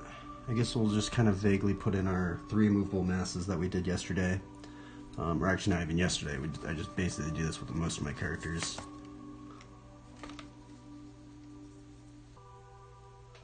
Is this one? Let's put this on auto.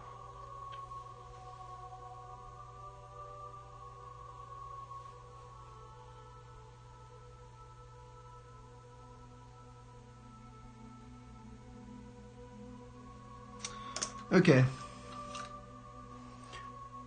For this piece, I want to put like a cross back here, maybe a bike or something. I don't know. Maybe like a heart or something. Maybe I should be thinking about this more before I really get into it. Before I use this green pencil, maybe I should think about this more. I think we're good though. I think it might work out. So let's begin.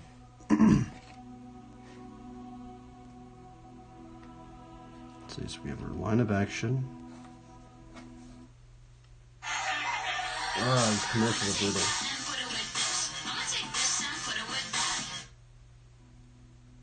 Gosh, that commercial is gnarly, huh?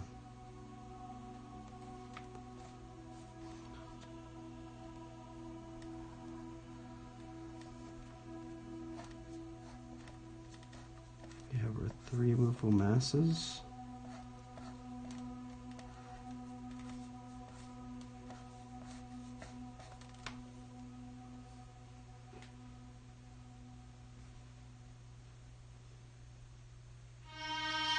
One, 2, 3, 4, 5, 5.5 at the end of the kneecap.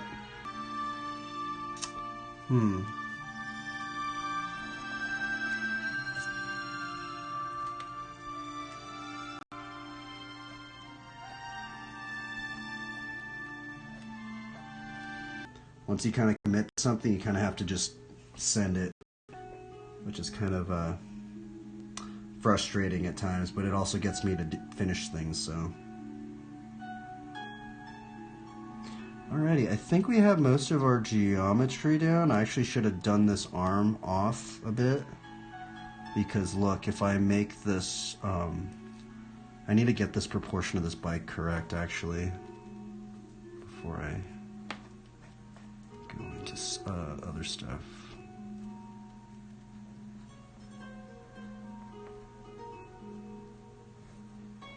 I guess we're gonna have to have flatline geometry.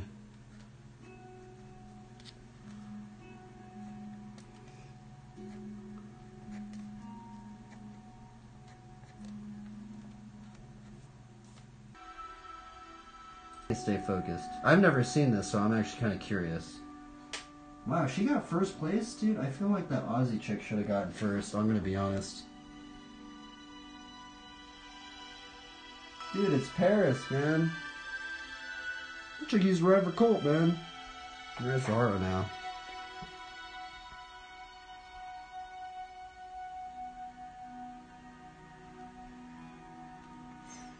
Man, dude, that park looks insane.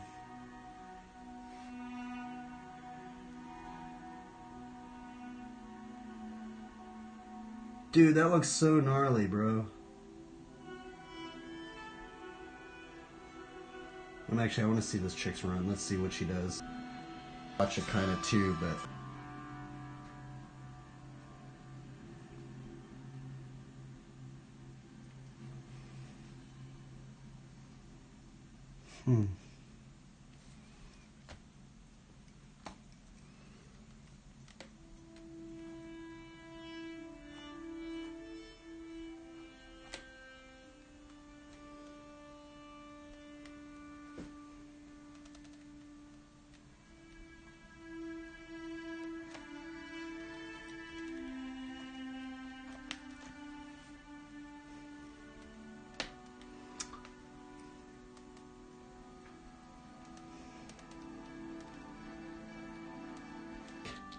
It has some cushion.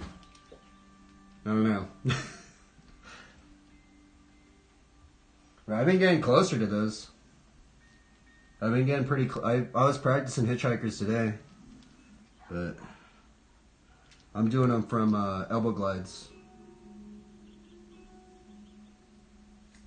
Yeah. Bro, there have been some riders lately. I plan on using a spare setup for him.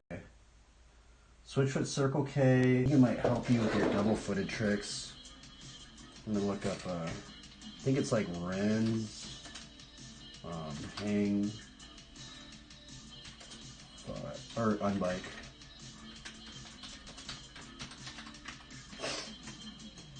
Some people are rollers, or some people, yeah. It's weird, I can't save this video on a playlist. But here, check this guy out right here. So, and you probably know Renz, right? He does like the bike flip stuff. But I was like, what in the world? So if you want to learn like double-footed stuff, it's like really. I feel like the Unbike's really good for it because I've been getting a little bit better at it. Here's this video right here. So look at this. He's doing I think he just did a double footer thing. Look at that right there. Renz is gnarly, bro. This dude is so underrated, bro. It's crazy. But look at that. So it's like, man, the double-footed stuff, and it's crazy because I've been doing I never knew you could do the double-footed stuff on the Unbike, right? And so I've been like practicing it, and I've been getting a little bit better. Because that's the thing is he has a little bit more pressure on that one foot right there. See that one right there? He's putting probably 5% more weight on that foot right there. And that's what makes the double-footed trick so hard. Is because it's like so like, if you mess up that little pressure, it just like flips you over.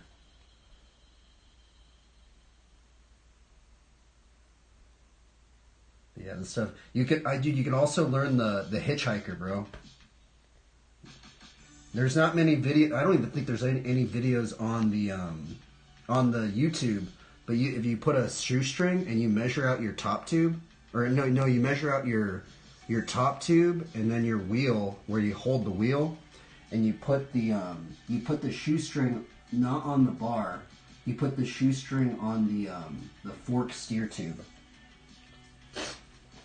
I've been kind of learning the hitchhiker balance point from that.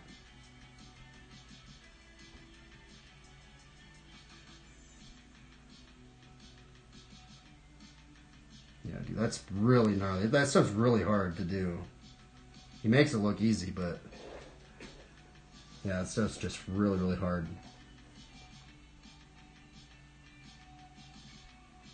Have you seen this guy's bike flips that he does?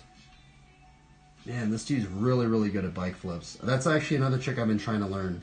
I've been kind of trying to like get into the start of learning the bike flip, but it's brutal. It's a brutal one.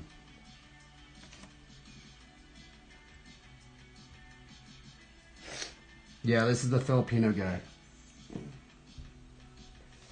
It's crazy because this video right here, it's like you can't even save it to a playlist because he put it for kids. Yeah, this is the guy that does that.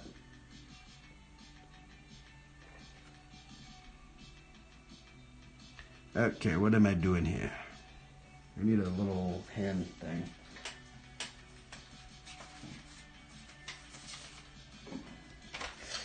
Let me put some other videos on. Lately I've been watching this dude right here. I don't know what this guy's name is, but... Or actually I do know his name, I can look it up, but... He has some weird Japanese name. Let's see, where are we at? This guy is named... His name is this right here. So you think you know Wix? Do you really? Irichio Watanabe. Dude, this dude's style is gnarly, bro. He's like so clean. The only reason why I'm watching these videos a lot is because I want to learn this guy's tricks. So, not necessarily this video in particular, but he has some videos, and I'm like, bro, this dude's just like, he just does stuff so effortlessly. I mean, look at that. That's what I'm trying to learn right there. I mean, bro, look, he makes it look so easy. Like, oh, he does a bar spin out of the cliffhanger, bro. That was insanity, bro.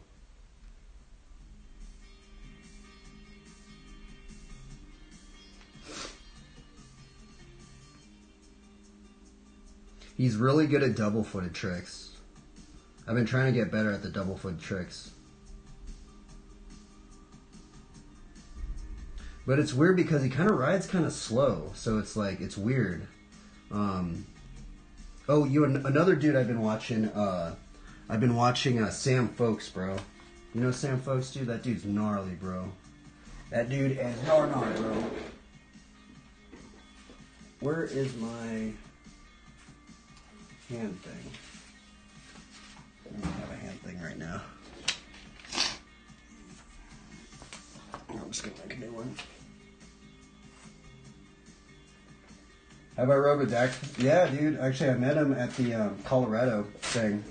That dude's crazy, bro. That dude's really gnarly. He's like a doctor. It's kind of funny. Like, Dax has actually been helping me out with learning the tricks. Bro, that trick was insane, bro. Turbine Messiah. He's got the double-footed turbine. He also does a bunch of no-handed tricks, bro.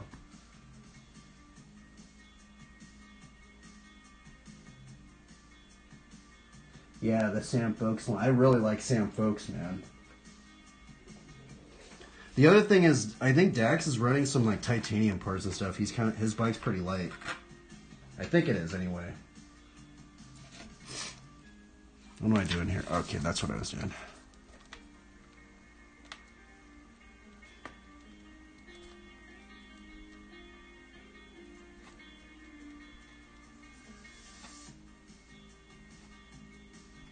And I have not been drawing good today. I bet if I'm not fully in it.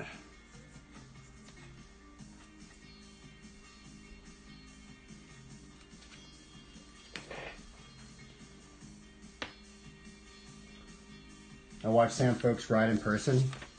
Crazy. Great grief.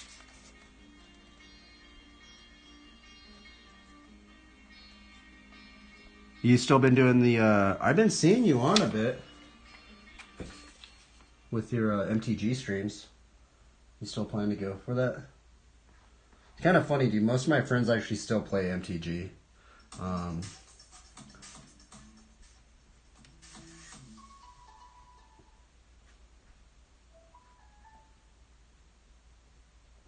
It's like one game I've been noticing my friends kind of just keep playing. Throughout time.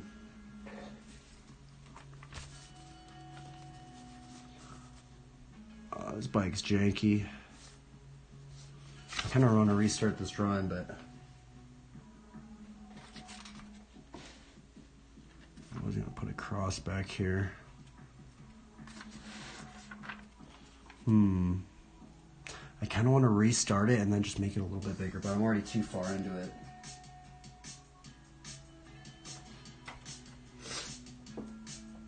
Yeah, I've been playing Timeless. The new format, it's akin to Vintage. Huh. Interesting. I don't really even play it normally. I just do card draws. I just like to do it to help support the artists, honestly. What up, Priceless? Yo, empathy, bro. This is Priceless, man. Priceless is a cool dude. Give him a fall.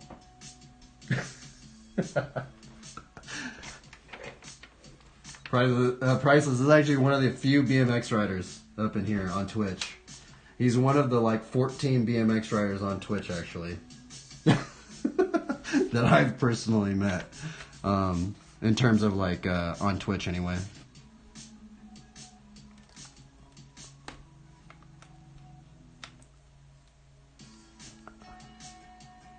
I feel like it's hard for me to talk and draw at the same time. I'm gonna be honest, boys. I don't know how people do it. Oh, this drawing's janky.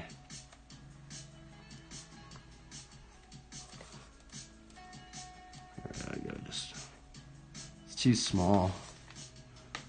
I should have calibrated the proportions differently.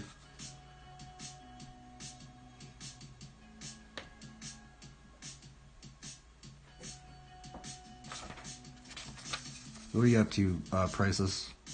You just recovering? You gonna play the BMX game, Priceless?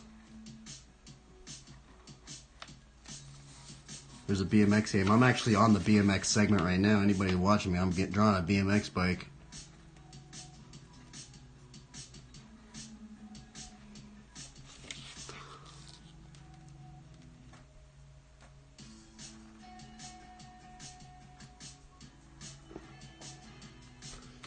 Ah, this drawing's janky.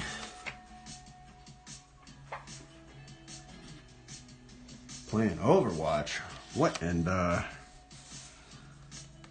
that look, Lucero man, huh? Honestly, the designs in Overwatch are really fresh. Are you streaming right now, Priceless? I never see you streaming a video game.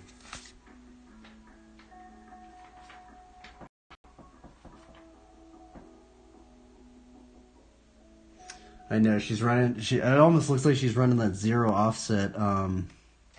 You know they used to make that zero offset stem. I've never tried zero offset stem. Almost seems like she's running like probably 15 degree offset.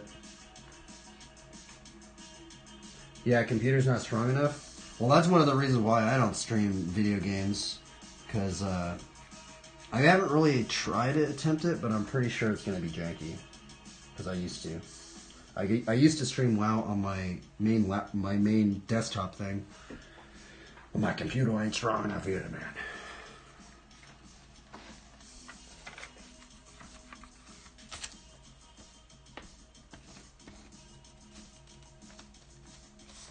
What am I doing here? Oh yeah, so let me think about this.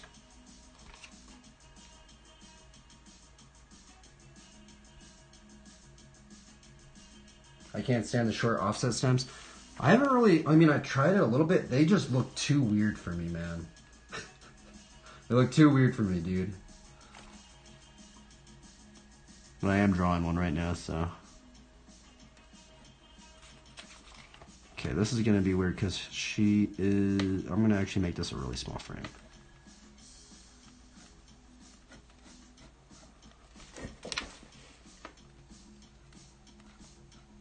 I might redraw this, man.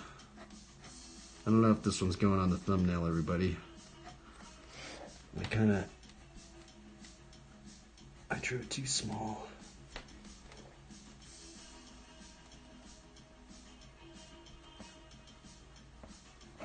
Yeah, this is brutal.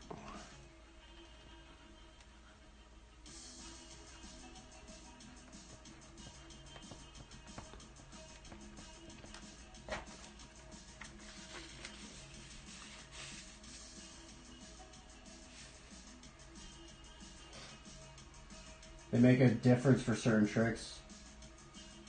It's funny, I can do opposite 360 bar spins with the tiny offset stems. One of the reasons why I've been wanting to do the offset stems is because of this writer right here.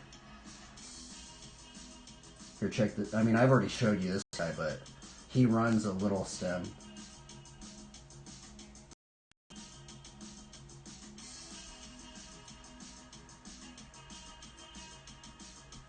I've been trying to like learn a lot of this guy's tricks, but they're just too hard. Dude, check this dude out right here, bro. He's freaking gnarly, man. He makes these, dude, like it's. I've been wanting to learn the Messiah thing, that trick right there. Dude, what in the world? What is this guy on?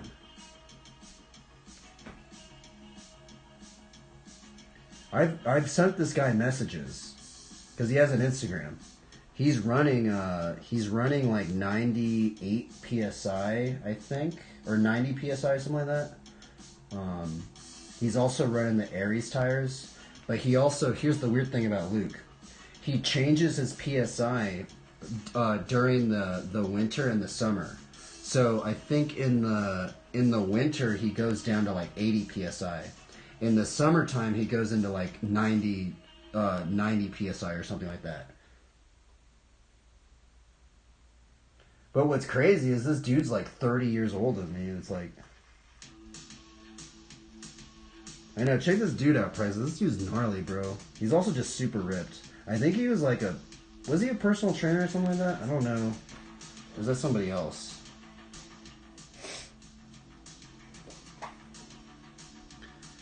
But yeah, I've been also kind of like trying to learn Luke's tricks because he's riding in the same area that he's basically training in the same area that I am. How is he doing that? Dude, this dude's been riding for probably like, what, 30 years or something? Maybe probably longer than that.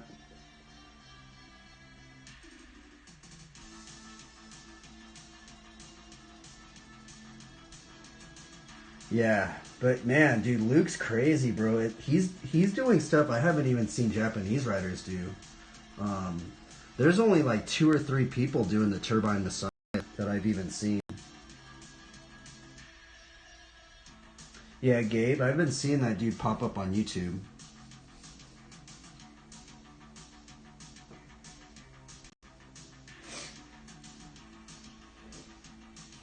Yeah, man, dude, this dude's crazy. But how is he doing that, bro? What in the world?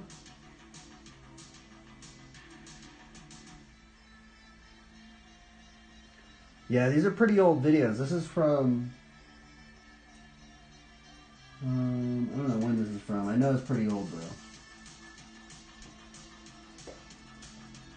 This dude's just a straight master, bro. Like, look at that. I've been trying to learn that trick right there. Oh my god, bro.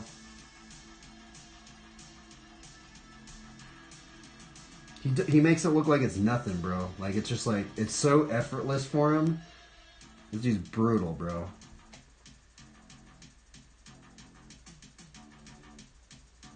I'm surprised because I don't even think this guy even does contests. I feel like this guy would do really, really good in contests. Like, I feel like this guy could be, dude, this guy's pro already. I mean, he's been pro, I think, for a long time, but do most skaters dislike BMX riders? Depending on the state that you live in. Like in Arizona, it's kind of sketchy, you know? They actually delineated the parks where there's like BMX parks and then like BMX, skate parks, like skateboard park only parks, and then BMX parks. There's parts of California like that, like Venice Beach. You can't ride BMX at the Venice Beach Park. But other than that, normally it's just you're good. Like, they like each other.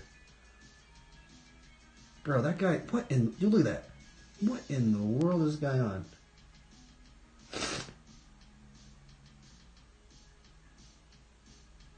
Boomerang, dude, look. Oh my god, bro, that dude just did a boomerang to Messiah.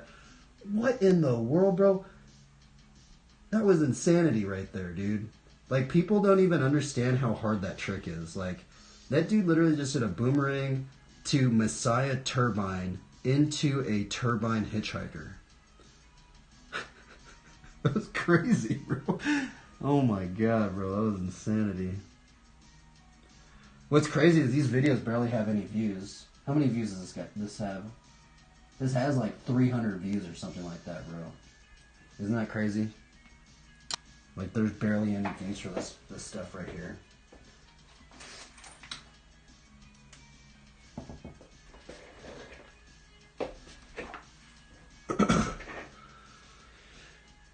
Yeah, so the other thing is, I talked to this guy on Instagram. He said that what made him really start learning the Messiah like that was the hang 10 seat grab.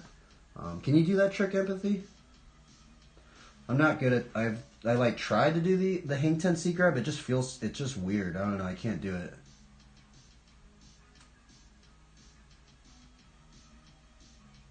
I think the algorithm might hide this stuff. It makes no sense. I think it's just because I don't really know. I think I honestly, I'm gonna be honest. I feel like sometimes like the older guys, I don't know if they're really like about like marketing, you know, posting it on all these websites, you know, because some of the, you know, I know some kids right now, dude, they market crazy, bro. Dude, I know some kids that are like way younger than me, and they're they're like so about marketing. They're like, dude, we're on TikTok, Instagram, Reddit. All this stuff. I'm like, bro, what in the world, bro? You're like way young, dude. You're already like marketing like that, but it's because they grew up in technology, bro.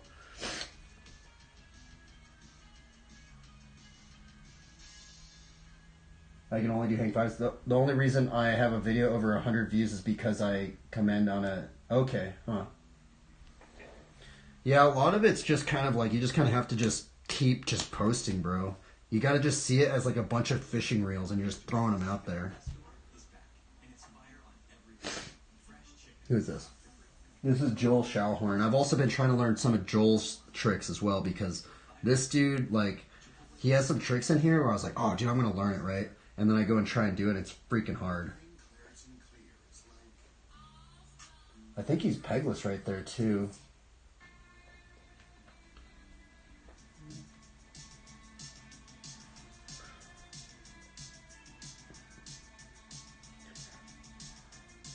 And he's on a cult right there. Actually, that's a just a cult complete right there. He made a post on Instagram that said something like, he couldn't bring his flatland bike into this where he was living at the moment. I think it's because of COVID or something like that. So he just bought a complete cult, right? And so all of this stuff is just literally on a complete bike, which is pretty crazy. Cause like, and he said like once you get used to just, he's not even using offset forks. Those are literally like, that's like literally like 25 millimeter offset forks, which is kind of crazy. The other thing is Joel's just a big ass dude, so it's like, you know. How do you do foot jam whips without hurting your big toe? I don't know. I mean, I might be the shoes that I'm wearing. No, so another thing is what other people do is some people actually, they get like, if I don't know if you could see this, but actually let me zoom in on here. Some people actually put a little bar in right there, because that is what can happen. I mean, depending on the forks that you have, sometimes your forks might be like, here, let me actually just do a little drawing actually for you. So sometimes like your forks like right here, you know, sometimes like the tire, like this little size right here, sometimes like different forks are different, right? Like sometimes, I guess depending on the tire too that you're running, right? But then what some people do, like some gnarly like park riders like Mark Webb and stuff like that, they get like a bar end and they like put it in there like that. So there's like less room. So there you might have just a bunch of room right there and it might be hurting your toe.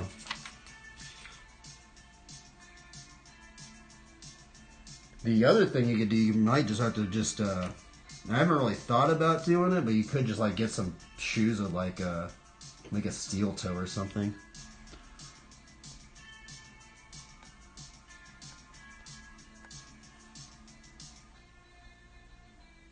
What am I doing here? I'm a little distracted. I'm just drawing. I'm just watching the BMX video. I haven't talked to you in a while, Empathy. Funny, huh? What am I even doing here? What am I doing, everybody? I think I'm gonna put brakes on this bike.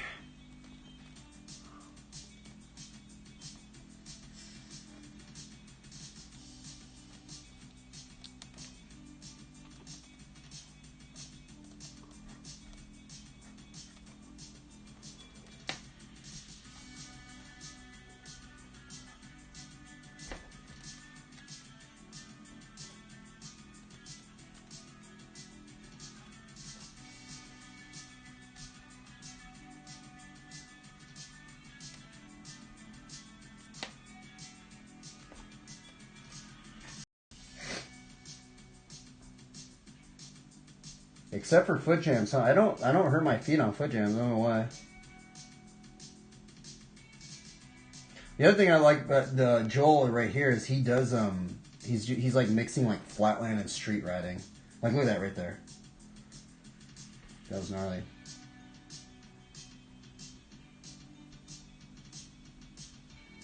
Dude, I've never seen anybody do that. Dude, Joel has some clips in here I've never seen anybody do. It's actually pretty crazy. Like, I've been trying to learn some of it, though. Trying to learn some of it.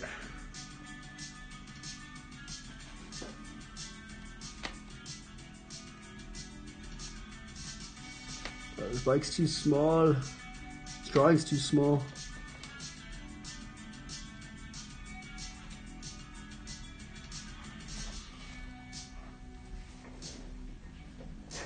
Yeah, Tim Knoll. Actually, that's probably who inspired Joel, honestly.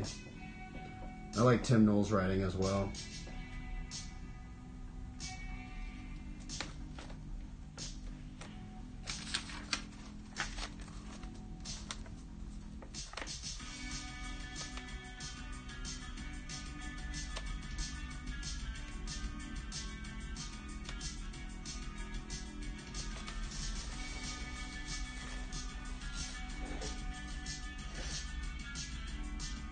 Bro, that was crazy, bro. He just did a freaking elbow glide to end of the thing.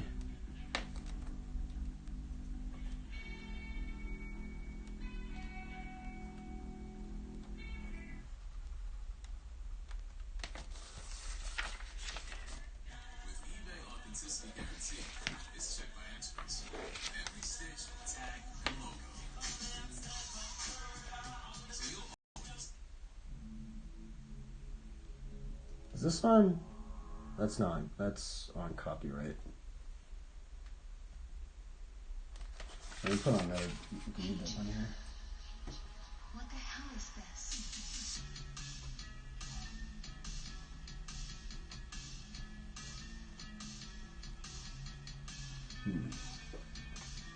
Oh, here's a how-to hitchhiker video.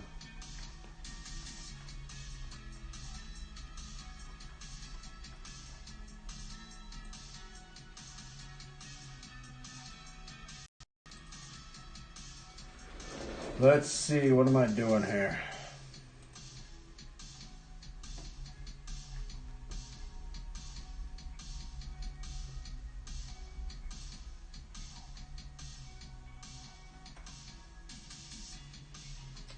Work in progress, BMX.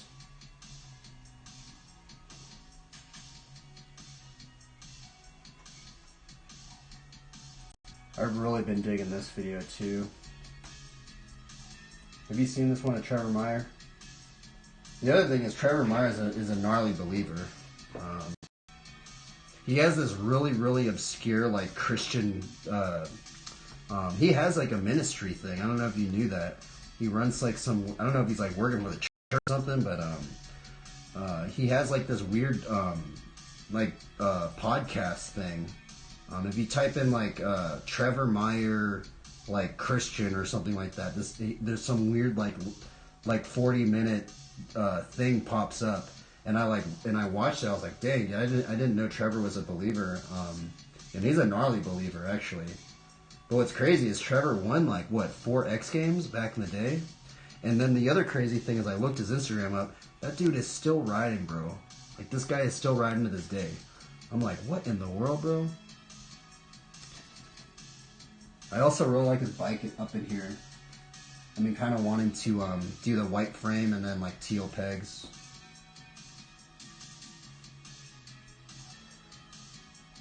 Dude, it's so gnarly the tricks he's doing up in here. Look at this, dude. Wheelie death truck, or what is that? A death truck? Yeah, wheelie death truck. No hander to like, what does he do right here? I forgot what that trick's called. Something like that. But then he like, I don't know, man. Stuff's crazy, bro. Very great.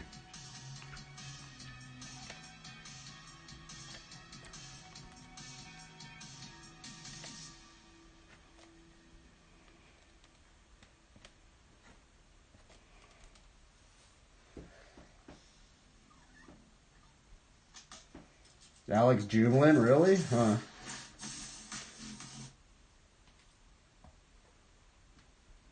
He's still doing shows. That's the other thing. He does like high school shows or something.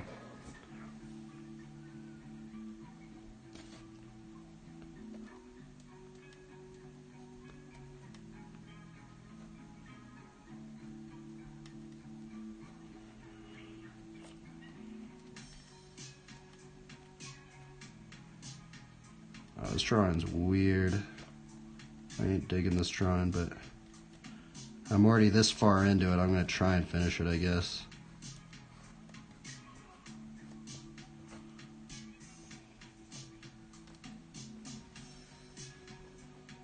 That was a long time ago. Dude, look at that. Right. Oh my god, look at that, dude. That was insanity, bro. The thing is I watched that. I was like, bro, I could probably like, because I do my steamrollers like that. Here, check it out. See, because I do my steamrollers where I grab it with that hand right there.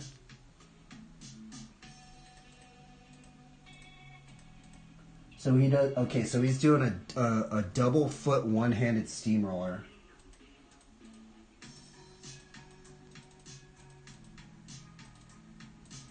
What in the world, bro?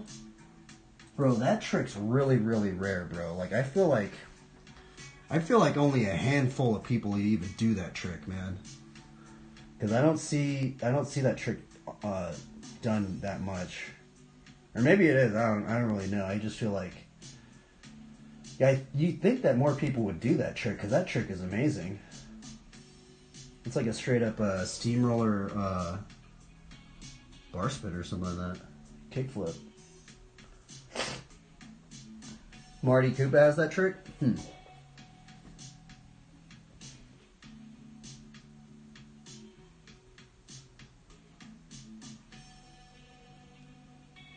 Yeah, Justin Miller. You showed me Justin Miller. That dude was crazy. He also has a bunch of videos like in that little garage setup.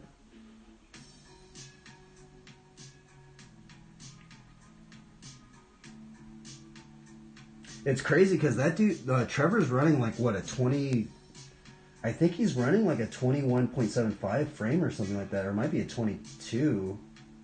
Or maybe it's just a 21. It's probably just a 21. But that bike looks way big compared to, you know, a lot. But he's also a really tall dude, huh? I need to stay focused. Let's see here.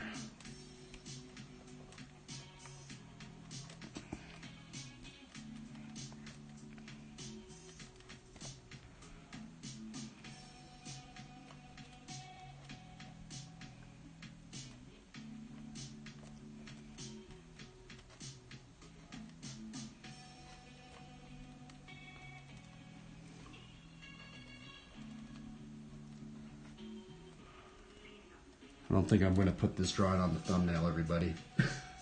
This one's not really working out that well.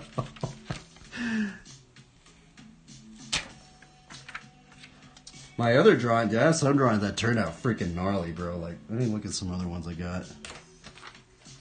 I'm not even going to look at them. I already have them streamed, so if you saw them, you saw them, but...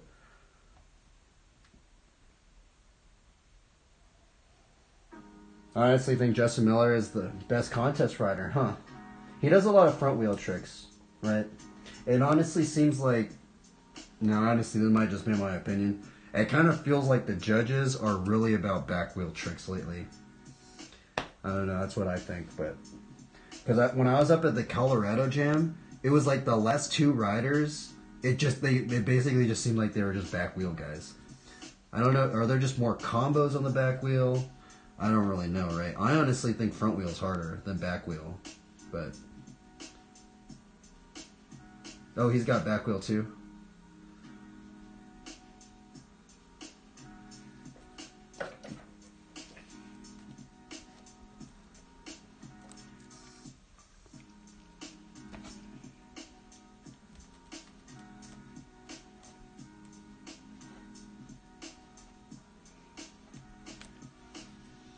That's really messed up right there.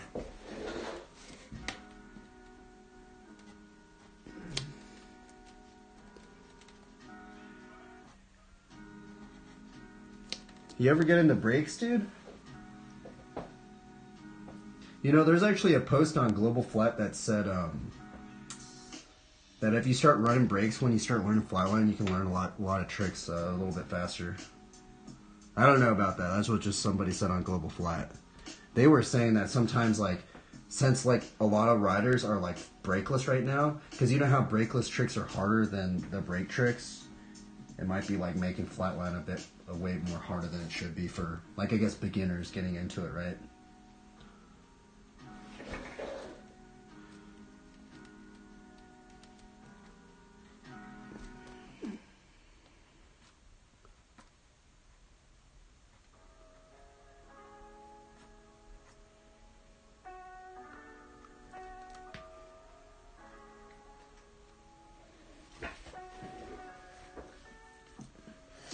Back breaks for decades. Wow.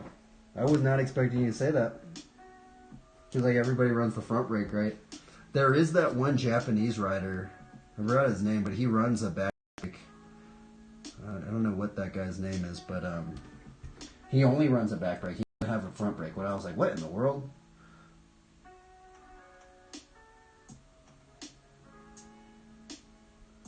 Huh. Let's watch Sam folks here. Check this out. I've been trying to learn this. Yeah, it's that guy. Yep. Dude, I've been wanting to learn this trick right here, bro. Look at this. Oh, it's not even on the screen. Darn it. It's just the clip though. I'm gonna watch it again.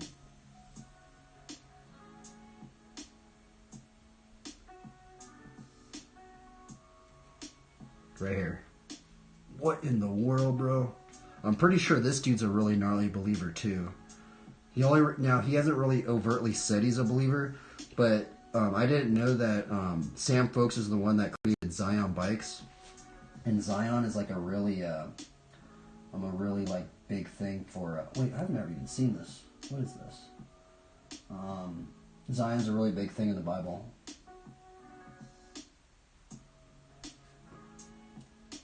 Oh, okay, that's that thing.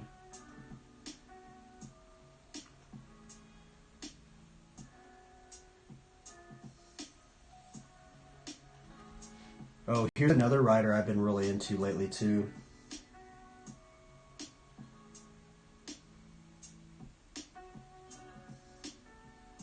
Who? Which guy? Sam Folks? So this is another writer right here I've been watching a lot because I've been trying to learn some of his maneuvers, right? I need to actually make this a little bit bigger.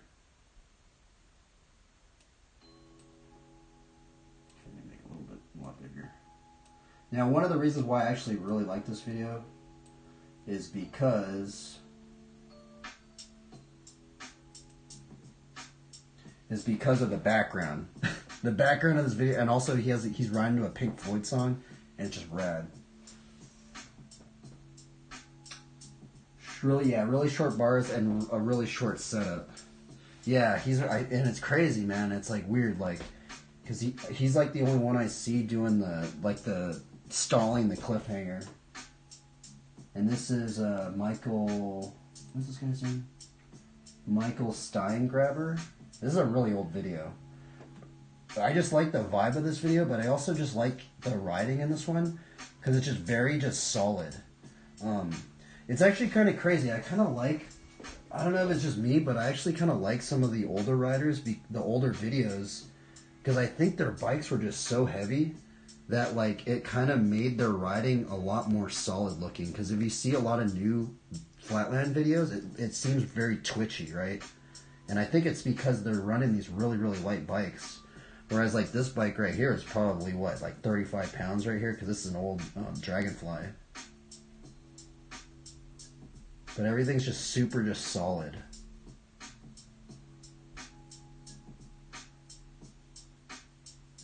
It's also just his riding spot that I really like because he's just like riding on the beach. Bro, that combo is crazy. And he just rides like super slow. Like he's just creeping at that thing. I don't know, that dude's crazy. He's also running those weird bar setups. He's running that zero offset stuff.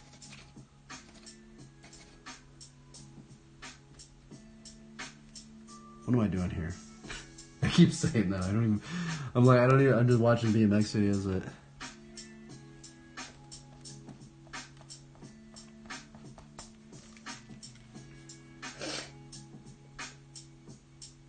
yeah, Tony S rides a more heavy setup and that's more controlled slow style.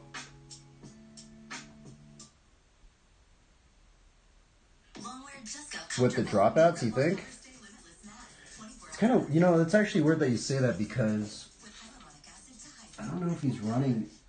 No, he is running zero, I think. Yeah, oh yeah, that I forgot about that, huh? The #1 drug-free sleep aid brand to help you fall asleep fast.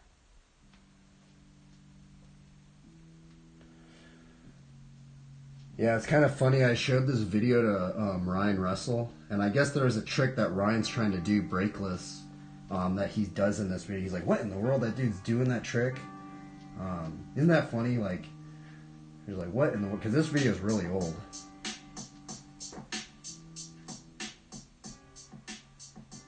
Yeah, the bike is twitchy, huh?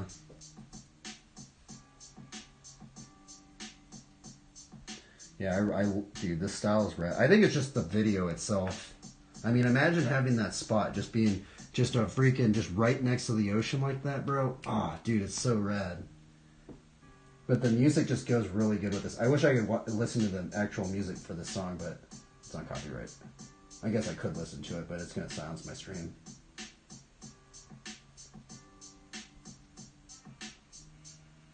Yep. Dude, that was crazy. I don't even, I don't even know what tricks this guy is even doing. You know? He's just doing some weird tornado maneuver. I'm just like, what in the world? I don't even know a single trick he just did right there.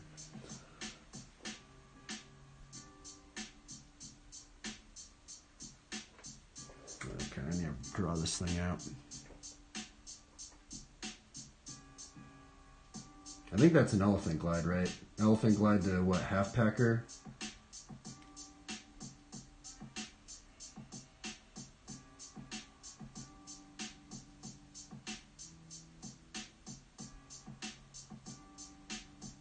Elephant glide, half packer. What the heck is that? I have no idea what that is. That was like a... I don't even know what that was.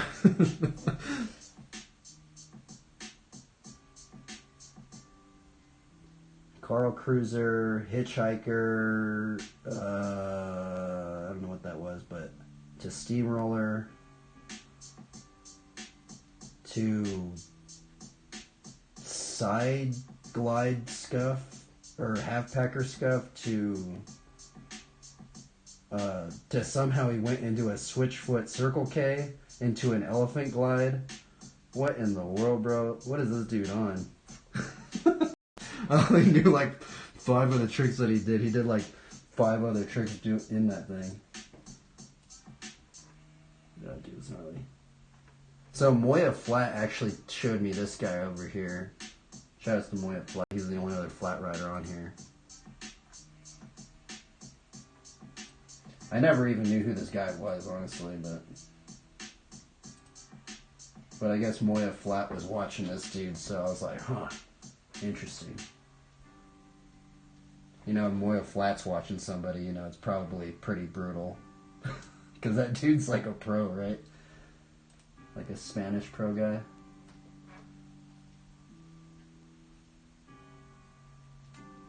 I rode flat on here? Yeah, it's like you... There's actually another dude. There's this dude, Jason. So there are actually 4 flat riders that I know. It's you, Jason, and then... Wait, there's actually another guy. He doesn't ride flatline anymore.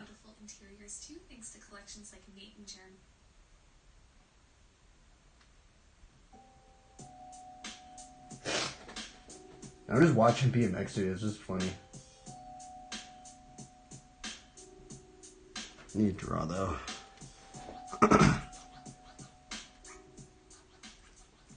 This drawing is taking me forever.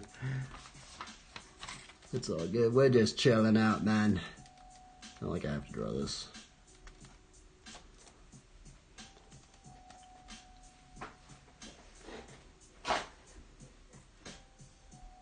He released a 50-year-old edit and is still killing it. Huh. Look at that, bro. I've been trying to learn that trick right there. He just did how many of them? He did like, what in the world? And he switched it up. Wasn't that crazy? He was doing fire whips, and then he went into a double scuff one, and then he went into a fire whip again. So I guess he did a fire whip pinky squeak to fire whip again or something like that. Yeah, the Chase Gillen style, huh?